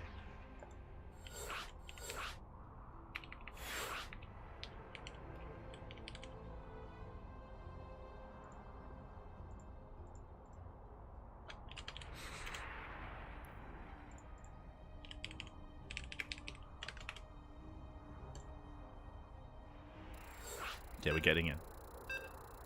Here we go. Okay, game 1 is going to be on Frostline. Sorry, we were just conducting the vetoes. Just getting the vetoes underway. Making sure we had everything sorted. Homeowner, he was pleading like, guys, it's okay. We don't need to play with the mod that fixes the cyclone. It's okay. Oh, no. Obviously, we are using it. And here we go. We're getting into game number 1 of our fresh best of 3 semifinals match. And spawning in the top right-hand corner of Frostline, we have the South Korean Protoss player, the Blue Protoss, representing himself, currently teamless, but deserving to be on the team. It is Creator, the favorites to win the entire tournament. And spawning in the bottom left-hand corner, we have his opponent. We have the South Korean Terran player, the Red Terran, representing Team Hyper 1. It is herO. He's doing proxy. He's setting up for a proxy. Also, if you're in the chat, you know what time it is. It is Gamba time. Predictions are open. Place your bets on who you believe will take the series. Best of luck. Best of luck in the chat as we are setting up for that proxy. Rax has been placed. Interesting. Now, something that herO has been very fond of recently is Proxy Marauder, but based on this location, he's not really set up for any kind of add-on here, so this looks just like Proxy Reaper. Just Proxy Reaper, I would imagine, into a follow-up, into an expand back at home.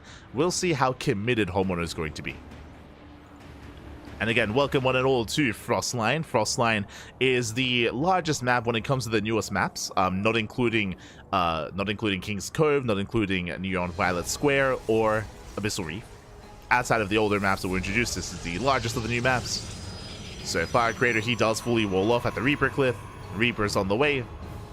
But herO, he's sticking around. Are we going Proxy 111? Probe Scout does confirm that the production is missing. Production is missing. Show us the factory. Are we going Proxy Tank? There's a factory. Now, this could go a couple different ways. This could either be Proxy Tank. This could be Proxy Widowmine. Proxy Cyclone.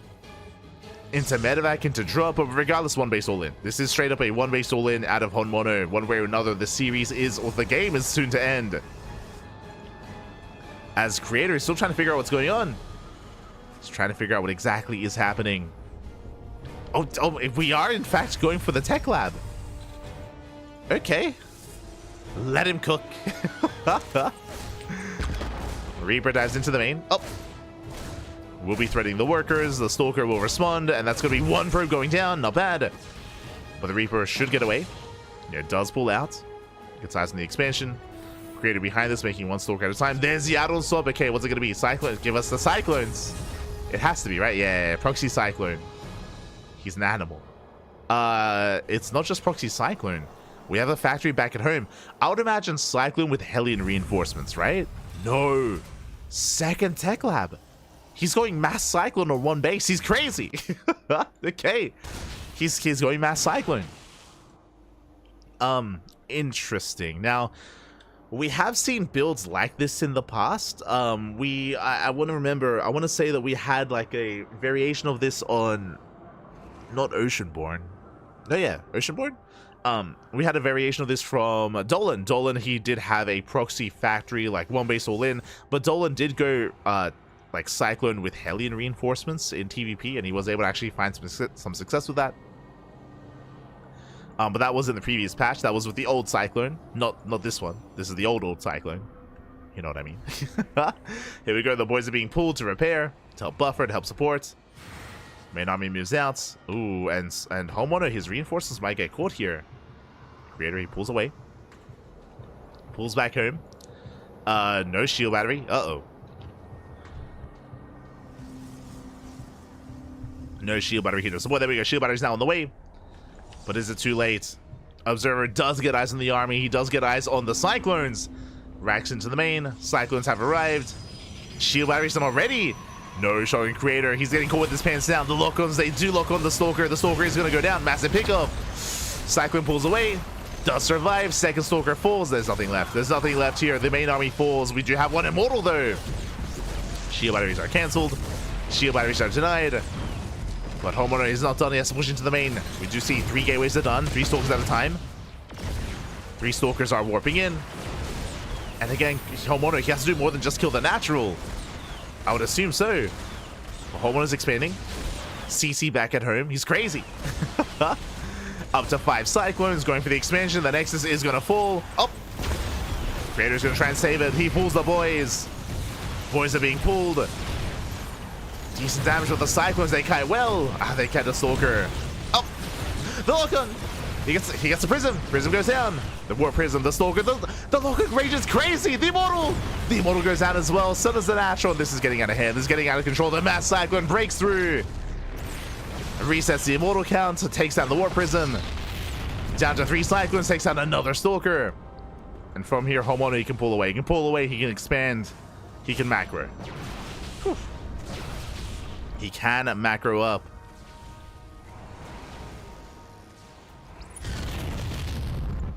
As there's no need for Homeowner to push in. There's no need for him to push into the main. He can just chill. He can just build up. Macville accelerators on the way. Natural expansion. Additional Raxes. Starports in production as well. Even going for the Cyber Core. No shot. Cyclones, they do so much damage to buildings. It's crazy. I mean, the Cyber Core is dead. Straight up. Goes down. For the price of 1 Cyclone. Oh, soon to be 2. 2 Cyclones full. Without no more Stalker reinforcements, but Creator, he's pushing. But he's stuck on 1 base. Creator, he's committed. One way or another. I mean, he has to counterattack here and now.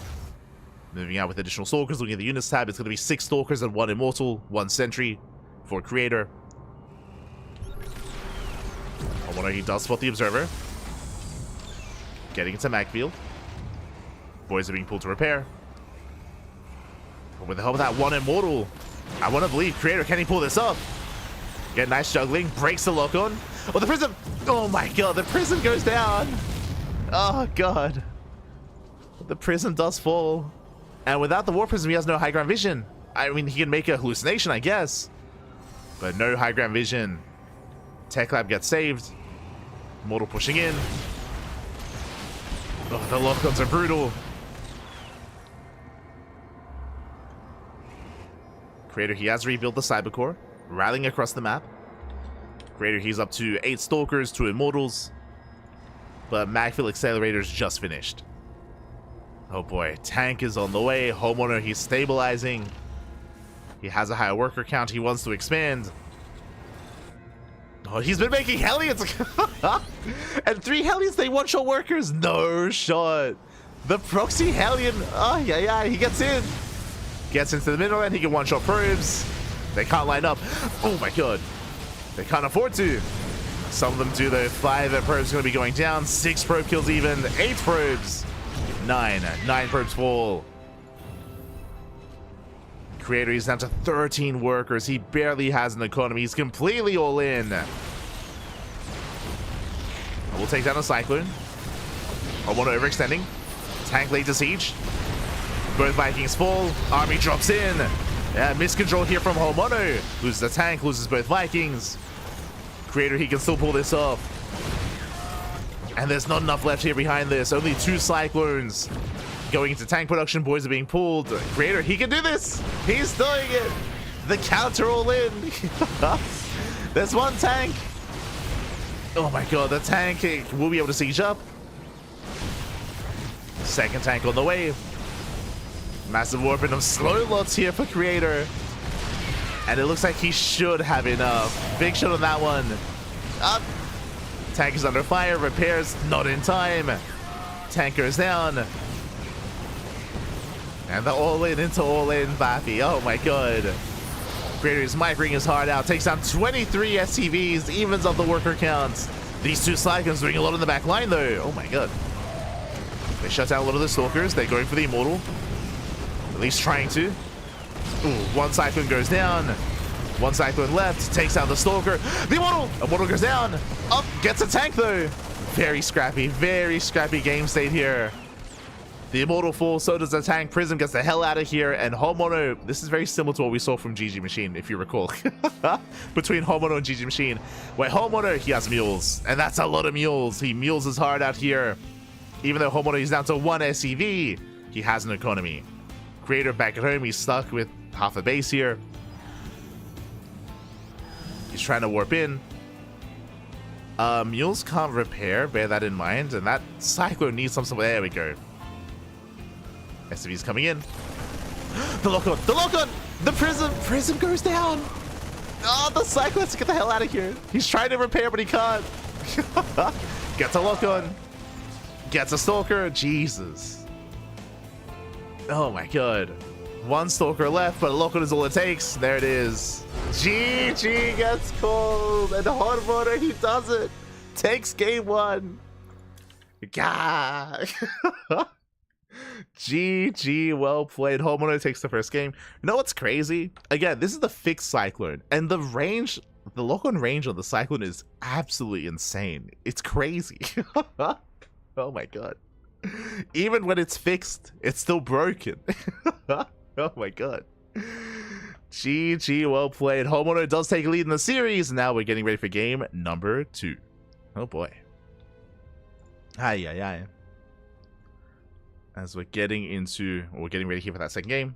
13 workers to 1. I mean, mules. That was like, he had like 5 mules working overtime at the natural. 5 mules, 2 CCs. 13 probes don't mean much in the face of that. Ooh, and here we go. We're getting into game 2 here. Let's go. We'll see if Creator can bounce back, or if herO makes it to the finals. Here we go. Here we go. I see Jesus in the chat. Are these games hosted on the fixed Cyclone patch? All tournaments have been played, or not just ours, but all tournaments out there are being played on the Observer Cyclone patch. Oh, sorry, the Cyclone fixed mod. So you shouldn't have seen any tournaments actually play with broken Cyclones. That shouldn't be happening. It's possible maybe there's a fringe tournament out there that doesn't know about the fix, that doesn't know about the mod. It's possible, but that shouldn't be happening. At least when it comes to all the major events. And all the major weeklies. But here we go. We're getting into game number 2, and spawning in the top left-hand corner of Whispers of Gold, we have the South Korean Protoss player, the favorite player to win the entire tournament, but he is down in the series. We'll see if he can recover. We'll see if he can bounce back. It is Creator. And spawning in the bottom right-hand corner, we have the South Korean Terran player, the Red Terran representing Hyper 1. Leading the series 1-0. He's an animal. He's crazy. He's the most honorable of honorables. It is herO. Here we go. Ooh, crazy it hasn't been fixed on the ladder yet. Yeah, it's one of those things where, you know, as the community, we can fix it ourselves for tournaments, but we have no control about fixing it on the ladder, unfortunately. So there's only so much we can do. Only so much. But a shout out to the person that of course did create the mod itself. There's actually a couple of mods out there that have fixed it, different variants of course, but they all, you know, all roads lead to Rome. They all fix the Cyclone. Do love to see it. Ooh. There's actually multiple bug fixes in this mod. It isn't just a Cyclone, but the Oracle is also bugged in game. The Oracle is supposed to have 9 range for Revelation, for its cast range, and currently on the ladder it's 12. It's like max rate. It's crazy. So that's also fixed in the mod. So Revelation cast range back to what it should be, which is 9. There's like a couple of other little bug fixes as well. So do appreciate the people behind the mod. Do appreciate it. As for now, Rax Expand. Economic opener this time out of herO, going for a Rax Expand. So far so good. Meanwhile, Creator back at home going for a Gate Cyber Expand. Okay. Here we go. Now when it comes to our setup here, even though herO is going for an economic opener, something to bear in mind is that herO, he almost always all-ins in TVP. He's very aggressive. He almost always all-ins. And this looks like the beginning of a 2-base all-in. What I'm referring to here, there's a second Rax into Factory. We should be seeing a third Rax. If we see a third Rax before Starport, it means that herO will most likely get into his natural and then pull the boys on 2 bases. Just because of how delayed the Starport and delayed that kind of medevac support is.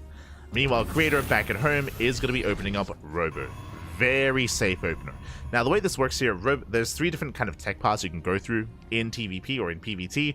It's Robo, Twilight Council, and Stargate. Robo openers are typically the safest to go for. Typically, I mean, there's fringe case scenarios where maybe faster blink is more beneficial to you. But with a Robo opener, what it provides you is early detection with the Observer, early Immortal production, and early Colossus production. If you're up against something like a 3 Rax, and the hallucination does confirm the setup here, Starport before 3rd Rax, interesting. 2-on-1. Very interesting. Okay, it's going to be a 2-on-1 here by herO. What does this mean? Stim timing with 16 Marines and 2 medevacs. So we should be seeing an add-on swap here, Starport with the Factory, with the Reactor, into double medevac production, into a 16 Marine move out. This is a build usually reserved for Zerg. So this is very unusual.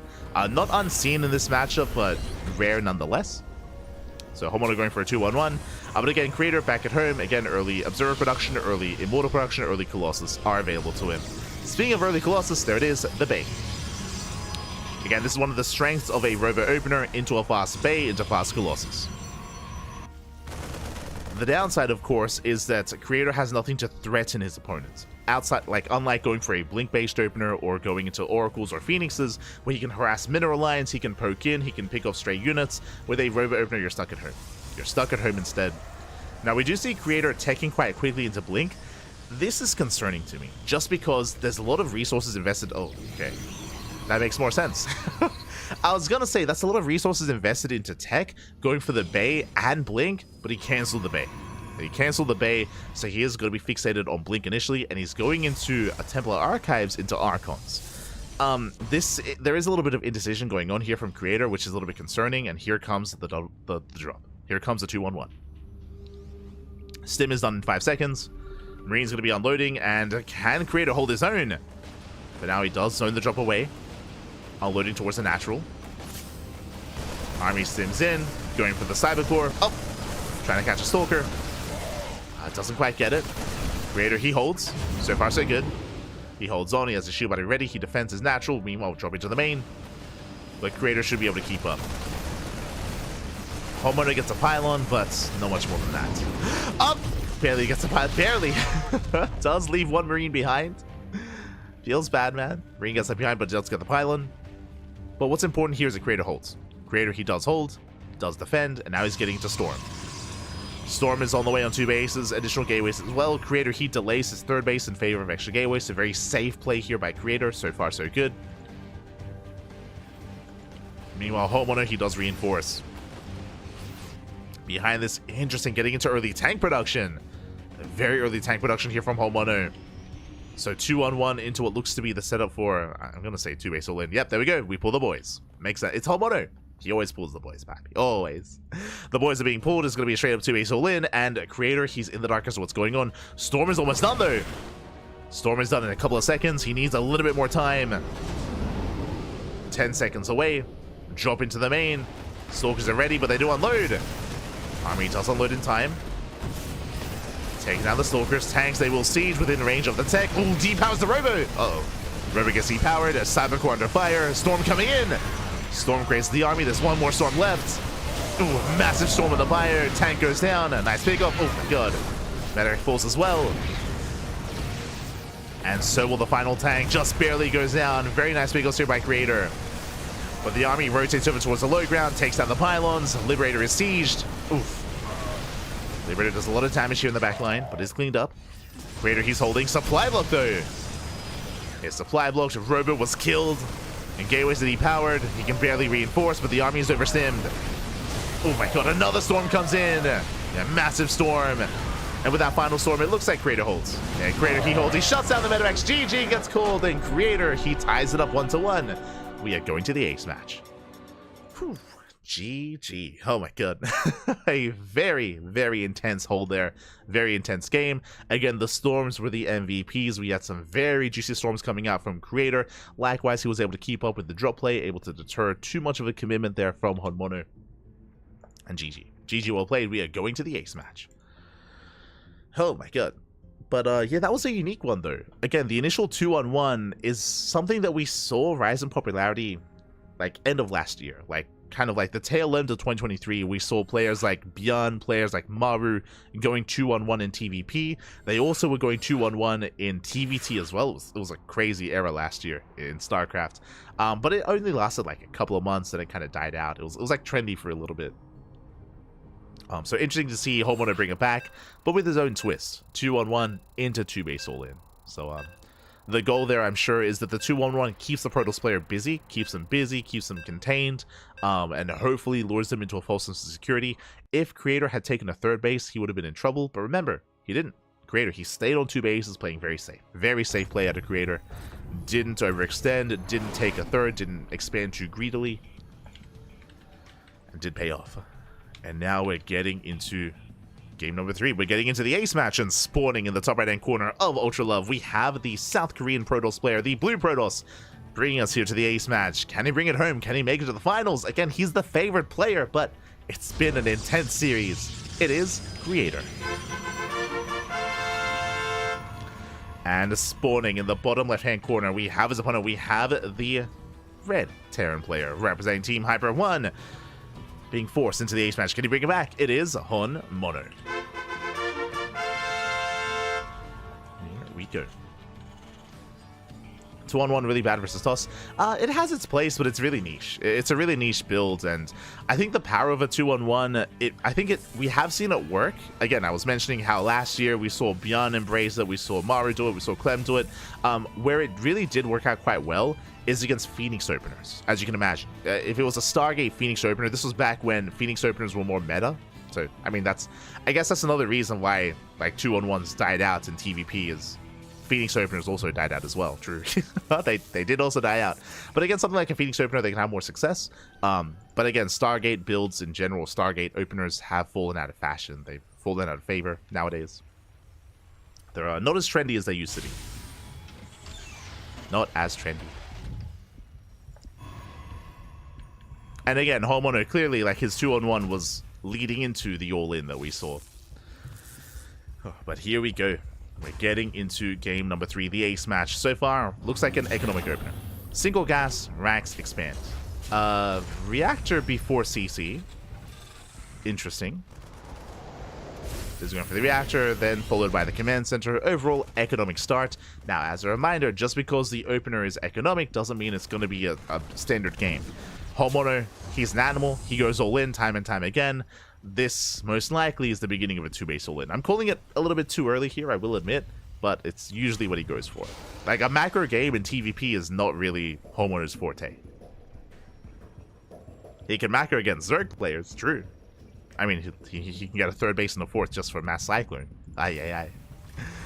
But we'll see where this leads us. So far, interesting. herO, no SCV Scout. No SCV Scout, no Reaper Scout either. Really greedy, actually. So he went Marine, Reactor, into a CC, of course, into a 2-on-1 setup initially. 3-1, there we go. This is more standard.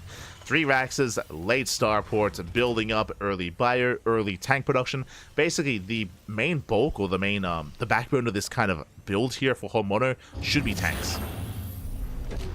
Should be. Curious. Going for the Reactor out on top. Okay. You have my attention.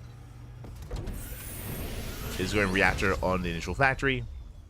I'm curious if he's doing this just for initial Hellions, just for scouting. So this could just be just 2 Hellions to move out across the map. Remember, herO, he has no idea what's happening. He has no idea what's going on. Speaking of, back at home, Blink. It's going to be a Twilight Council opener into Blink. We have 2 gates so far. It looks like 2 gate Blink into a third, but I wouldn't be opposed to Creator throwing down a 3rd gateway, just to be safe. Like, especially against herO, I feel like safe plays is ideal.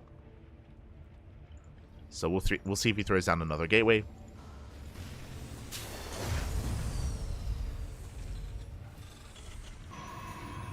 Yep, there it is.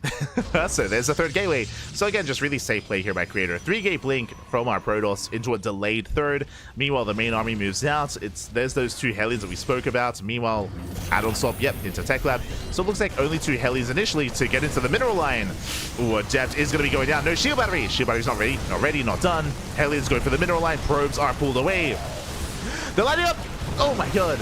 2 probe kills, only 2, thankfully. Meanwhile, more Hellions coming to reinforce. Once again, they go for the main. They're going for the probes. 3 Hellions do one-shot probes. If they line up, there we go. So far, 6 probe kills, getting up to 9. Getting up to 11. 13. Oh no, they're going to get more. 14 worker kills. They rotate over towards the natural. Down to 2 Hellions, but that's going to be 15 probes. Oh my god. 16. Far too much damage. Again, Creator, he was caught with his pants down. He wasn't quite ready for this. Was not prepared for this kind of aggression, and with that, an entire mineral line falls. 16 probes. That is insane. And back at home, remember, we had the add-on swap into tank production. It was only 4 Hellions into tanks. Tanks are building up, but bunkers on the way, and all Homono has to do is survive the counterattack. Speaking of, here it comes. Blink is done. Stalkers towards the main base. A bunker and tank are ready in the low ground, but not on the high ground. Also, I thought that was a bunker. That's an eBay. Never mind. Stalkers, they dive in. They catch reinforcements. Not bad. 2, 3 Marines. More reinforcements on the way. The tank, again, out of position. And Creator stays out of tank range. Oh, the Prism! Prism goes down. Massive pickup. No more reinforcements. Going for the tech lab. Second tank has arrived, though. Siege is up next to the base. Oof. Tank fully going up. Nice snipe here on the gas geyser. And we'll see what else Creator can get done here. Tempted to go in the tank, but now he gets out. Does dive out. Homeowner is still up in worker, still up in economy. This was good damage, but he needs more. There we go. He does get into the mineral line. Tanks out of position. 2 SCVs. Oh, but he bleeds out 2 stalkers. 3 stalkers. Not so worth it for Creator. 3 stalkers for 2 SCVs and what was that, like 2 Marines. Back at home, Creator working towards another War Prism to reinforce. Still being active. And I don't blame him. Like right now, there's a lot of pressure on Creator to do more with these stalkers. It's not easy, but he has to either find a tank, get more Marines, get more SCVs. He has to do something. The pressure is on. Meanwhile, Homono again, his goal here, defend. Just defend. Safety turret, just in case there are DTs. +1 attack is on the way. And Homono is up to 3 tanks, soon to be 4. And I feel like once we get up to 4 tanks, Homono can move out and he can pull the boys. He can pull the boys with this as well. But Creator coming in to the natural. Comes in from behind. Gets 3 workers. Oh, not bad. Saves all the stalkers. Very nice control here by Creator. Saves all of his stalkers. Gets away. Has a second group here outside the main. And when Homeowner does pull the boys, when he does commit, Creator, he has to slow it down. He has to do whatever he can to slow it down. To get eyes on it. To scout it. Scan reveals no third. Creator still on 2 bases. Taking into Storm. Now, Honmono, upon seeing no third base, what does he do? He expands. He's crazy! He's expanding. I like this, actually. I really do. I mean, especially, like, considering the 2-base play of Creator, it's so risky to commit to an all-in when your opponent is playing as safely as they are, right? When your opponent isn't expanding. Now Creator takes a third, but, again, it's a late third. So, Homeowner, for the first time this series, he is throwing down an expansion, getting a third CC. Let's go. And are we going to embrace a longer macro game? I mean, Homeowner does have an advantage, so getting into it, I mean, he can get into a macro game. It's true. He can do so. Catches out 2 stalkers, getting a third. 3 stalkers go down. 2 more maxes, getting up to a 5-rack setup. Homeowner, he's still scanning. Oh, he misses the third base, though. Likewise, there we go. He spots a transfer, so he knows. He should know now that there is a third. Now, what does he do with this information? Now that he knows that Creator's expanded, does he just pull the boys anyway, despite having a third CC? I'm sure it's tempting, I'm sure. But like, Pap, just hold off, just expand, just macro. Just macro, Pap, just macro. You don't have to commit. No, okay. He's just establishing his third. It's fine. We can just calm down. We can be civil. Okay, we're good. The observer confirms. Creator, he sees the third base. He does see the saturation. Scanner reveals saturation at the third base. And we're macroing up. We're getting into the mid game. Let's go. For the first time. Getting into the mid game here. Bay is on the way. Forger +1. Charge as well. I believe Storm is already done for Creator. And as we embrace the longer game, as it looks like... Oh, herO did snipe the observer. Did snipe the observer, is moving out. He now has ghosts. He has EMPs. Does make his way across the map. Creator does spot the move out. And again, he has 3 High Templar. He has 3 Storms, at least. Storms are coming in. Tanks do siege. Ooh, the Vikings, they hit a zone away the Prism. Okay, the War Prism can't fully engage. Creator being forced back. Tank sieging up. Army sieves in. No EMPs yet. herO playing it carefully. Playing it slow. Colossus production has begun, so Creator is not just working with Storm, he's going to be working with Colossus as well. Taking the 4th base. Bold move by Creator, going for the 4th. If herO sees it, he can deny it. Speaking of, he does check, he does confirm. Army comes in from behind, the tanks are exposed! Yeah, massive Storm on the bio. 1 tank goes down, 2nd tank, 3rd tank as well. Yeah, herO, he was out of position, massive Storms on the bio. herO, he will catch out the Immortals, but oh my god, the Storms are brutal. He stands in the Storms! Oh my god. Regardless, he does take down every high-tech unit, takes down the Immortals, High Templar, but the Colossus has arrived. Who needs Storm when you have Colossi? Cancel the 4th, but Creator holds. Up! Rocks get knocked down. Thankfully, not on the main army. That can happen, by the way. You can destroy units. That is possible. Thankfully, Creator, he pulls back. Getting a 4th. And herO from here, he backs off. He's expanding. Getting another expansion. Now, typically, whenever we do see this rare sight, and whenever herO does go into something like a 4-base economy in TVP, he does often play... I just realized that's a planetary. God, I didn't realize that. I'm shaking my head. But whenever we see herO get a 3rd and get a 4th in this matchup, it's usually for a heavy bio play, heavy marine tank production. As I say that though, no more tanks. Does have the tech lab still in the factory, but he's making Widow Mines behind us instead. Ooh, catches out the Stalkers. Yeah, nice catch here by herO. Does rotate over towards the 4th. But he's pushing into Storms. Up. EMP connects. Storm still going. Oh my god, massive Storm on the army. He stands in the Storms. That was brutal. With that, Creator, he holds. He does hold. herO going to be forced back. Behind this, Disruptor's on the way.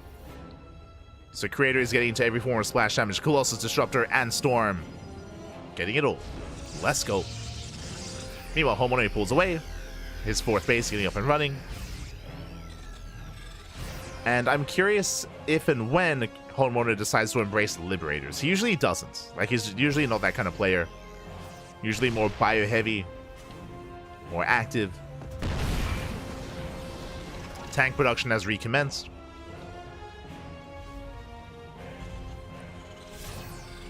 And Creator is now getting to a 2nd rover for double Disruptor production. We're gearing up.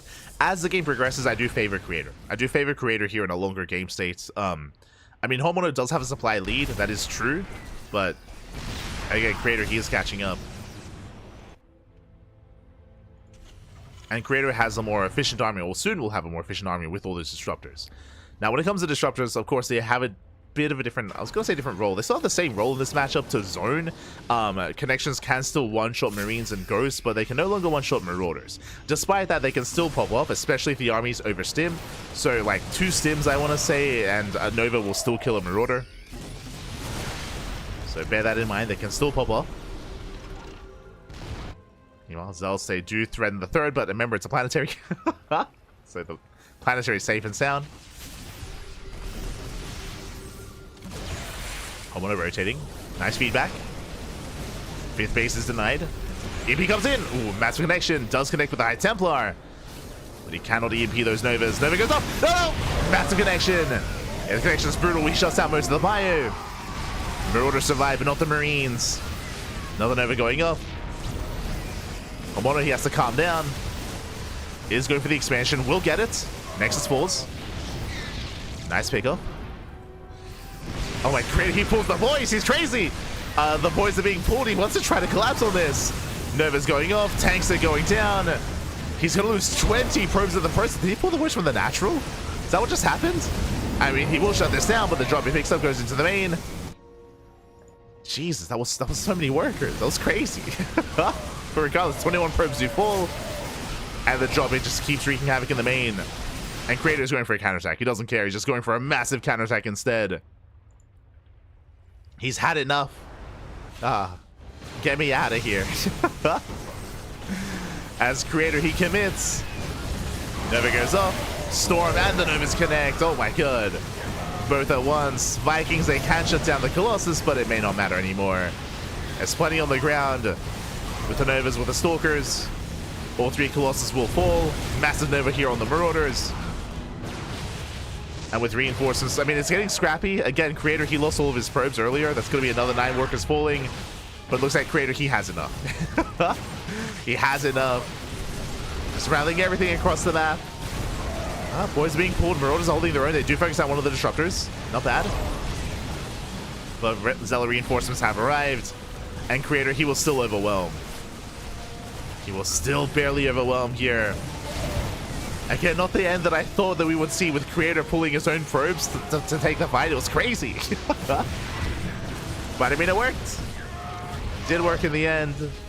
Takes down 40 SCVs. Pushing into the natural, so that's 2 disruptors.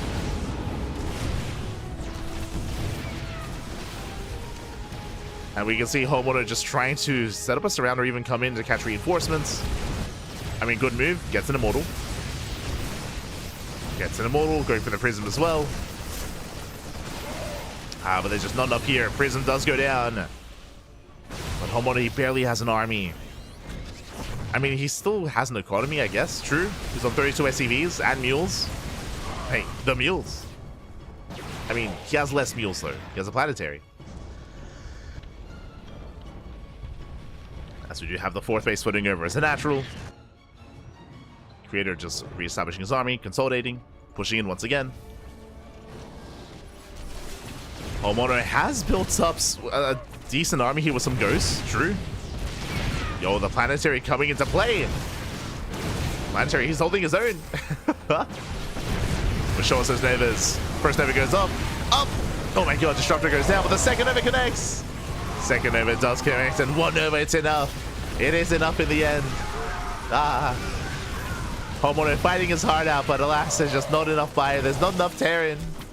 Not enough man with him. Colossus arrives from across the map. GG, good luck gets called. And Creator will take the series at 2-1. Whew. GG. Oh my god. GG, well played. Creator, he takes a series, but that was not an easy one. that was intense, Pappy. GG, well played. Creator, he does take it in the end. A shout out to Honmono though, because hey, you don't make a good series with one player, you make it with 2 players. And that was fun. That was a fun back and forth, very chaotic, very intense. Honmono's an animal as always, and Creator, he was able to survive most of Honmono's animalistic tendencies and does take it in the end. GG.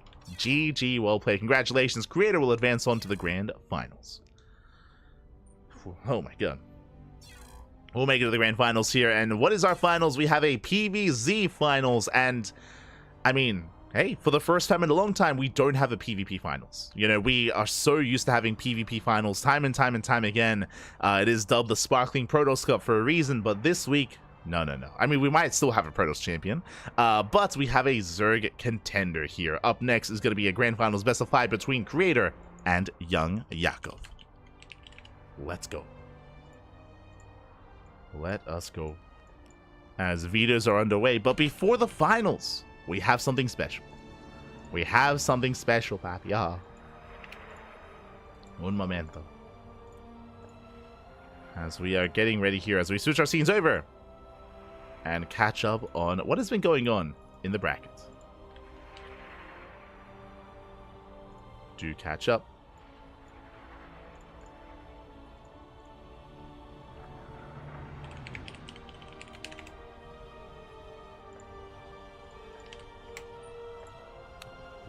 go. As I say that though, one moment. Un momento, papi, un momento. We might hold off on the raffle for a moment instead. We'll see. I need some time. So we're going to be going on a short break. I need some time to set the raffle up and to rig it, of course. Hashtag rigged in the chat, or exclamation mark rigged, what have you. So I do need a moment to set things up. Take this time to get some snacks, get some food, get some water, get ready for the grand finals, as we're going to have our raffle followed by that best of 5. See you soon.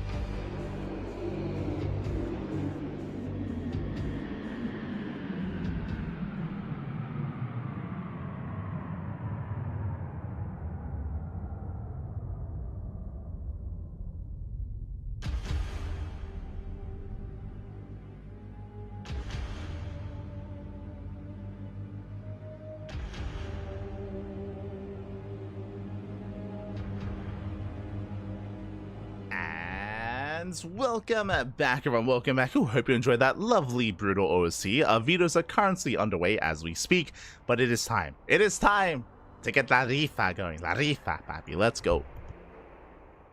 As we switch our scenes over and have a look at our bracket here. Again, it's been an amazing event so far. It's been a lot of fun. As I mentioned before, for the first time, we have moved from Sundays to Wednesdays, so our lineup here is a little bit slimmer than we're used to, but regardless, the quality has been there. A lot of amazing and fun matches have been held, and it is time for the raffle. Let's go. Let us go. We have 10 eligible players this week. 10 players are eligible, each one equally eligible here for 5 USD. And here we go. This week, the random raffle winner is, oh, a player that we weren't able to cast this week, but a shout out to Nicaract. GG, well played, Nicaract. He will walk away 5 USD richer here. Nothing amazing, nothing too large, of course, but 5 USD nonetheless. So congratulations to Nicaract. We'll walk away with some extra prize money here regardless, despite going down earlier on in the tournaments. As we can have a look at the bracket itself here, you can see Rebellion took down Nicaract at 2-1 in the initial round, but regardless, Nicaract did take it. Congratulations here. Did win the raffle. Hold on, who got the runner-up? Who got the runner-up? Oh, we had Demi. We have Demi, we have Flexi, Zartanus as well, but congratulations to Nicaract, congrats.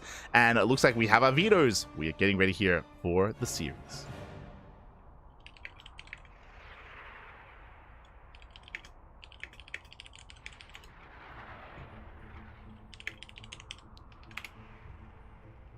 Here we go. As we're setting up here for that final series.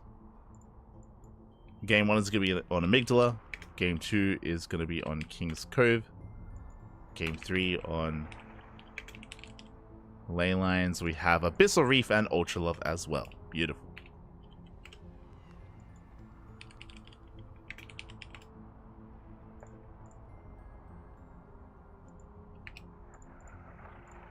Here we go.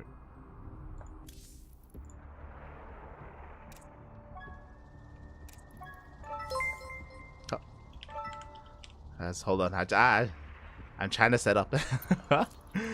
I'm trying to set up our lovely lobby here. And as we set up, a big shout out in the chat to Shiva Blaster. Shout out to Shiva Blaster in the chat. Thank you so much. Thank you so much for the support, for subscribing for 36 months. Oh my god. Crazy. 3 years. 3 years of support. Thank you. Thank you so much for the support. We do appreciate it. Thank you so much as we dive into the grand finals of this week's Sparkling Tuna Cup. Let's go. Let us go. Just catching up in the chat. Let's go, creator. Hashtag rigged. Exactly, exactly. Oh. If you got that second disruptor, it might have kept him going for a bit more. Nice game, though. True, true. I know the moment you're talking about when he sniped the first disruptor, but the second Nova went off. Oh. As it looks like we might have a bit of a bug here. All good.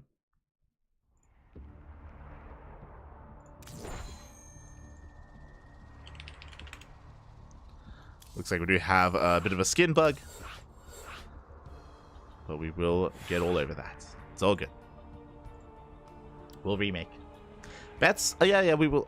As always, Pappy, we'll have predictions. We'll have them. We will have them. Don't you worry. We'll get there. We'll get there.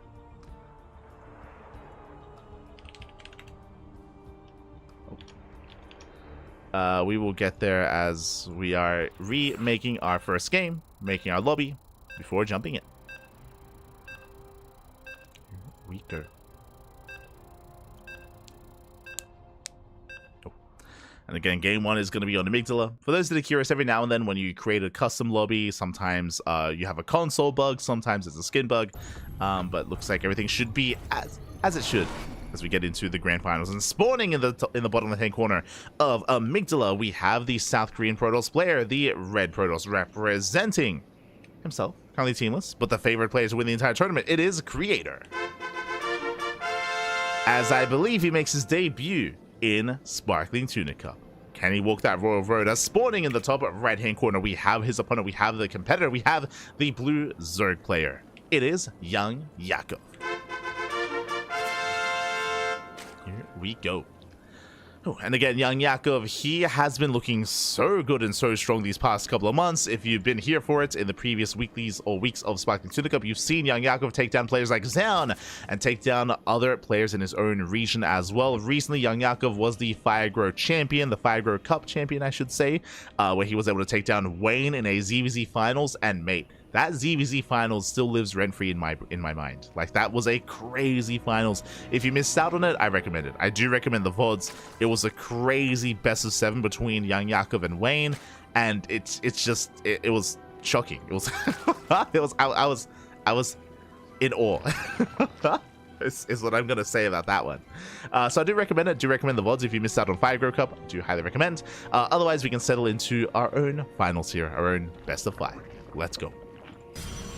For now, Gate Expand, send over. Gate Expand here by Creator, going from Gate Expand to Cybercore. Likewise, Young Yakov going Hatch Gas Pool. Everything so far looking as it should.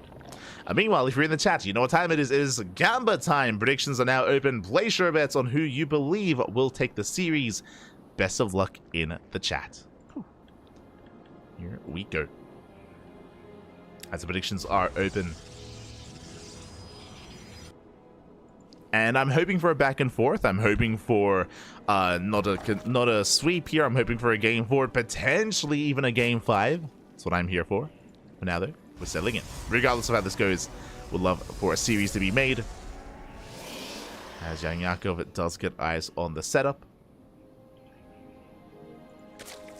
And back at home, just really joining up, saturating bases, working towards a third base. Nothing too crazy here in the other game, but oh my god, my apologies. I said nothing too crazy, but I have to eat my words because that is a Twilight Council opener. Creator opening up more aggressively instead. No Stargate, no Oracle.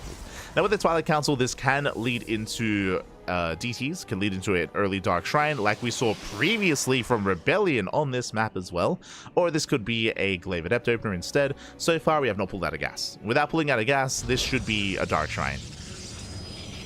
Twilight Council into Robo, we're waiting up for... Oh, he pulls out. Never mind, he pulls out a gas, which means Glaive Adepts. Ooh.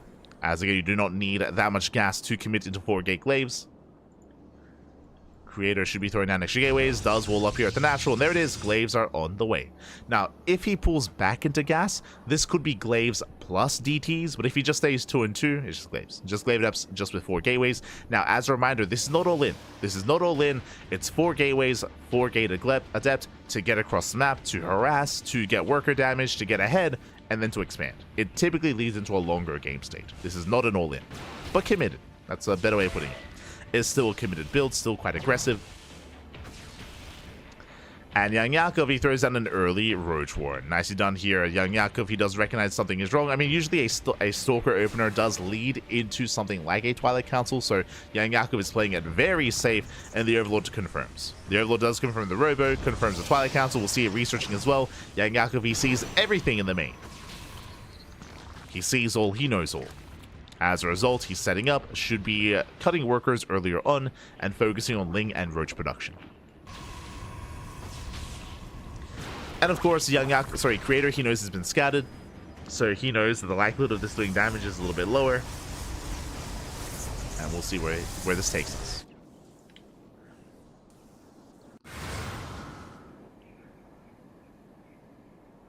As Creator does move out across the map.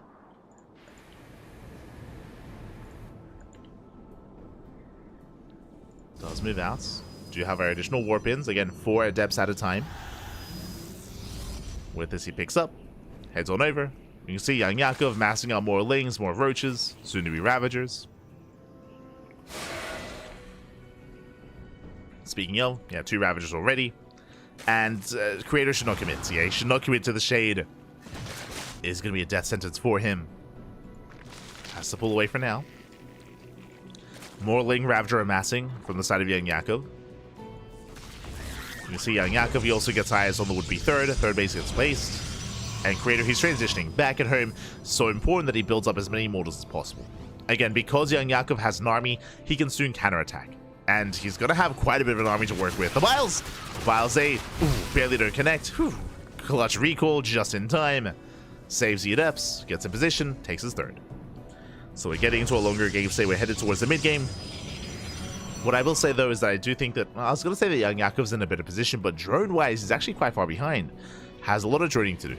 A lot of droning to do. Likewise, he's making more Lings, more Ravagers. Looks like Young Yakov wants to try to break the third. He will soon move out. And if he can break down this third base, I mean, he can even snowball into a win from there. We'll see. Some of these things are revealed. 2 drones fall. More Lings building up. 26 Lings in production. That's a lot of Lings, Pappy. That's a lot of Lings. 26 Lings on the way. And Young Yakov, he's completely all in. And back at home, what is there to defend? There's going to be 1 Immortal, soon to be 2. Okay, there's going to be 2 Immortals. There's going to be some Force Fields, Shield Battery at the third base, no Shield Battery at the natural. Young Yakov, ideally, he wants to try to catch the army out in the open. But the Immortals are safe.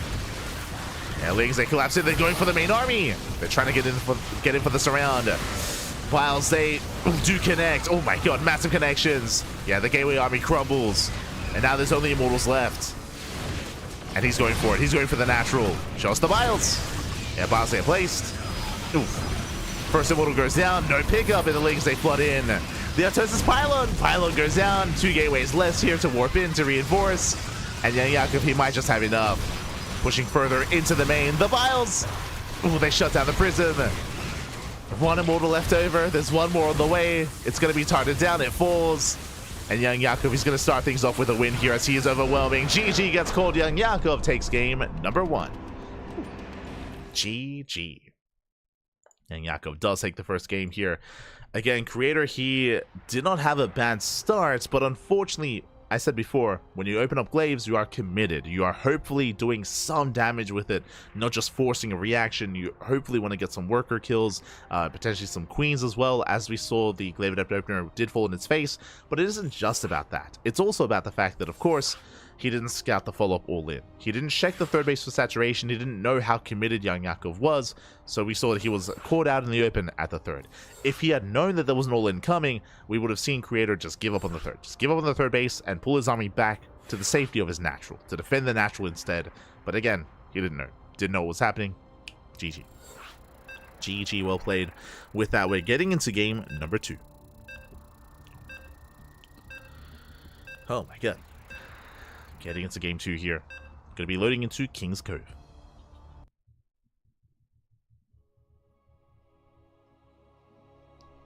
This patch, man. I mean, shield battery overcharge would not have changed things there. I mean, what are you talking about? And here we go. We're getting into game 2. And spawning in the top left-hand corner of King's Cove, we have the South Korean Protoss player, the Red Protoss, representing himself, currently teamless, down in the series, but we'll see if he can bounce back and make a series out of this. It is Creator. And spawning in the bottom right-hand corner, we have his opponents. We have the blue Zerg player, leading the series 1-0.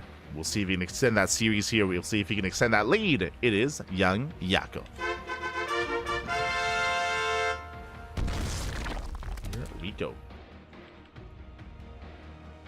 As young Yakov is going for a 15-15, 15 hatchery into a 15 spawning pool, a very safe opener here from our Zerg player. Meanwhile, Creator back at home, opening up with a gate expand. Again, that last game was Creator opening up aggressively and not really able to do much damage behind it. Likewise, that was did fail to scout, and hopefully this time we see a more standard opener out of Creator. We'll see. We'll see if he does open standard or if he opens up aggressively once again. Here we go. As for now, there's that pull into a more later gas geyser. Now, because of this, link speed is going to be delayed for young Yakov. Now, this means that if Creator, I mean, he does recognize the build, he is aware of what's going on. Creator, he could be more assertive with the first 2 adepts because link speed is going to be late. Likewise, it means that he has to worry a little bit less about his third base being denied by a link flood. So Creator, he can try to make use of this extended window that he has. We'll see. As for the time being, is just going to be settling in and waiting for his cyber core before committing to tech. We shall see.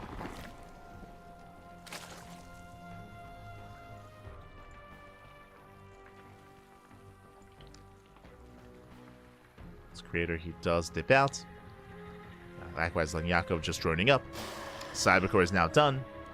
And we are waiting for our tech based on the placement. Yep, Stargate. It's going to be a Stargate opener here out of Creator.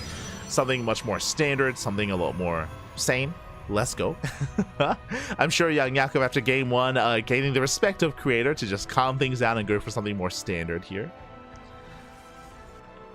Again, with the Stargate opener, we can go into oracles, we can harass across the map, we can scout, and we can even shut down Ling aggression as well.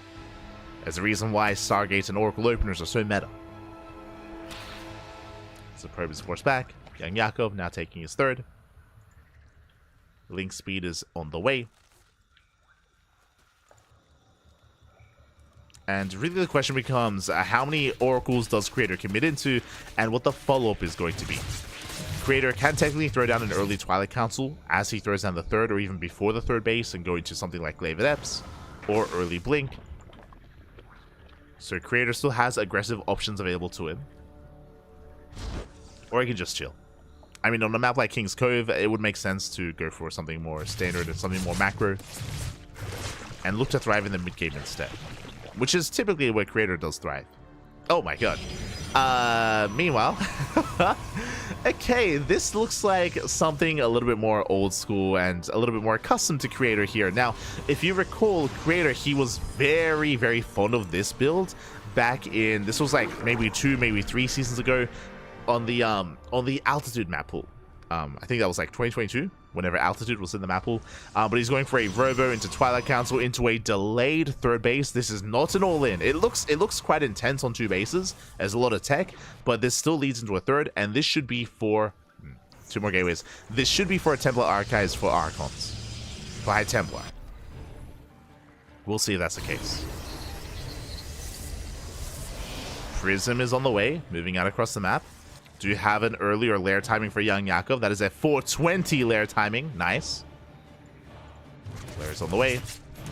Orca being forced back. Yep, there's a Templar Archive. So as I mentioned, again, this is designed to be a Templar Archives for High Templar for an Archon drop. So this is a delayed Archon drop, and Creator is going to expand. So this used to be Creator's go-to build back in the era of Altitude. Where he would build up early Archons into early Immortals, and it will snowball out of control with Archon Immortal, like in the mid-game. So again, this is a pretty old-school build.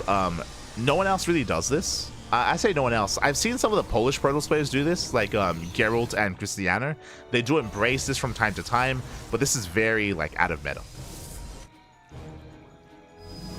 As the Temple Archives is done, and here comes the War Prism for that delayed Archon drop. High Templar morphing in for the Archons. Here we go. So again, it's just really safe, basically. Just really safe play because you're on 2 bases that much longer. Likewise, it gives you some map control later on with the Archon drop to hunt down Overlords, hunt down Lings. The downside is that your economy is delayed. Like, it is a delayed economy here for Creator. As Oracles, they do dip in. Prism takes a lot of hits. Takes some damage. Nice trades against the Lings. Now, what this usually leads into, as I was alluding to earlier, is Immortal production. Yep. Immortals, Archons. This can also lead into a second Robo for double Immortal production. And even though the Immortal was nerfed recently, again, the attack speed of the Immortal was nerfed by 10%, specifically to try to hinder this style of mass Archon Immortal. We have seen that Immortals are still pretty good. Like, despite the attack speed nerf, like, Immortals, they can still just completely chew through Roach Ravager. And Lurker as well. But so far, no second Robo. So Immortals, yes, to reinforce, to support the army, but working towards Storm, extra gateways, Forger +1. We'll see if we do go into that second Robo. Meanwhile, Young Yakov, he is going to be building up with Lingbane Hydra, getting his third base up and running, getting to a fourth as well. Young Yakov, he's up to 3 base saturation. He hasn't droned his fourth yet. His fourth was a little bit later. And he may just commit with Lingbane Hydra, even without lurkers. It's possible, as he has yet to drone. Moving out for map control. Storm is almost done. Storm should be done in time. Should be done in time for this push. And it's going to come down to the execution of Creator. Going to come down to how well he controls, is what I mean. Yeah, and Yakov is committing. Yeah, the fourth base is just for Larva. Just for Larva. He's rallying across the map on a 3 base economy. Morphing in Bailings, morphing in more Lings. Meanwhile, stasis traps are set up, but they're going to get baited out. Yeah, nice baits here. There's 1 stasis left. Storm is not yet done. Bailings to roll in. They go for that Templar. 1 connects. But just the 1. Other Bailing stuff behind the Hydras. The Force Winds are brutal. And Creator, he shuts this down. He completely shuts this down. Young Yakov, he has to get the hell out of here. He has to pull back. That was a very efficient trade for the Protoss. Bailing's about to break out of stasis, but the Archons, they can clean this up. Yeah, they don't get anything. So very nice defense here by Creator. And again, I'm not really too fond of Young Yakov being aggressive like this, specifically on King's Cove. As you can see, a very unique feature to this map, the ramp. Like, a ramp coming into the third. Likewise, very easy to rotate between the natural and third base as well. Like, it's just so easy to defend here. So Young Yakov, he risked it. Wasn't worth it. Wasn't worth it in the end. He has to back off, and now he drones. Now he drones up his fourth, getting into Infestation Bit into Hive Tech. But, to be honest, this is delayed. Likewise, only 1-1 upgrades just now starting. So all these upgrades, all this tech was delayed in favor of that push, and it wasn't worth it. Wasn't worth it. As a result, Young Yakov, he is behind in the form of this tech. So his lurkers are late, his upgrades are late, his Viper's going to be late as well. And Creator has potential with this counterattack. But where's the War Prism? Where's the Prism pad? Hallucination to the main, gets eyes on the Infestation, gets eyes on the lair, no Hive. And interesting, Creator, he's just chilling. He's just taking a 4th base. There's that second robot that we spoke about for double Immortal production, and he's going to max. So Creator, instead of pressing his advantage, he's just going to play it safe, calm things down, and max out on 4 bases, and build up a death bull of an army.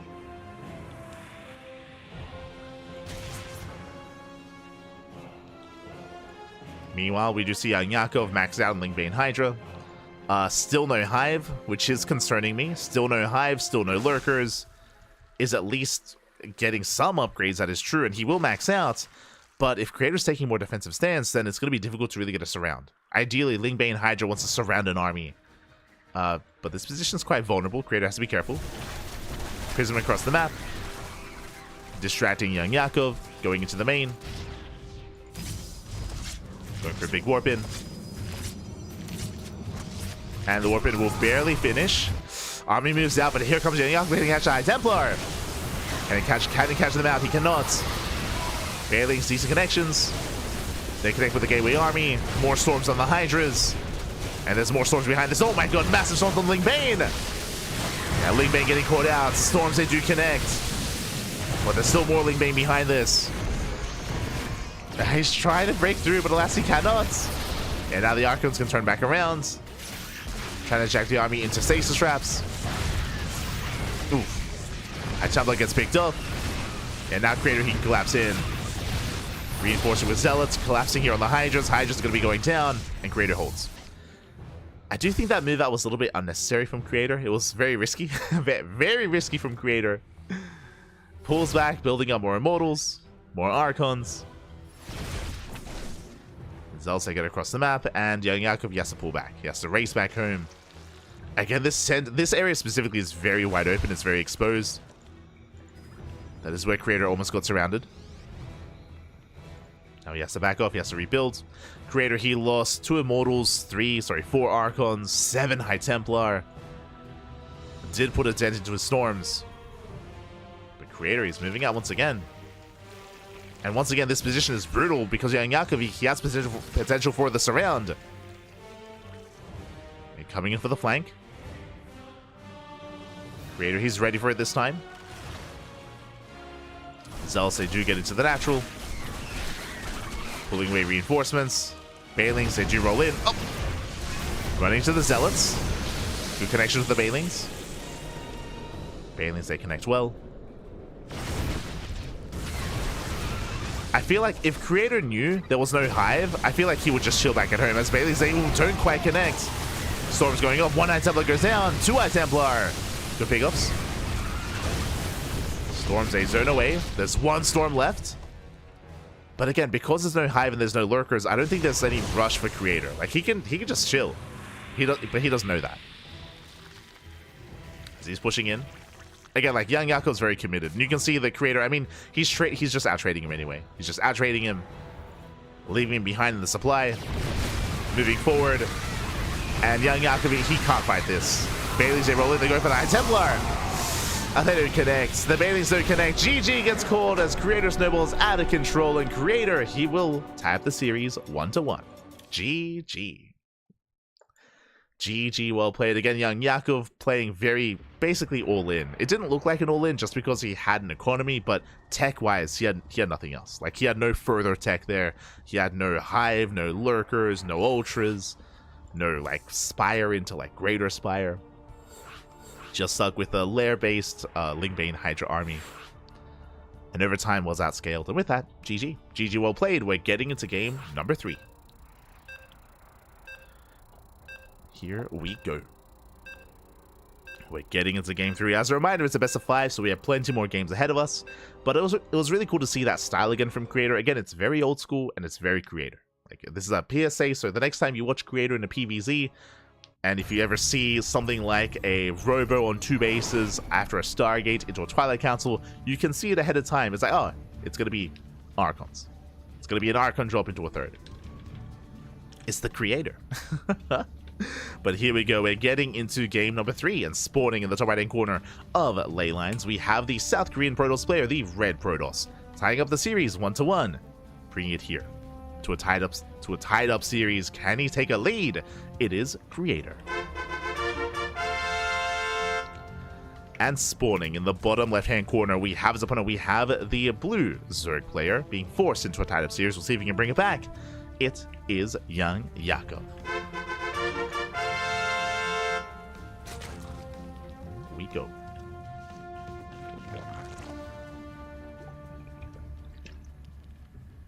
Oh my god. As we are settling in, this time Young Yakov is going hatch first, so this time a much more standard opener. If you remember, last game Young Yakov went 15-15, which means he had late gas, which means he had late link speed, so he couldn't really be active early on. This time, hatch gas pool. Standard opener, standard timings. So Young Yakov is mixing it up. Meanwhile, back at home, Creator going for a gate expand, standard opener from our Protoss. Dipping into the main base does confirm that this time the gases are a little bit faster and link speed is going to be more on time. Just trying to force some inefficient mining here. Being as annoying as possible. Fighting for those minerals.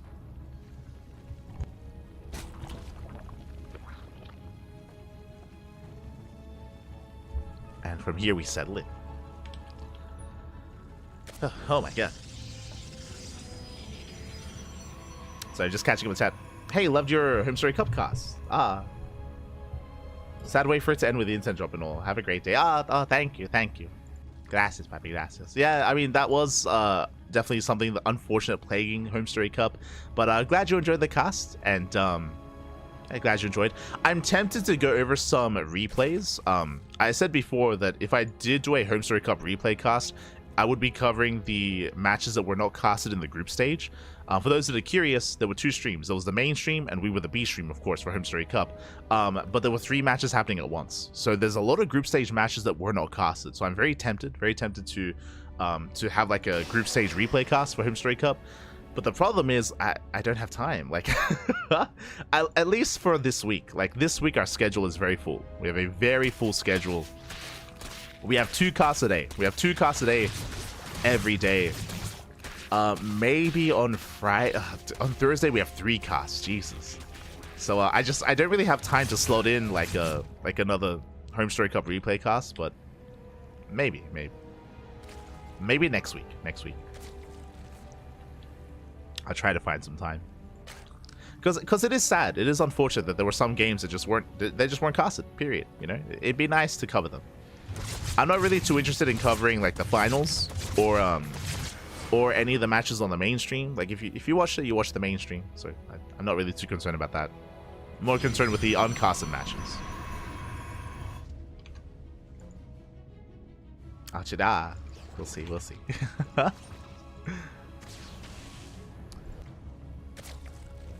For now, though, we are going to be getting our third, joining up, saturating our bases, everything looking normal. Meanwhile, Creator going for a Stargate opener, Stargate into Oracle, into a third.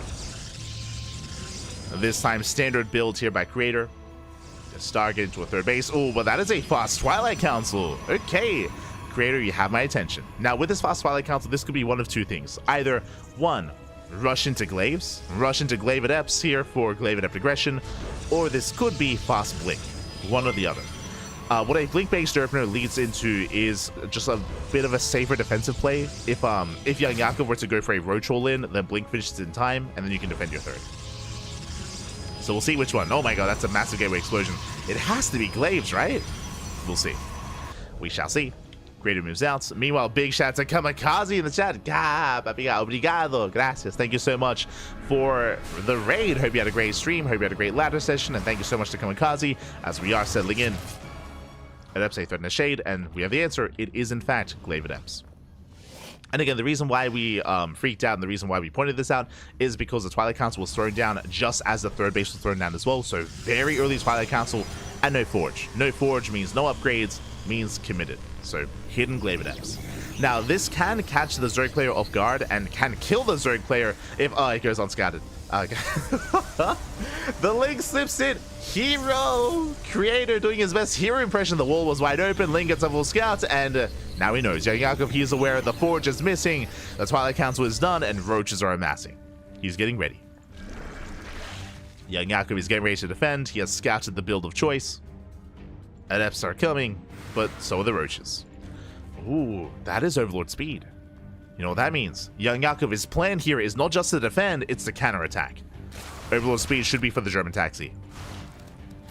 So the pressure is on, and Creator, he's going to be in some trouble here. If he doesn't do damage, I mean, Glaive Adepts, they struggle against Roach Ravager Queen. Lings are moving out. Here come the Dropper Lords. Dropper Lords are on the way. One queen gets caught, not bad.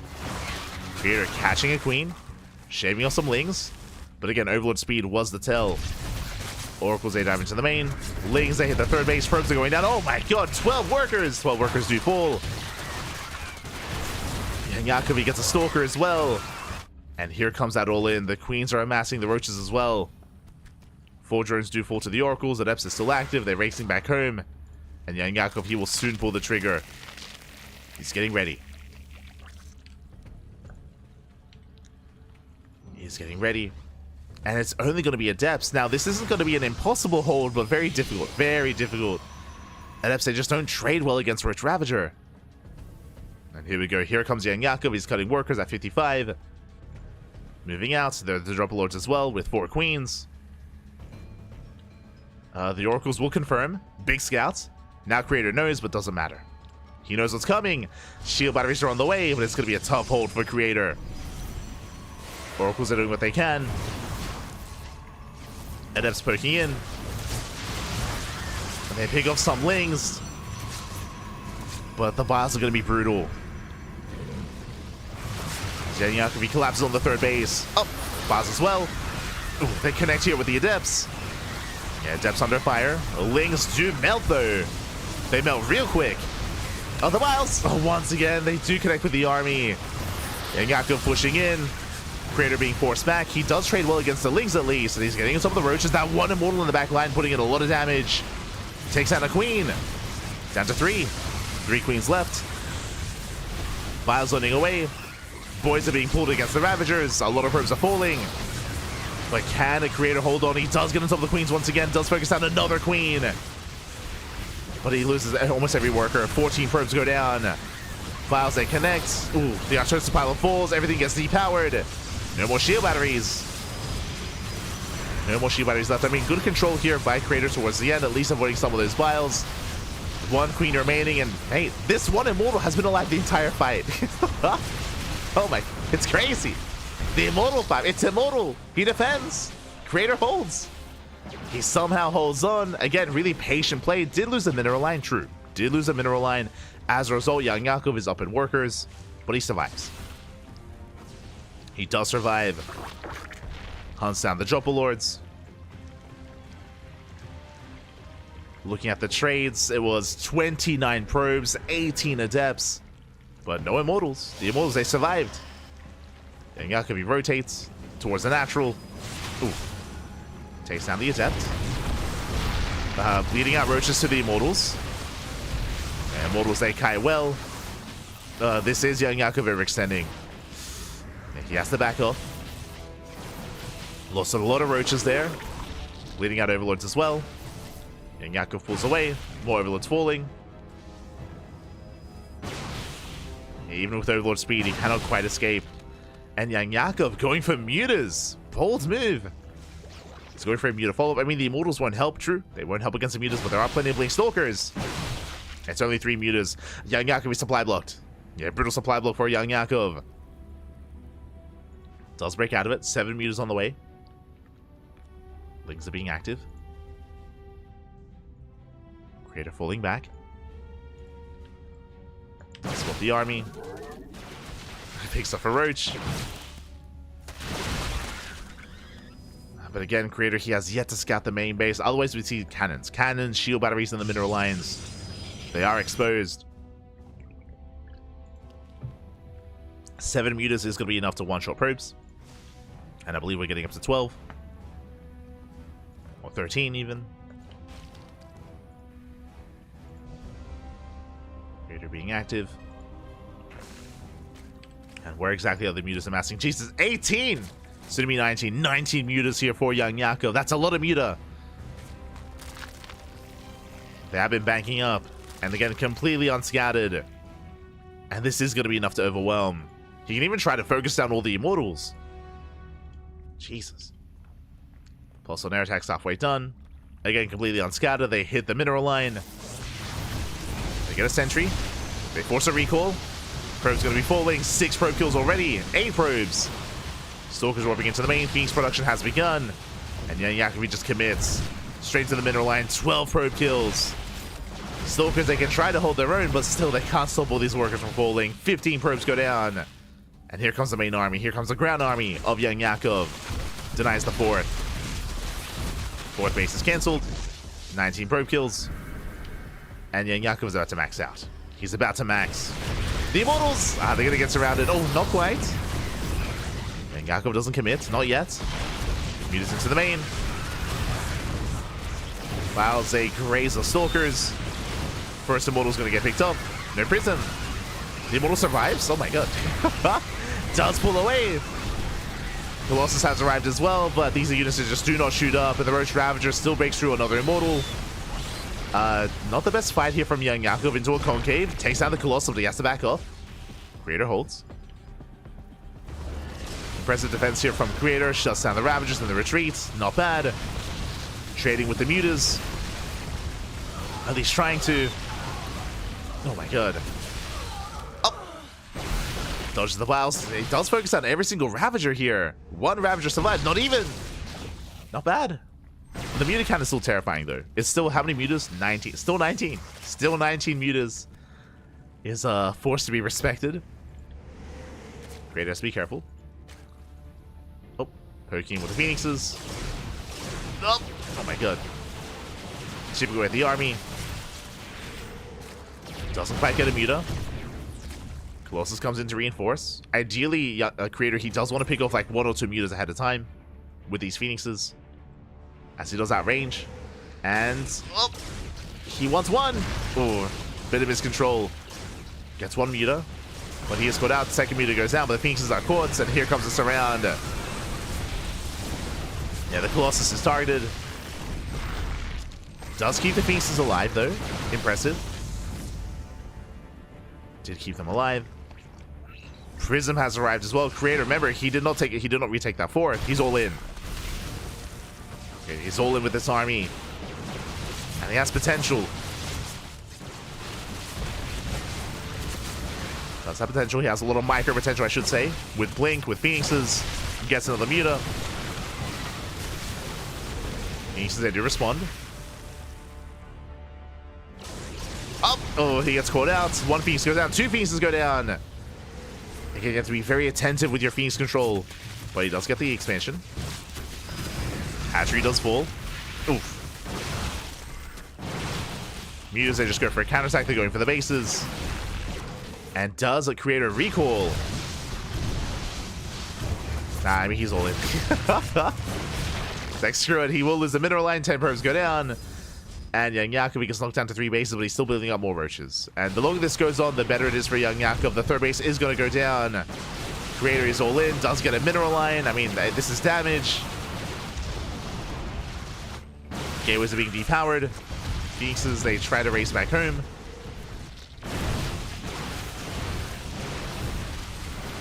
Creator, he does engage with the army. No Ravagers, not yet. They're further back. Kills the 3rd. Young Yakov is on 2 bases. But he still has 24 roaches. And the Mutas are coming back home. He's getting ready for a surround. Yeah, they're coming from behind. Immortals, they're left on their own. Immortal count's going to be reset. Nice trade against the Mutas, but finally no more Immortals. And Young Yakov, he's done it. He has done it. He breaks through. It's at a cost, and it's not the cleanest of trades, but there's nothing left. GG gets called, and Young Yakov will take a 2-1 lead in the series. GG. Oh my god.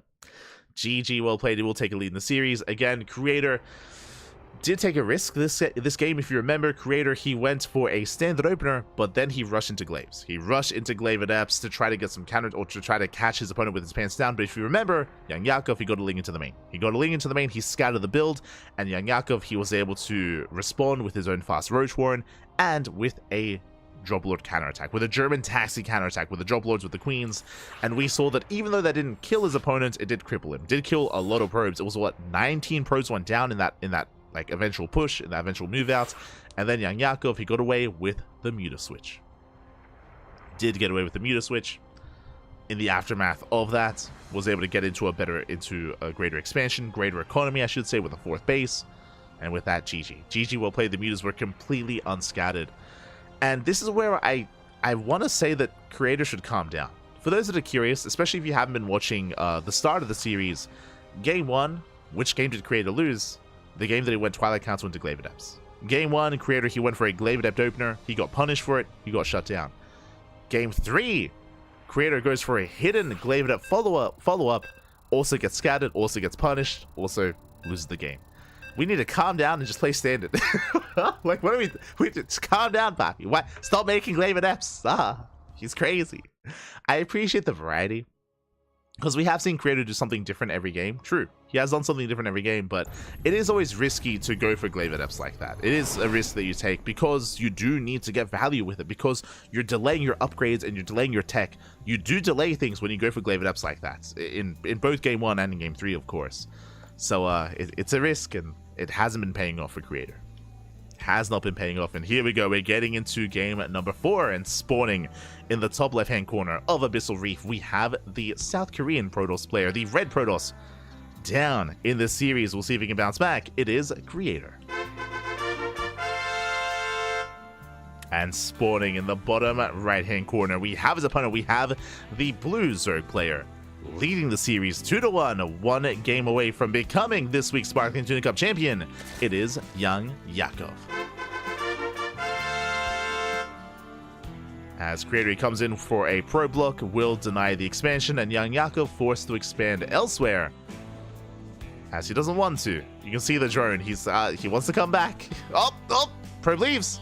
Probe leaves, the drone comes back, and Young Yakov will expand. Now, what just happened here is so risky, because if that probe stuck around, then Young Yakov would have just fallen behind, because his expansion would have been so late. Creator, he does double back, and there we go. Creator was juked, and the expansion is taken. But that is such a risky thing to do. Did pay off, though. Did pay off for Young Yakov. Behind this was initial gas into pull into delayed hatchery, of course, for the Zerg player. Now we can settle in. Now, of course, Abyssal Reef is a very large map. So if Creator were to go for something more economic, if he were to go for a Stargate opener, I mean, even say he goes for the same build as Game 2, right? Stargate into Robo, into Twilight Council, into Archons, into a delayed third. I don't think you have to be that extreme, but like something safer, something more macro-oriented, I feel like can do quite well. Can do quite well here on Abyssal Reef specifically. But we'll see. It's up to Creator. It's up to Creator at the end of the day. How aggressive is he feeling? We'll find out.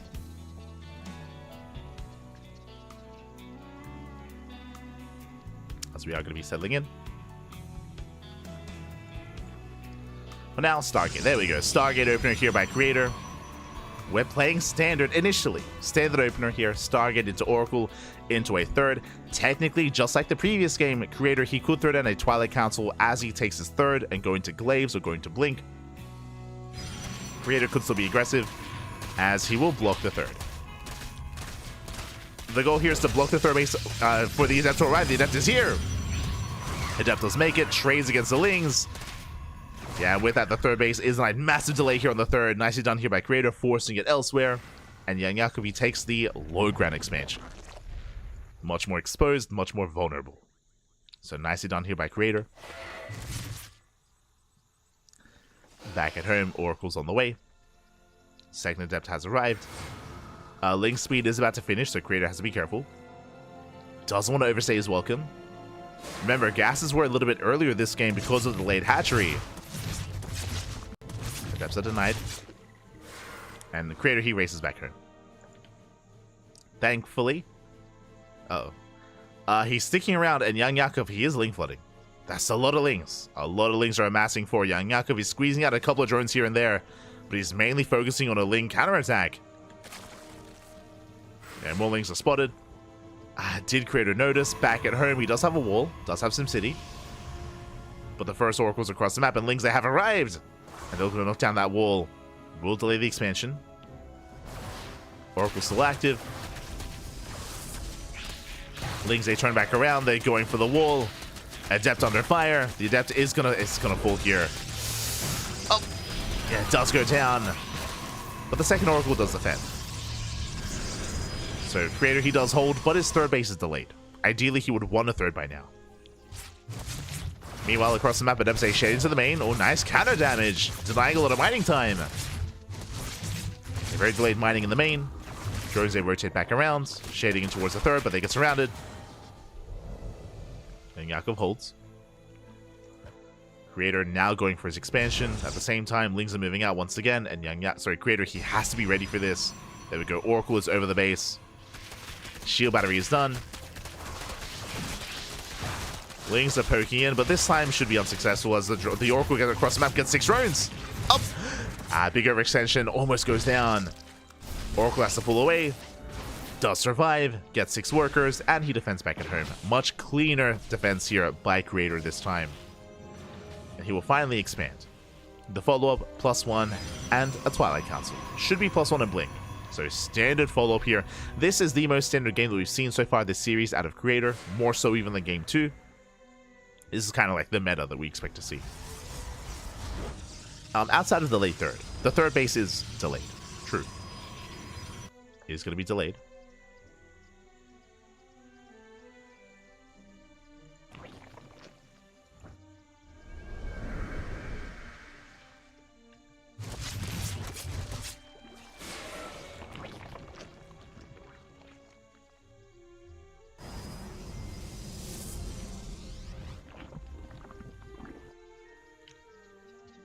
It's delayed, but it's now getting up and running. There it is. +1 and Blink is on the way. Gateway explosion behind this. Oracles, they do hit the third. They hit the natural even. Oh. Getting 1 drone. Revelation gets eyes on the timing of the lair. Standard lair timing, to be honest. Just standard lair. Gas is being taken. It's going to be 5 gas setup here. Working towards, I would imagine, roaches? No roach warren. This is, I mean, with +1 range, it should be Hydras, right? It should be Ling Hydra from Young Yakov. Otherwise, it would have already been a roach warren by now. Technically, Young Yakov could go into a Spire, but there it is. Hydra Den has been placed. So, Ling Hydra here into Ling Bane. Now, the last time we saw Young Yakov attempt this, he did go for a 3-base all-in. If you remember, it was on King's Cove, where he did not tech.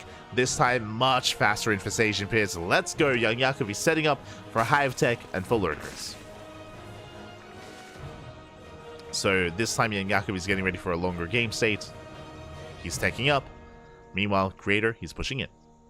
Blink is finishing up in a couple of seconds. He has Oracles to support himself. Lings, they move in for a counterattack. Back at home, there are some units that defend. But is it enough? As Lings, they hold position micro in the mineral line. They get 1, they get, oh, almost 2. Just 1. 1 probe. Nice defense here by Creator. Moves out across the map. He can now focus on his push.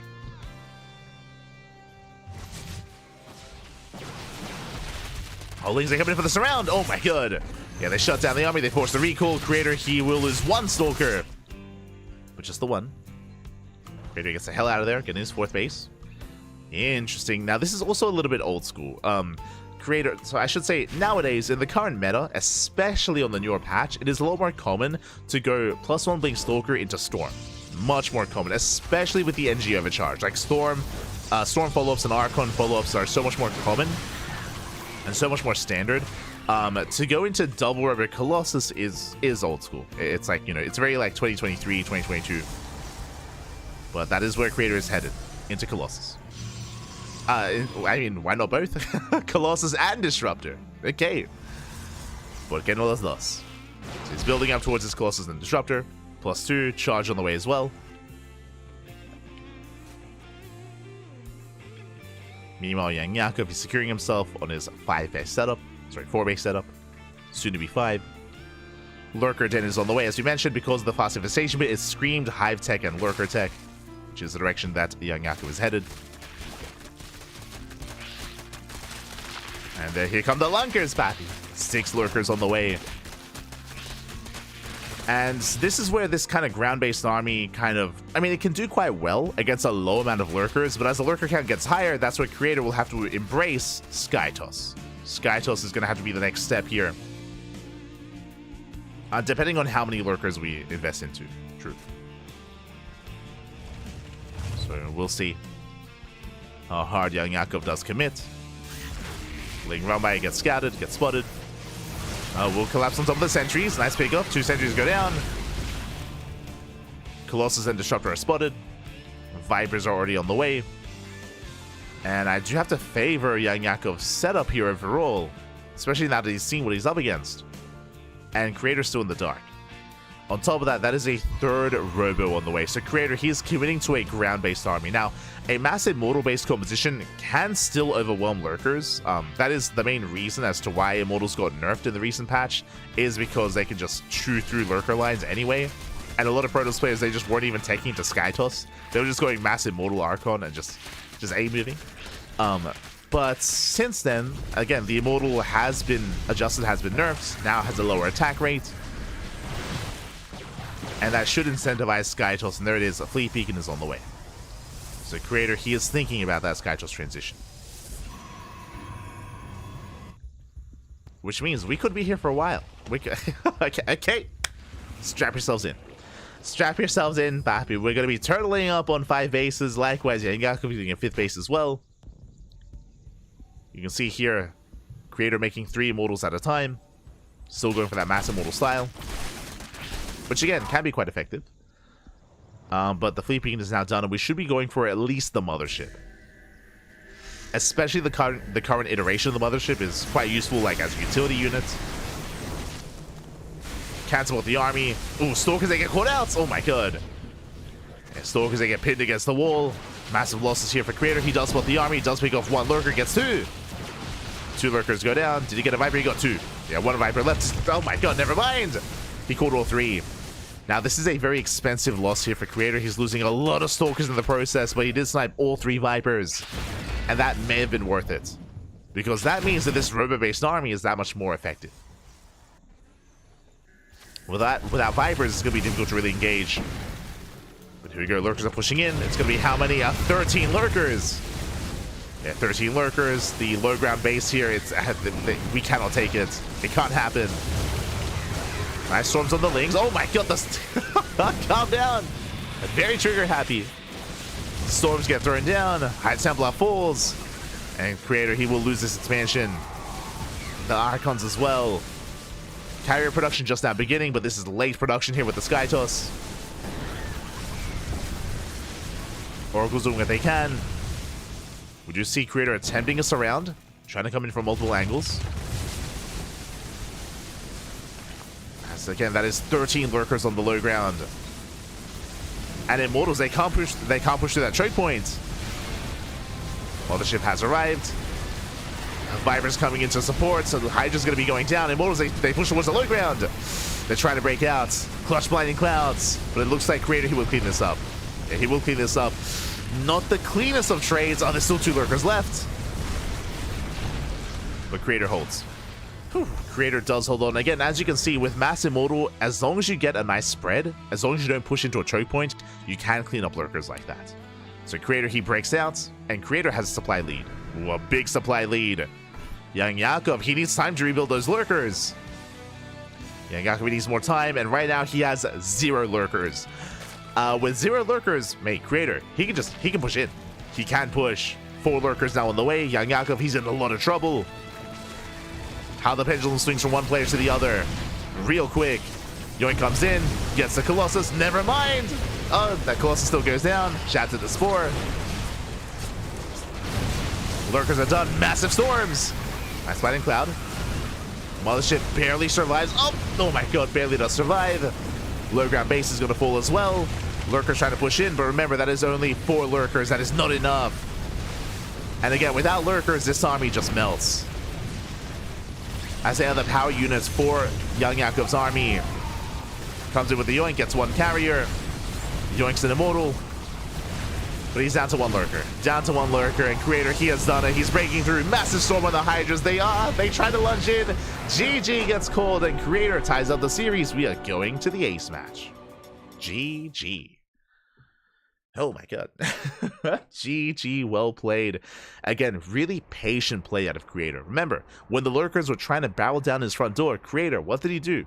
Just calm things down. He set up a surround with the Immortals. He waited for the mothership as well, and then he collapsed in. And again, as we saw there, Immortals, even without Skytos, a ground-based army can clean up 13 lurkers, but again, it came down to the angle, right? It came down to the surround that Creator had been able to kind of formalize there.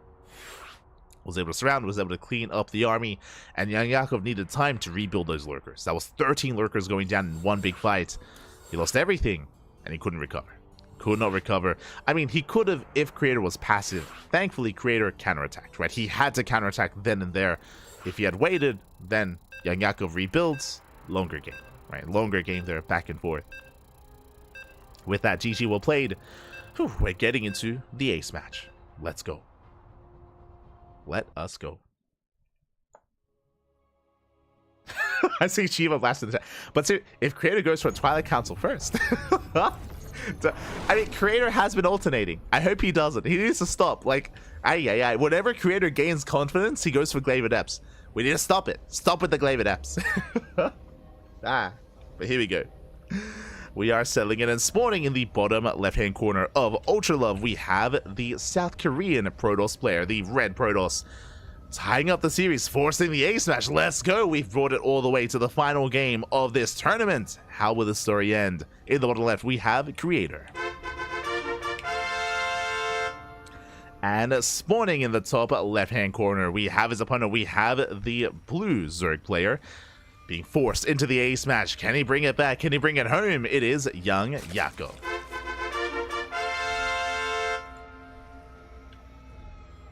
Here we go. The probe has arrived. Young Yakov forced to take the unnatural natural. This time, Creator, he does stick around a little bit longer. Remember, last time he was juked. This time, he refuses. This time, he sticks. he doesn't leave. This time, he's still on patrol, and he does force the unnatural natural. Okay. Here we go. So a nice start for Creator. Does force something more inefficient out of his opponent, as he will dip into the main. Does lay some mining, and back at home, standard opener. Just gate into expand into Cybercore.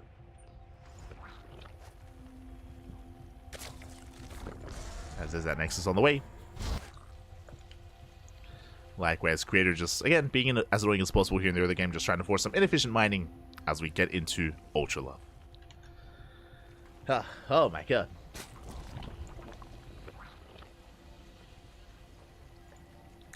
And the first question is going to be, when or what tech does Creator go for? Does he go for a Stargate or a Twilight Council? Again, this early Twilight Council play that Creator has been attempting to go for, it happened in game 1 and it happened in game 3. It's been unsuccessful. like it almost feels like in those two games, it feels like he was like skill checking Young Yakov a little bit. Like maybe Creator, he isn't really too familiar with Young Yakov. So like, especially game 1 going glaives and in game 2 going for the hidden glaives, it's like, mate, clearly it's not working. Clearly Young Yakov is good enough to scout and to prepare against that. Like again, Young Yakov has been looking quite impressive in those games. So you can't pull a fast one on him. Creator learning to respect Young Yakov throughout this series. Meanwhile, Stargate, it's going to be a Stargate opener out of Creator. So far, standard setup. Stargate into, I imagine, Oracle, into a third. So far, so good.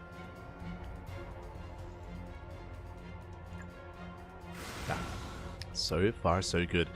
Meanwhile, Young Yakov, he's not droning. Okay, he is, but he's making a lot of links. He has 8 more links on the way. His first wave of links, they do skirt around the edge of the map, and Young Yakov is being hyper-aggressive early on. A first adept does shade in. Ooh, forces out extra gases and extra spores, but doesn't kill anything. The drones do survive, and we do see Young Yakov attempting a dive here into the natural. Shield batteries on the way. Stalker is under fire. The Oracle is still in production, and we're going to have to wall off. The Stalker is going to go down. Nice pickup. Adept tries to race back. More links have arrived. And this is not an all-in. Young Yakov is droning. He's droning up behind this, but the gateway is under fire. And the Oracle is going to have to be used back at home. And we're forcing a secondary wall. Yeah, we're just forcing some inefficiencies here out of Creator. We're keeping him contained. Gateway is cancelled, and Creator should be cancelling this Gateway as well. But again, some nice damage, and this does delay the third. It does contain Creator on 2 bases. As Ling's a poke back in. He wants to get... The Oracle ran out of energy. No, sure, that should not have happened. Yeah, Creator, he does have an energy overcharge, by the way. Aye. Moves out with the second Oracle. That is something that you have to get used to, and Creator, he was on vacation. For those who don't know, I should emphasize this as well. Creator, he went to France. Went to France for a little bit. That was last month. And Creator was taking some time off. And Creator was not so active in the PTR tournaments. So as a heads up. I mean, it makes sense. Like, a lot of the builds that Creator's been going for in Game 2 and in Game 4 were very old school. Like what Creator's kind of used to. Oracles are moving out. Yeah, he hasn't been using his NG overcharge, which usually we would see on these Oracles. Stasis are into natural. Double Oracle towards or in between the bases. Did get a couple of workers. Oh my god. 2 drones going down. 3 drones even. Get nice control here by Creator. He pulls away. Does pull away, getting his third up and running. Meanwhile, Young Yakov going into his own lair. It's going to be a 520 lair timing. Roach Warren gets placed as well. Everything looks standard. Everything looks normal from Young Yakov. No early tech, no early roaches, no early gases. 4th base. So standard play here by Young Yakov. Creator follow-up is going to be a Forge and a Twilight Council. Did he just use it for the shield battery? No, because I was checking here the cooldown, and the cooldown has yet to be used on the next. Like, you can see if a spell has been used.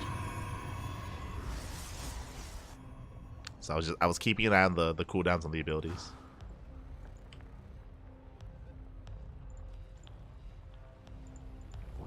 As Creator, he does move out.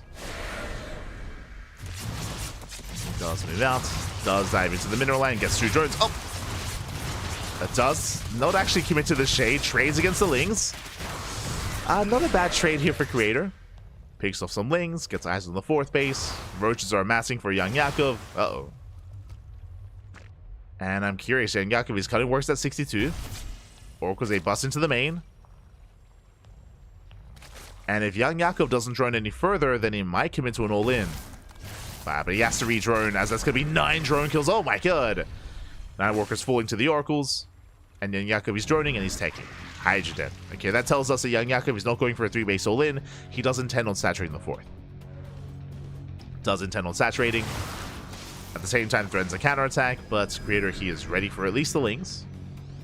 He's in position. Forces his opponent back at home, going for... Oh, I assumed it was going to be Blink, but no, my apologies. It's going to be Charge instead. Something much more aggressive here. So typically you want to hit with Charge and +1. Charge +1, Archons as well. This is a much more aggressive build here by Creator. And he's gearing up for that eventual move out.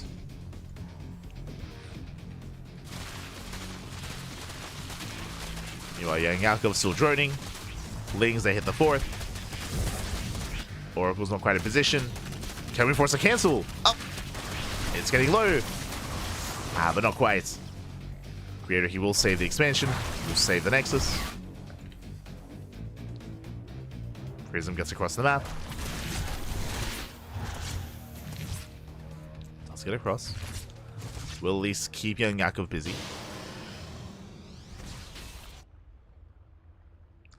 But yeah, so an adaptation that we've seen from a lot of more modern Protoss players, like in the current meta, is more stasis traps, just because you have constant energy overcharges throughout the course of the game. Meanwhile, Force Fields get thrown down, but here comes the push, and Yakov, he built up towards 69 drones. Nice, and he's pushing out with Roach Hydra. Is moving out with it. Storm isn't done. No, High Templar goes down. Creator's not ready. He's not ready for this. Caught with his pants down. The Oracles, they fall one after the other. And Young Yakov catching him off guard, catching me off guard. I thought it was droning, but no. No drones whatsoever. He breaks on through.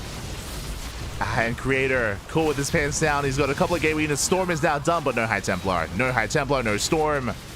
And Yakov just going straight for the kill, straight for the 3rd. Immortal's getting caught out. I mean, the shield battery will help. And Creator, he's going to be able to hold him to the natural at least. Barely. But he's being sort of hard. He's being pulled apart at this point. Immortal does fall. GG gets called, and Young Jakub, he does catch Creator off guard, and he will take the series 3-2, becoming this week's Sparkling Tuna Cup champion.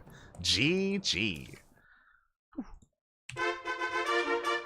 GG, well played, Young Jakub. He pops off. He is going to be our champion. Big upset here as well coming into this tournament. Creator was the favorite player. He was the favorite player coming into this 100%. He's the highest rated player in the tournament. But Young Jakub, he pops off. As I mentioned before, Young Jakub, he has been on fire recently. Oh. Has been on fire. He's been getting better and better results. It was only a couple of weeks ago that we saw Young Jakub take down Zaun. Now he takes down Creator. Likewise, Young Jakub, he's our most recent Fire Grow Cup champion as well. And GG, well played. Young Jakub does take it. My condolences to Creator here, but again, it does feel like, as I was saying before, Creator, he has been less active in the PTR tournaments, and he has been active this week, but it does feel like he still has to get used to the current patch and the new meta that is forming around the current patch as well.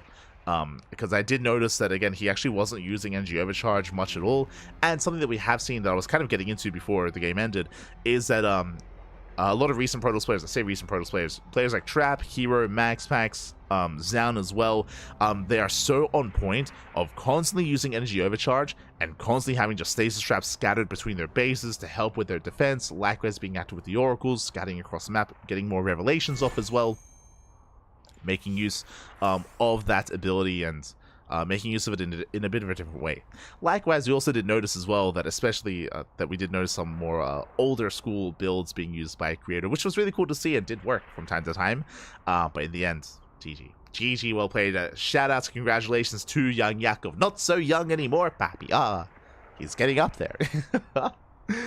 And is our champion. Congratulations here. And I hope to see more of Creator. I hope to see more of him in the coming weeks. Again, there's plenty of open cups, whether it's Sparkling Tuna Cup. Fun fact, tomorrow we have Tenacious Turtle Tussle as well.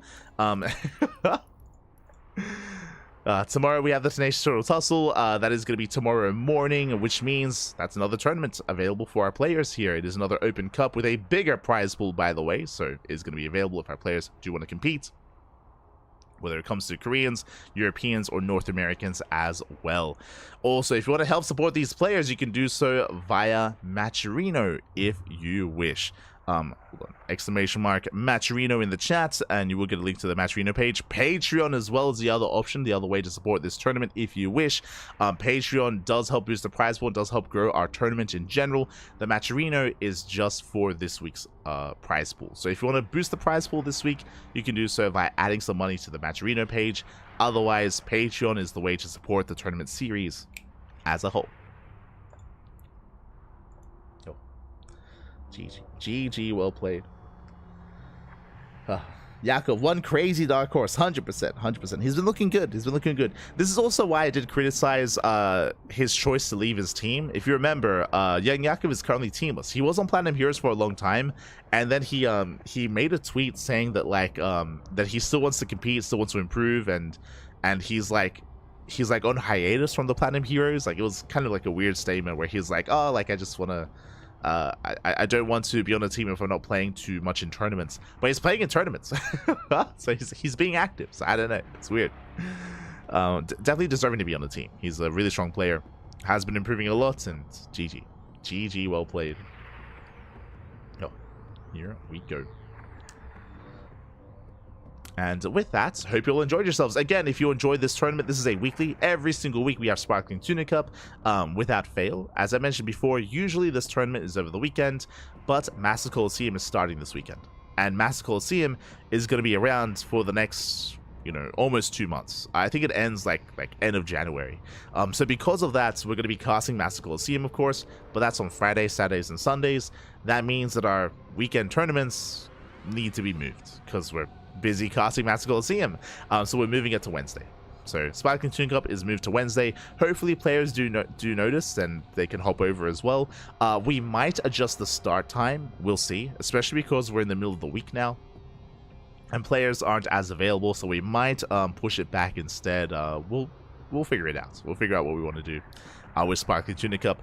But regardless, I mean, it was great to have these players here. Great to experience Creator for the first time. This was his first time playing in our Open Cup as well, so really do appreciate it. And again, I hope to see more of Creator in the future.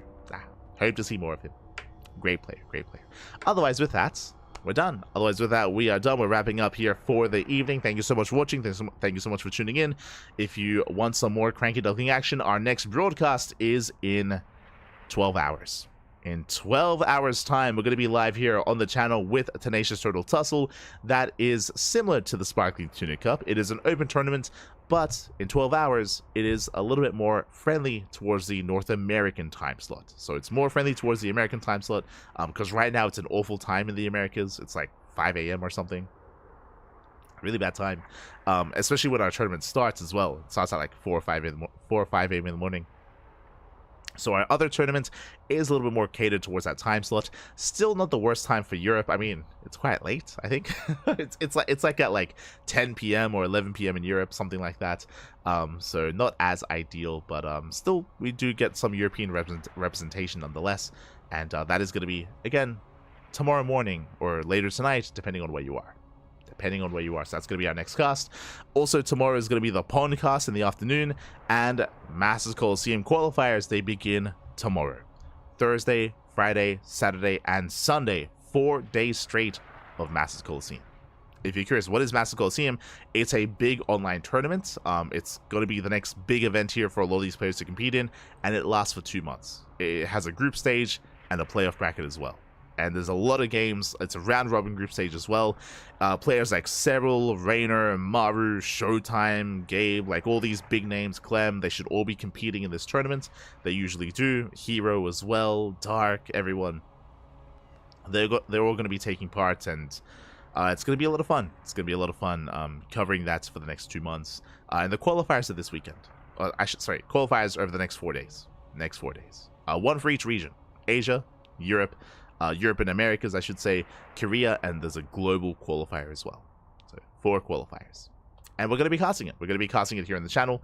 So, yeah, that's going to be in 24 hours. 24 hours from now. Qualifier. There you go. Otherwise, I'm done. 1 a.m. Yeah, there you go.